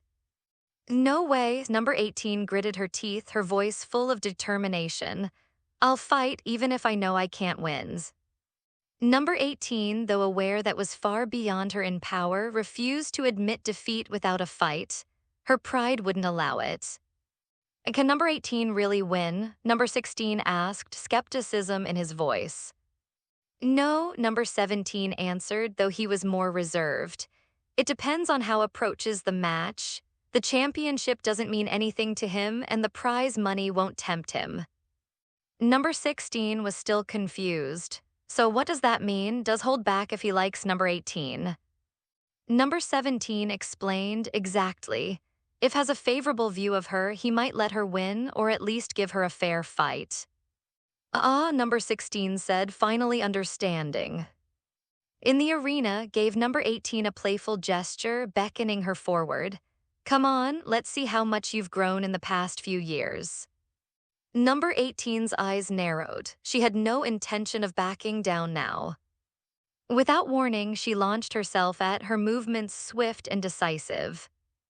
With a slight movement of his head, easily dodged the attack. How cruel of you, I saved your life back then, is this how you repay me? He teased, still maintaining his playful attitude. Number 18's face flushed with embarrassment. I never asked for your help, she snapped. Even if you did save me, I don't owe you anything. But her offense grew more intense. With each strike, her resolve hardened and couldn't help but smile. Tell me, number 18, do you like me? Asked, his voice filled with amusement. Who would like a person who almost beat themselves to death? I don't have masochistic tendencies. No, 18 shouted angrily, her voice rising with indignation. But the blush that suddenly appeared on her face betrayed her true feelings. Her heart raced rapidly, a reaction she hadn't expected. This unexpected question had caught her completely off guard. Is it? Grinned playfully, his gaze sharp as he caught her wrist, avoiding her punch with ease. Leaning closer, he whispered in her ear, then why do you blush every time you see me? And why did number 17 call me brother-in-law that day? In that moment, number 18's face flushed even deeper, her breath caught by his proximity. Yes, so what? She snapped, glaring at him with a mixture of embarrassment and frustration. You already have a wife, so what's the point of asking me these things? Her voice trembled with emotion, but her pride wouldn't let her back down. Without warning, she threw another punch at its chest, this time putting everything she had into it. A boom. To her shock, was hit squarely, launching into the air before crashing out of the ring. The arena fell into stunned silence. Even the referee was speechless. Out of bounds, contestant number 18 wins this year's #1 martial arts championship. The crowd erupted into cheers, their roars shaking the stadium as number 18 stood in disbelief. How had this happened? She couldn't understand it. She had barely scratched defenses in the past, but now she had knocked him out of the ring. His voice broke through her confusion. Actually, I didn't want to fight you, number 18. Number 18 snapped back to reality, seeing him already standing outside the ring. Who cares? She muttered, turning her head away, but the subtle smile on her face betrayed her pride. It seems you've hit the mark, number 16 observed with a neutral expression from the sidelines. Number 17 chimed in. If number 18 could just let go of her pride, she might already be Mr.'s third wife by now. Meanwhile, outside the arena, and the others were waiting for. Ever the supportive wife greeted him with a smile. That was quick, my husband, you don't want to win the championship. Shrugged, his expression nonchalant. Winning doesn't really matter to me. If it weren't for pushing me, I wouldn't have even participated. I'm happy I could spar with my father, giggled, making a playful expression. Raised an eyebrow, shall we head back now? You go ahead, replied, his gaze drifting toward the horizon. I need to handle something. The situation over there doesn't look good for. Protested but was quickly silenced by, go back, let your father take care of this. After seeing them off, teleported to the battlefield using instant transmission. At the battlefield, Supreme watched in horror as Fat, the manifestation of evil's side, fought with Super 3, was clearly struggling to maintain his Super 3 form, his energy rapidly depleting. Despite its overwhelming strength, Fat's regenerative powers and tireless endurance made him nearly impossible to defeat. Master Supreme gasped weakly from the ground, unable to offer any help as Piccolo and lay unconscious. The Supreme could only stare in disbelief as launched a blast that shattered into pieces. Yet before their eyes, the creature quickly regenerated. Is this guy unbeatable? Panted, frustration growing. His Super 3 form was unsustainable against such a relentless foe. Just as was about to concede, a towering figure appeared on the horizon. You did your best, now let me handle this, his calm voice echoed across the battlefield. With survival, breathed a sigh of relief, letting go of his Super 3 form and dropping to the ground, exhausted. Supreme looked on, skeptical. Don't you think it would be better to team up with? But only shook his head. There's no need, alone is enough. The Supreme could hardly believe his ears. Alone, could he really be that strong? Before the Supreme could respond, was already in action. He stepped toward Fat, who seemed almost childlike in his immense power. In the blink of an eye, obliterated Fat with a single devastating strike, separating the evil side, Skinny, from the original. Without hesitation, unleashed a destructive space annihilation beam that disintegrated Skinny, leaving nothing behind. Supreme stood frozen, his mouth agape, and was defeated that easily. Too strong, he's too strong, Supreme stammered, completely stunned by his overwhelming power. His voice trembled with disbelief as he watched obliterate Slender, his eyes seemed to tear apart in anguish. It was unfathomable. The dark sorcerer who had controlled for so long couldn't believe what he was witnessing. A monster that had existed since ancient times had fought 5 Supreme and defeated 2. Now, in the blink of an eye, had completely neutralized him, making the formidable creature seem like a helpless child. His fear spiked as he suddenly felt the icy cold stare upon him, a deathly gaze that made every fiber of his being shudder.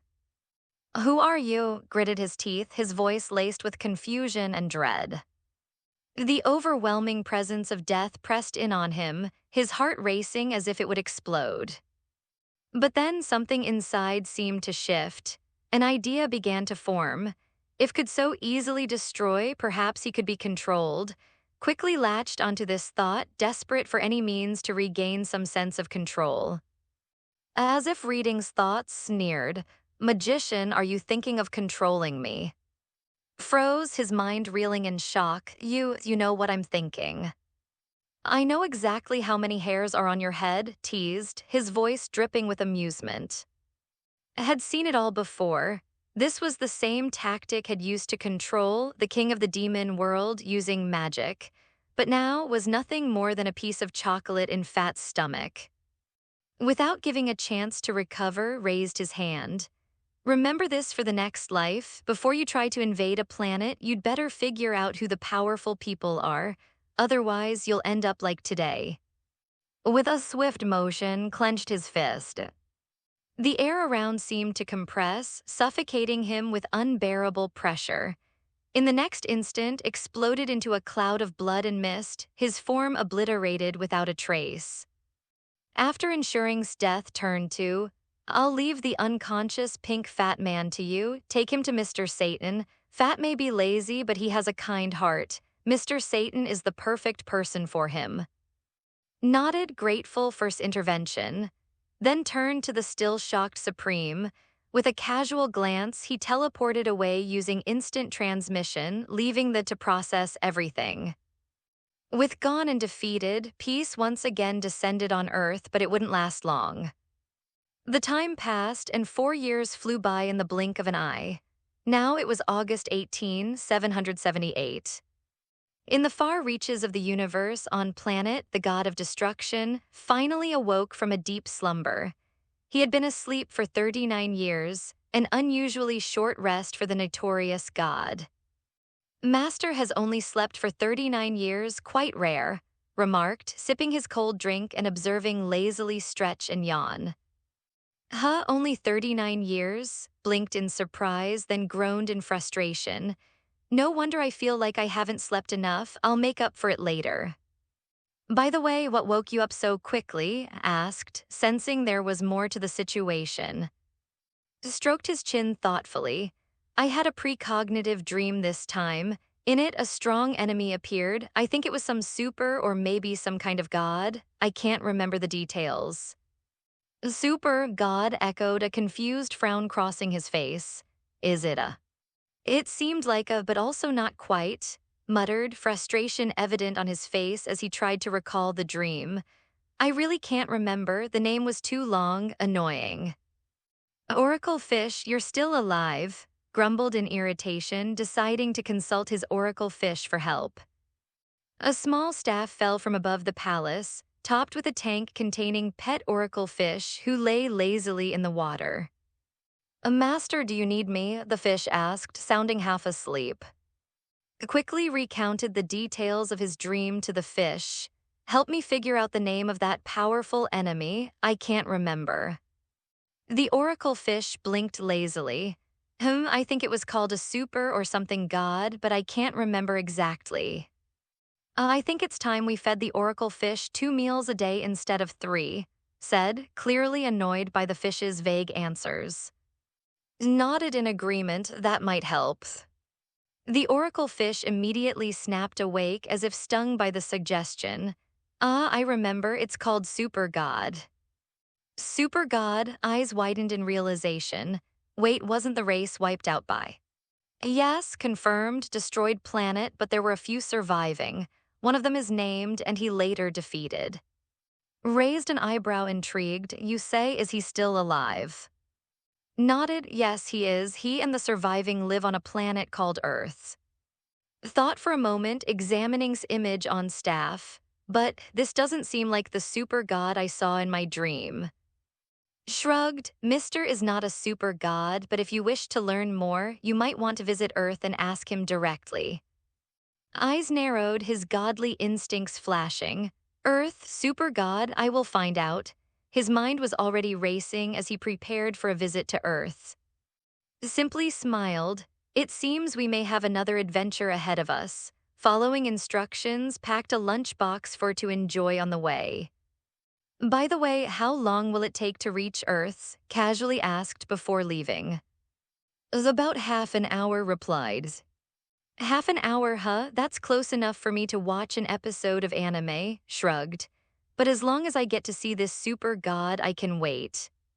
Smiled slightly, then tapped his angel staff. A colorful rainbow emerged, and in the blink of an eye, they disappeared from planet Earth. A giant cruise ship sailed across the sea. Today was 45th birthday, and she had rented the world's largest cruise ship for the occasion. However, claimed she was celebrating her 38th birthday. To make her birthday extra special, she invited nearly everyone she knew, including the Z Fighters' family. Even no 16 and 17 were invited, though no 18 was absent. Since the 25th World Martial Arts Tournament, and number 18 had seen each other several times and confirmed their relationship. While had initially been against it, she eventually accepted it, was supportive from the start, so the matter was settled without further drama. On the deck of the cruise ship, the scene was lively. Groups of people chatted and enjoyed delicious food. Today looked stunning in a dress, her face glowing with the charm of a mature woman, and her skin seemed to defy age. This cruise ship is enormous. It's an honor for our Sun family to have an in-law like you, Kai said while sipping red wine, her eyes wide in amazement. Speaking of which, how old are you really? Asked curiously. Of course, I'm celebrating my 38th birthday. What do you think I'm older? Answered confidently. Laughed aloud, sitting beside her. Shot him a glare and quickly fell silent as if intimidated. What's wrong, sister? Number 18 began to ask why he was laughing, but before she could finish, covered her mouth and gave her a wink. She understood immediately. Just then, the voice of the old Supreme echoed through the air, catching everyone's attention. After had helped defeat years ago, he had freed the old Supreme from the sword where he was sealed. The old Supreme was not someone had much respect for, but the voice still commanded attention. This is the voice of the old Supreme, remarked, looking up at the sky. The old Supreme usually behaved rather irresponsibly, but this time his tone was far more serious. That old fool, muttered unamused. The old bastard, responded, snapping back to reality and addressing the voice in the sky. The old Supreme's serious voice continued, It's not good. The god of destruction has awoken and is on his way to Earth. Lord is a fearsome being. You must not oppose him or there will be disaster. Is that all? I already knew. What's your point? Replied, clearly unfazed. The old Supreme sounded baffled. Despite hearing from that had easily dealt with, he still thought threat was something to fear. Master, what does he want with Earth? Thought to herself, her brow furrowing. My husband seems to have no connection with him. After a brief moment of thought, she decided not to dwell on it. If wanted trouble, he would have to contend with her first before. Meanwhile, leaning against the deck railing, looked lost in thought. That name feels strangely familiar. Do you know him? Asked. I'm not sure, but I feel like I've heard of him before, responded, scratching his chin in confusion. At that moment, a rainbow of colors appeared in the sky. Within seconds, it descended onto the deck of the cruise ship, and two figures emerged from the light. It was none other than the god of destruction and the angel of the seventh universe. Who are they? Someone whispered. I don't know, but they look intimidating. Could they be the gods of destruction the Supreme mentioned? When appeared, a distant childhood memory flooded his mind. He remembered seeing the god of destruction when he was younger. Glanced around briefly and then locked his eyes on, his expression serious. If I'm not mistaken, you're the named, the one who defeated. Yeah, what's it to you? Replied casually, still sitting in his seat. Studied for a moment before speaking again. You're certainly the one who defeated, but since you're let me ask you something. Do you know of a super god? Raised an eyebrow. Before I answer your question, maybe you should answer one of mine first. Who exactly are you and why should I answer your question?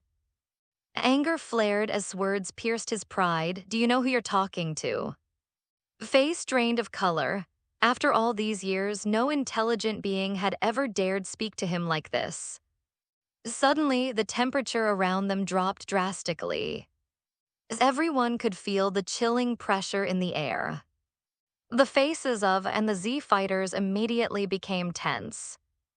This god of destruction is unlike any of the enemies we've faced before, thought, his cheerful demeanor replaced with serious concern. Even, usually carefree, could sense an overwhelming, dangerous presence in the air. Hadn't even released any of his aura yet, but the oppressive atmosphere alone felt threatening. This is bad, murmured, his face clouded with worry. The god of destruction is the most terrifying god in the universe. If he gets upset, Earth may not survive. Looks like he's angry, observed, frowning. He clenched his fists. What is doing? Doesn't he know the horror of why would he provoke him like this? What should we do now? Asked. Was quick to answer, we can only watch. Even if I went with you, I can't take on. For now, placed all his hopes on, after all, was the one who angered, so he must have a plan to deal with it. Meanwhile, at Supreme's palace, the old Supreme and Shin sat together, visibly shaken. Sweat dripped from their foreheads as they feared the worst. The old Supreme's voice quivered. You fool, you warned him earlier and still went ahead and offended Lord. This could end badly for Earth. Shin, just as pale, asked, do you think Lord will really destroy Earth? The old Supreme sighed deeply. It's hard to say. When it comes to the gods of destruction, it all depends on their mood. From the looks of it, might indeed be in the mood to destroy.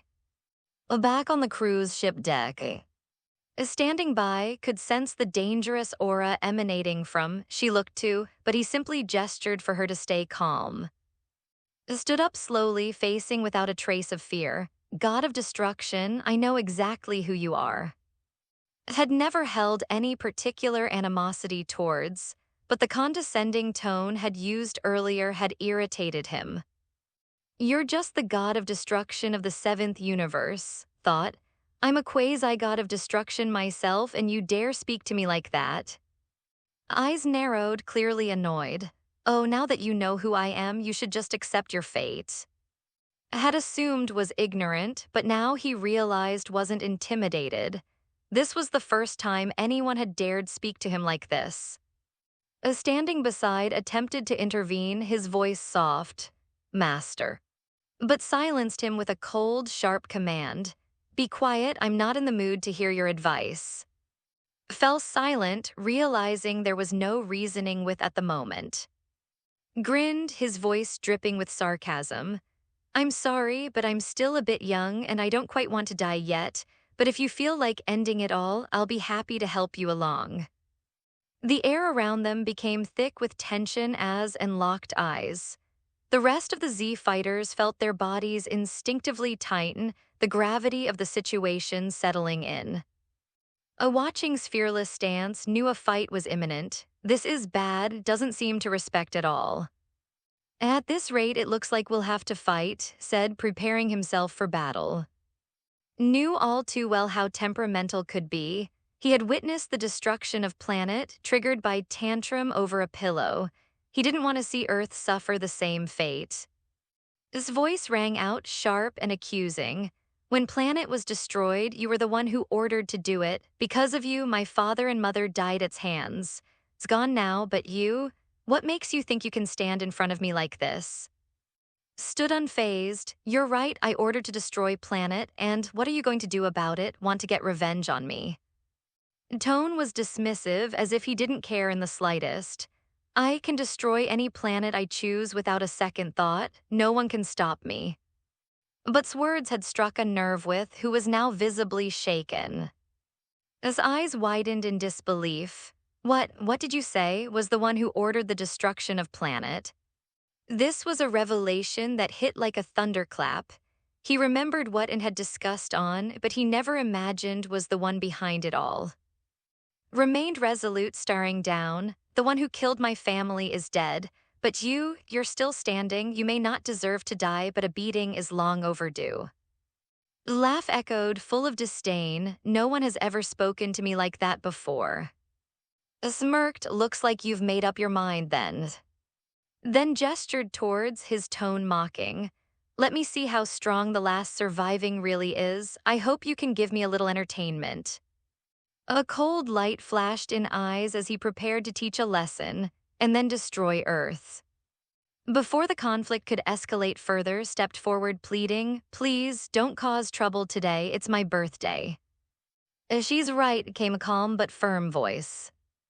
Startled by sudden intervention, quickly urged, Master, I suggest you leave here immediately. Taken aback, turned to see the tall, elegant figure of approaching him. Something about her seemed strangely familiar. Her face, tight with irritation, spoke sharply. Lord, enough is enough. This is not the place for you to act out. Without warning, raised her hand high and struck on the back of his neck with a clean, precise chop. In an instant, eyes rolled back, and he collapsed to the ground with a heavy thud. The entire ship fell into a stunned silence. The confrontation that had threatened to escalate into all-out chaos ended with knocked-out cold bye, leaving everyone in shock at the unexpected turn of events. Everyone stood in stunned silence, eyes wide in disbelief. Sighed, shaking his head, I told you to run away quickly. Despite strength, wouldn't allow to act out in her presence. This, Piccolo, his voice shaky, stared at her in awe, one simple, unassuming hand strike, and she knocks out the god of destruction. Piccolo had always known was an overwhelming force, but to see someone so seemingly ordinary take him down with ease left him in shock. This is truly surprising, he muttered, his perception of had just been shattered. The other Z fighters were equally stunned. Tyne and the others could hardly believe what they had just witnessed. In just one move, the god of destruction was knocked out. Tu was visibly shaken. His expression was one of utter disbelief. The woman who appeared so frail had just incapacitated with a single strike. Is this really sister-in-law? Stammered, pointing at. His body still tense, replied, I have no idea what's going on, but whatever it is, that woman is definitely stronger than. Signed and starred at, honey, you are really angel. Had long suspected that his wife might be the angel of Universe 6, but since she did not want to talk about it, he also chose not to press the matter, respecting her silence and waiting for her to open up when she was ready. But now that she was showing her power, it is undeniable. His first wife is, in fact, Angel. He had already pieced the events of the past in his mind. The events on, the mysterious rescue after the meteorite collision, the strange circumstances surrounding his daughter's birth, they all pointed to one conclusion. It was not just an Earthling, she was Angel, the guide of the original 6th universe. Recalled when they had met Champa, the god of destruction of the 6th universe. Champa had reacted with surprising familiarity when his name was mentioned, as if he already knew him and now it all made sense. Had been sent to Earth, and in the process she had become his wife. His daughter had always been unusually strong. Her innate ultra instinct was proof that her bloodline carried something far beyond ordinary.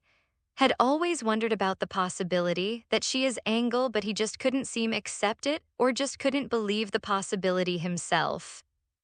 Dragon Ball universe was ruled by law of jungle. Weak will now to strong, there may be other reality like with same rule, but here the rule was to the core of every being. Just like gods of destruction who were arrogant before he became great god of destruction. They became terrified about him. If it was any other reality, most the people will start to scheme to kill him or how to control him, unlike here, where the gods became immediately submissive. So the thought of one, the strongest being in this multiverse, is your wife, was very hard to accept. Chuckled, clearly entertained by his delayed realization. You've been married to her for over 10 years and you only recently figured it out. Is still trying to process the reason for their first meeting, shook his head and smiled. It's not that I couldn't figure it out. It's just that the person I thought she was turned out to be someone incredibly powerful, someone I've never met before, and is entirely from another universe as far as I know. A blushing slightly, smiled sheepishly. I didn't mean to hide it from you, I was just worried about how you'd react, but now I guess there's no need to hide. I relaxed now that the mystery was resolved, leaned back in his chair with a sigh of relief. Angel, so it's really you. At this moment, who had been silently observing, finally spoke up, her confusion still evident. But aren't you just an ordinary earthling? Took the opportunity to explain. Angels are the guides for the gods of destruction, each universe has one. As clarified, the rest of the group slowly started to understand. His wife was not just an ordinary earthling, she had once served as the guide to a god of destruction, an angel, one of the most powerful beings in the universe. A wide-eyed exclaimed, "So you're an angel, Mom?" Nodded proudly. Yes, angels are not only the guides of the gods of destruction, but also their teachers. As for Ultra Instinct, well, you've inherited that from me, but there's still room for improvement. Beamed, thrilled at the idea of learning from her mother. So you can teach me real Ultra Instinct. Smiled fondly. Yes, when I have the time, but I'm sure you'll surpass me one day. Is still taking everything in, gave a relaxed smile. Looks like we've got to discuss our family secret with each other. Truth was finally revealed. Piccolo, the Z fighters, and even Sun, and now understood why was able to take down the god of destruction with a single hand strike. It wasn't strong, it was that the seemingly unremarkable angel standing beside them was the true powerhouse. This family is full of monsters, muttered, his face dark with frustration. The head of the family was a force beyond comprehension, still couldn't fathom the full extent of strength. Then there was his wife, who was an angel. Although an ordinary earthling, was one of the most brilliant scientists and wealthiest women on Earth. His daughter was a prodigy with powers beyond understanding, and even his son, Shin, was so strong that couldn't compete with him. The only relatively normal one thought might be Android 18's. Sun chuckled, haha, actually I think it's okay. The birthday party continued as planned. Unconscious after his confrontation with, was carried off to a room on the cruise ship while joined the others for celebration. Late into the night, everyone returned to their rooms to rest. Above them, the bright Milky Way stretched across the sky like a beautiful dream. The massive cruise ship sailed over the vast ocean, gliding through the night like a lone boat adrift on a river. On the top deck of the ship and sat side by side, gazing at the starlit sky. The peaceful atmosphere was serene. Suddenly leaned against arm. Husband, I'm sorry I kept this from you for so long. Smiled warmly. Actually, I suspected it 10 years ago, but at that time I just couldn't bring myself to believe it. Then shifted his gaze to meet beautiful purple eyes. But there's still one thing I can't figure out. Why me? Why did you choose me? Tilted her head and gave him a soft smile. You're asking why you, husband, do you believe in prophetic dreams? A prophetic dreams, repeated, puzzled. Yes, prophetic dreams, confirmed, her expression turning more thoughtful as she began to share her story. She spoke of her dream, describing a future where lay in her arms, peaceful and content, but also the sorrow that came when she awoke, realizing the dream had ended. The sadness was so overwhelming that she had cried uncontrollably. It was in that moment that she resolved to find him and spend the next billions of years together. A sharp jolt ran through as spoke. Suddenly, his mind flooded with a vision, the face of a woman he could never fully see in his dreams, but one he recognized now with perfect clarity. And it was. Could it be that he, too, had shared this precognitive dream? Husband asked softly, noticing had become distant, his expression one of deep shock. Regaining his senses, nodded slowly. I believe it, I also had the same dream as you. Blinked, her face softening as she smiled gently, thank you. Pulled closer, holding her in his arms. It was no longer about chance or luck. Their meeting had been written in destiny. They had been bound together in a prophetic dream, and now they had come together in reality. Couldn't help but marvel at the impossibility of it all. It was more astonishing than his very arrival in the Dragon Ball world itself. Wife said softly, "You are the angel from the sixth universe. Why did you leave your post and come here to Earth? Did the Grand Priest approve?" Eyes glinted with a mix of mystery and reluctance. "Husband, let's not talk about that," the Grand Priest eventually agreed. Her eyes seemed to avoid his, a hint of discomfort in her expression. Sensing her hesitation, decided not to press further.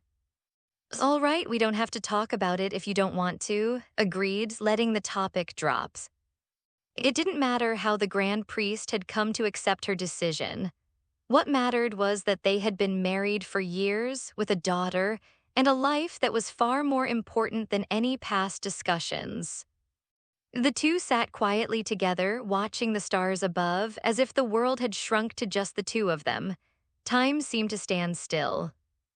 After a while, spoke again. "Husband, there's something I need to tell you. Do you want to hear it?" Looked at her curious. "Of course, what is it?" Took a deep breath, her voice slow and measured. "I once used my staff to look up some things about your father, and I found something interesting about you." Raised an eyebrow, intrigued. "About me? Are you talking about the night planet was destroyed when my father sent and me to Earth?" She shook her head. "No, that's not it, it's something else." Frowned. "If it wasn't about that night, what could it be?" Hesitated, then continued. "It's a incident happened after you and were born. It's a long story, but it would be easier to show you. After this cruise is over, we can borrow a time ring from Supreme and go back to the past to see." Now more intrigued than ever, nodded. "All right, that sounds fine, let's do that." Couldn't help but feel a strange longing for his biological parents, and who had both died when he was still young. Despite being those were his real parents in this world. What child wouldn't want to know more about their origins? But there was something else said that caught his attention. "Husband," added, "when we go back, we mustn't interfere with anything. Everything must happen as it originally did, or it could change the course of time, and that could have a huge impact on the present." Chuckled. "Don't worry, I know how to handle that." "Then it's decided," smiled.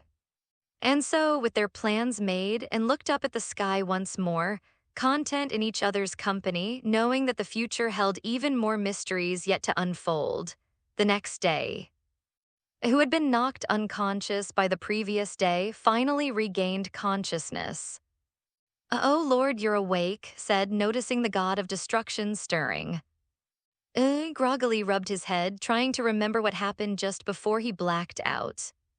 In the next moment, shot upright in alarm, his eyes wide with disbelief. The one from yesterday, was that the angel from the sixth universe? Didn't speak at first, but simply nodded with a smile. "Damn it," cursed, jumping up from the bed in panic. "Why is here? What is going on?" Had been baffled yesterday when a seemingly powerless woman knocked him out with just a swift chop. Only now did he realize the truth. She was Angel. Calmly explained, "Master is Mister's wife. They've been married for years." What? Froze in shock. "Can angels marry humans? So is no longer the angel of the sixth universe?" Was stunned and confused. Remained calm, offering more details. "It's a long story, but all you need to know is that is Mister's wife." Still dazed, scoffed. "Why didn't you tell me about something so important?" Couldn't help but imagine what would have happened had he acted rashly yesterday. If had decided to complain to the Grand Priest, he would have been in serious trouble. The mere thought of it made him shudder. Who had been quietly observing, added, "And there's more. At the summit of the 1,999,999th Gods of Destruction, Lord took your place and successfully had the great Gods of Destruction's staff recognize him as its master." Blinked, slowly processing the weight of this information. In other words, will soon become the first great god of destruction. The realization hit him like a lightning strike. The very person he had provoked the day before was destined to become his superior. Did you just say, is going to be the great god of destruction? Stammered, his voice trembling in disbelief. You're telling me that he succeeded on his first try while I failed after over 350,000 attempts? What in the world is happening? Yes, said flatly. In about 10 years, Lord will take over as the great god of destruction. Perhaps it's time for you to consider apologizing to him now. His face turned pale. He was shaking with fear at the thought of what future power would mean for him. Why didn't you tell me about this sooner? I'm going to settle this with you later, muttered, his voice still shaking. And just like that, the anxious god of destruction disappeared from the room. In the ship's dining room, and his group were enjoying their meal. Suddenly, a dark figure darted through the door like lightning, kneeling before. His voice trembling spoke up. Master, I am a little god who had eyes but no wisdom and didn't know of your future as the great god of destruction. Yesterday I offended you and I beg your forgiveness. Everyone stared at in confusion. Just yesterday, this same god of destruction had been brashly demanding downfall. Now he was kneeling and apologizing. Glanced at with mild amusement. I'm a forgiving person, so I can overlook your rudeness yesterday, but... His voice grew cold as he continued. However, you ordered to destroy Planet, and that led to the deaths of my parents. Immediately bowed his head and apologized, his voice desperate. Master, I know I'm in the wrong. I didn't know it would lead to your parents' deaths. It was never my intention. I just wanted revenge on King, who deceived me. I never thought it would end like this. Please, if you wish to punish me, I accept it. The room fell silent. The tension was palpable as everyone waited for response. After a long pause, spoke, I understand you didn't intend to cause harm to my parents. I won't hold it against you, but you must take responsibility for your actions. Then added, as compensation, I'd like you to train my younger brother's son, help him grow stronger, and we'll call it even. Who had been on the verge of panic, let out a sigh of relief. Thank you, Lord, thank you for your generosity. Already feeling a huge weight lifted off his shoulders, bowed deeply in gratitude. Teaching son to improve his skills was a small price to pay compared to the alternative. All right, that's enough, said, waving his hand dismissively. Let's eat, don't disturb us any longer. And just like that, the drama in the dining room came to an end, with humbly backing away. After such a commotion, lost all interest in the so-called super god. What had once seemed like a foretold rival in his dreams now paled in comparison to his future rival, who would one day be the great god of destruction. Fearing for his future position, did everything he could to please. After the sea voyage, he accompanied Sun back to Star, however, had another request. He told to bring along Sun and as well. After all, had been the catalyst for nearly wiping out the race, and now it seemed only fair that he would help train the remaining. Knowing that he would eventually leave Earth, wanted to ensure that Earth was left with enough strength to defend itself from future threats. This was the least could do for his past actions. Here's the corrected version using accurate Dragon Ball names and timeline references. The next day at Capsule Corporation and visited the sacred world of the. Upon their arrival, the old Supreme Shin and greeted them respectfully. Master, the future god of destruction, is there anything we can do for you in the Supreme's realm? Shin asked, his voice filled with deference. Earlier had visited the Supreme's world to warn them about. He made it clear that, as the future god of destruction was not someone to anger, any displeasure could have disastrous consequences. Because of this, Shin and the other were unusually courteous whenever was around. Raised a hand, dismissing their formalities. No orders today, I've come to request something. The exchanged puzzled looks. What is it that you seek? Shin asked. His voice was calm but carried a serious tone. I need a time ring, one that will allow me to travel back in time.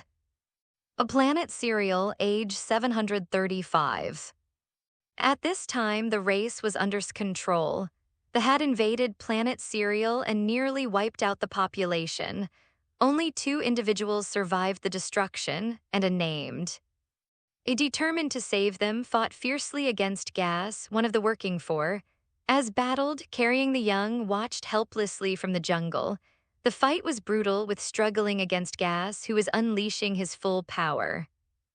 Despite best efforts, he was outmatched by Gas's overwhelming strength and was being beaten relentlessly. Knowing he couldn't help, rushed back to their shelter, holding tightly. Father muttered weakly, still unconscious. Watched from the high ground, his heart aching for, he knew the outcome of this battle from Dragon Ball Super, the Survivor Saga, but seeing it play out in reality was a completely different experience. In the story, had managed to defeat Gas, but here it was evident that the odds were stacked against him. Just as Gas prepared to strike again, shouted to, "Get out of here, it's too dangerous." Recognizing's determination, quickly retreated, leaving to face his fate. As observed, spoke softly, "Is different from other, he has a kind heart." Reflecting on the scene, nodded. Yes, unlike most, values family and friendship above all. If it weren't for Srul, he would never have participated in the destruction of other planets. Pointed toward the shelter, "Look, husband." Turned to see retrieving 2 Dragon Balls from their hiding place. Summoning the eternal dragon of Planet Cereal, made his wish. "And tell me your wish, and I will grant it," steep voice echoed. His eyes widened. He had a feeling about what might wish for, but he wasn't certain. Could he wish for power to increase, giving him the strength to win the battle? Instead, his wish surprised him. "I wish for to be sent back to planet," said softly. At that moment, still in the heat of battle against Gas, suddenly heard a voice in his mind. "By's wish, I will send you back to planet," said. Confused, looked around. Who's speaking? "I am the eternal dragon of this world," the voice answered. And despite the offer refused, would rather die than retreat. Even though he knew he was outmatched, refused to abandon the fight. He continued his struggle against Gas, determined to protect, and, watching from above, felt a surge of admiration for his unyielding determination, even in the face of death, was remarkable. The spirit, even in the darkest moments, it refuses to break. Noticing's intense focus, spoke again, "It's happening now." Looked down to see making a second wish too. "Do you have another wish? I will grant it," the dragon asked. A guilt-ridden over's battle made a heartfelt request. "I will pass this wish to, please grant his wish." Battered and bloodied, somehow heard's wish. Despite his pain, a faint fatherly smile crossed his face. "If it's a wish, then let my children grow strong," he muttered. His heart ached as he heard's words. For the first time, he fully grasped the depth of love for his family. It wasn't just a warrior's strength that defined him, but a father's unwavering love that transcended even the most desperate battles. At that moment, realized that spirit, his unyielding resolve, was something truly worth protecting. It was a legacy that would shape the future of the race, a legacy that would echo through his descendants, and the 7 Super Dragon Balls, each the size of a planet, formed a perfect circle in the vast expanse of space, creating a magnificent and awe-inspiring spectacle. Smiled softly as she gazed at the gathering of the Super Dragon Balls. With this, all 7 Super Dragon Balls are now in place. Thinking about the resurrection of his parents, felt a strange mix of anticipation and tension. "Dad, Mom, I'll see you soon." Blinked, a wave of longing rising within him. He could almost feel their presence. "You have to live," were the final words Bardock had spoken to him, "and this can't be the last time." Focused his thoughts, gathering his energy before he called out loudly in the divine language, "Come forth, dragon god, and grant my wish." Raised an eyebrow, "Husband, you can speak the divine language." Flashed a smile, "It's nothing." Though he hadn't known the divine language before, it had been one of the rewards he had received over the past decade from his various sign-ins. As words echoed through space, the universe around the Super Dragon Balls trembled violently. Suddenly, the red stars inside the Super Dragon Balls ignited, releasing brilliant crimson beams of light. Golden lightning bolts surged through the beams, drawing the 7 orbs together. As the Super Dragon Balls converged at the center, a powerful, sacred golden light exploded outward, radiating in all directions. The space around them shuddered, and the entire universe seemed to vibrate with energy. It was unclear how much time passed before the golden light began to fade. As it dimmed, a colossal golden figure materialized, its ancient and divine aura radiating throughout the cosmos. The awe-inspiring presence of Super, the strongest wish-granting dragon in the Dragon Ball universe, now stood before and, even with his immense strength, was still in awe of the sheer scale of Super. Compared to other dragons like Earth's or the dragon from Planet, Super was a monumental being. They are like a drop in the ocean compared to Super. "Is this the dragon that can grant any wish?" asked, her voice tinged with wonder. "Nodded, it should be." With a sudden click, a strange sound echoed and Super's massive dragon eyes opened. A deep crimson light shone from them, radiating a profound sense of power and ancient authority. Then Super roared. A roar. The dragon's cry resonated through the universe, shaking the very fabric of space. Its enormous wings unfurled, and with a speed greater than light, Super soared through the cosmos, bursting out of the galaxy. In the blink of an eye, the dragon's body grew impossibly large, its form expanding beyond the stars, until its golden brilliance filled its entire vision. The sheer sight of Super was overwhelming. No matter how prepared was, the overwhelming presence of this eternal, ancient dragon took his breath away. Finally, the golden light faded, and now stood within the vast body of Super, surrounded by countless stars, their surroundings dreamlike and otherworldly. As stood in awe, a sudden thought struck him. I wonder if there are any special rewards for signing in within Super. Given the nature of his previous sign-ins was curious. What could this reward be? True immortality, perhaps? He already had that. Pondering for a moment, shrugged. Well, there's only one way to find out. He spoke to the system in his mind. System, sign in here. A voice immediately rang out in his mind. Ding, the host has signed on the body of Super. Special reward received. Super's wishing ability. Note, Super's wishing ability can only grant wishes for others, and only if they propose the wish to the host first. The ability has a period of 1 year. Could immediately feel a powerful divine energy coursing through his body. However, this energy settled in a specific corner of his body, not interfering with his own natural power. It seemed designed specifically for granting wishes. I'm an idiot, this is perfect, marveled. It was as if he had become Super himself, with the ability to grant any wish for others. Though he couldn't use this power for himself, he could bestow incredible gifts on others. He could grant and know 18 eternal youth and immortality. No more worrying about age or death, they could remain forever young. Smiled at the thought, what a great idea. Of course, there were other possibilities as well, like using his new ability to grant fun or frivolous wishes, but he pushed those thoughts aside for now. I wonder if I can use this divine power in battle, wondered aloud. If he could harness this endless divine energy, it would undoubtedly boost his strength. But there was no time for experimentation now. He'd test it out later when they returned to Earth. As was lost in his thoughts, he had reached the core of Super's being. Super's crimson eyes looked down at them as it opened its enormous mouth. Speak your wishes, and I will grant them, the dragon's voice boomed. A turn to, husband, please, you make the wish. Nodded, he stepped forward, looking into the dragon's eyes, and spoke in the divine language. My wish is to resurrect my father, Bardock, and my mother.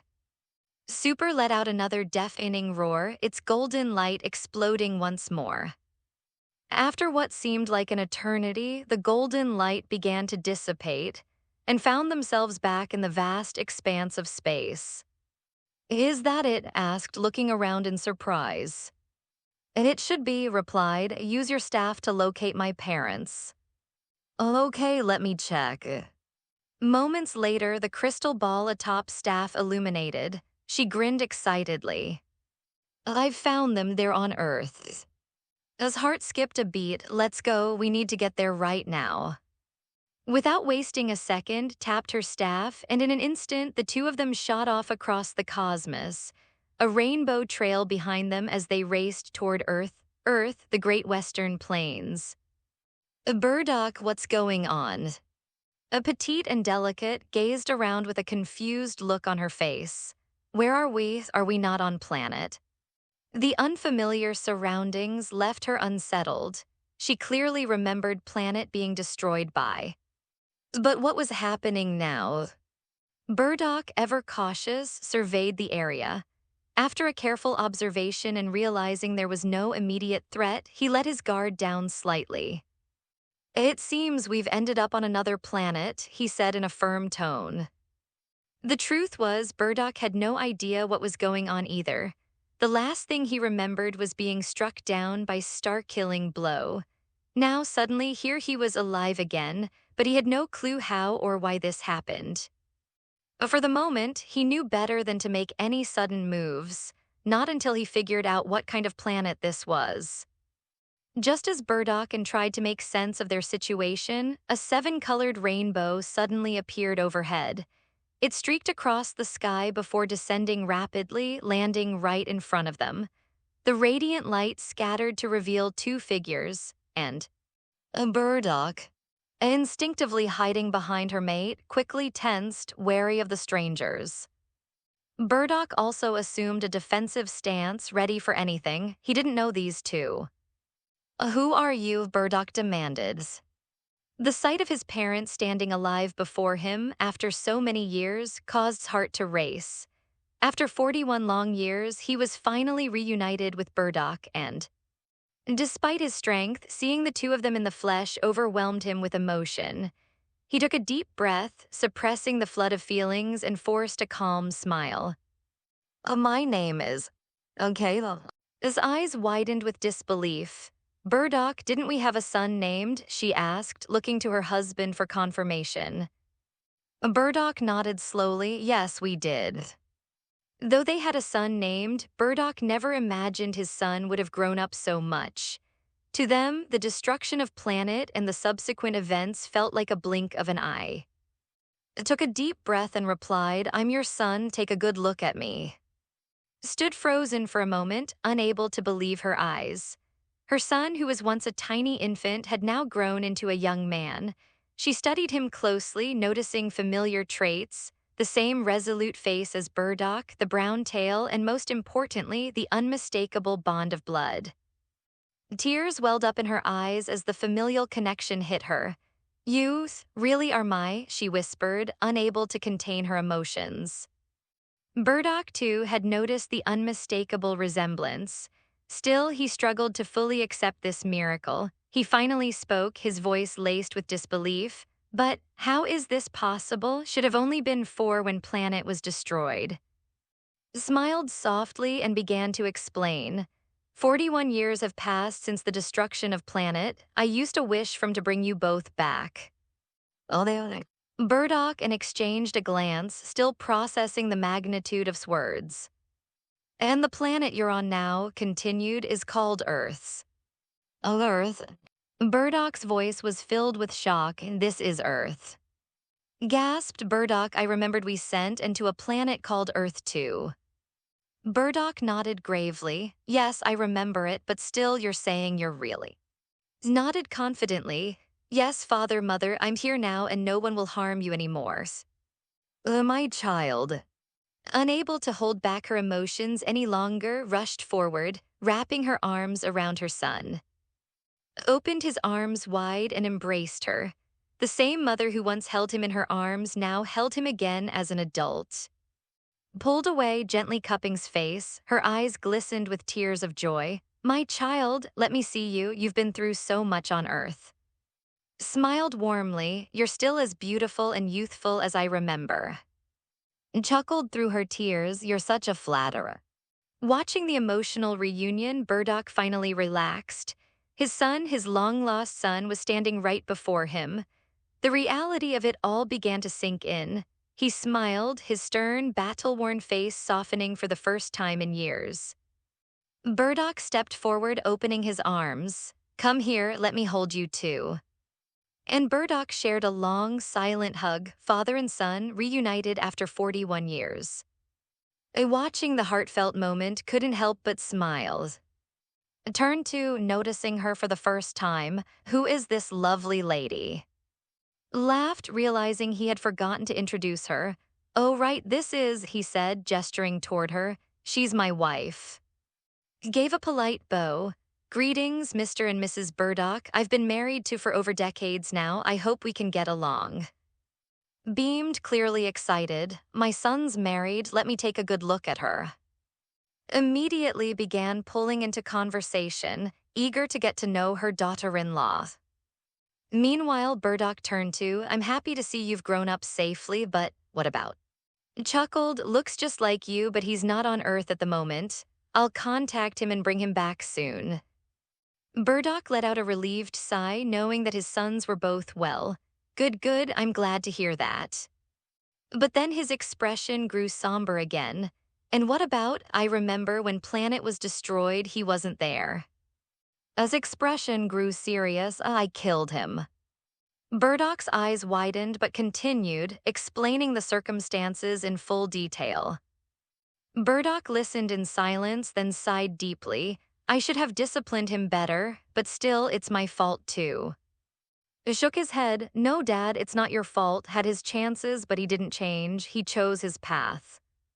Bardock was quiet for a moment before nodding slowly. Perhaps, but it's in the past now. What's done is done. We can't change it. Nodded in agreement. Exactly, the past is gone, but we're here now and we'll move forward. The two shared a look of mutual understanding.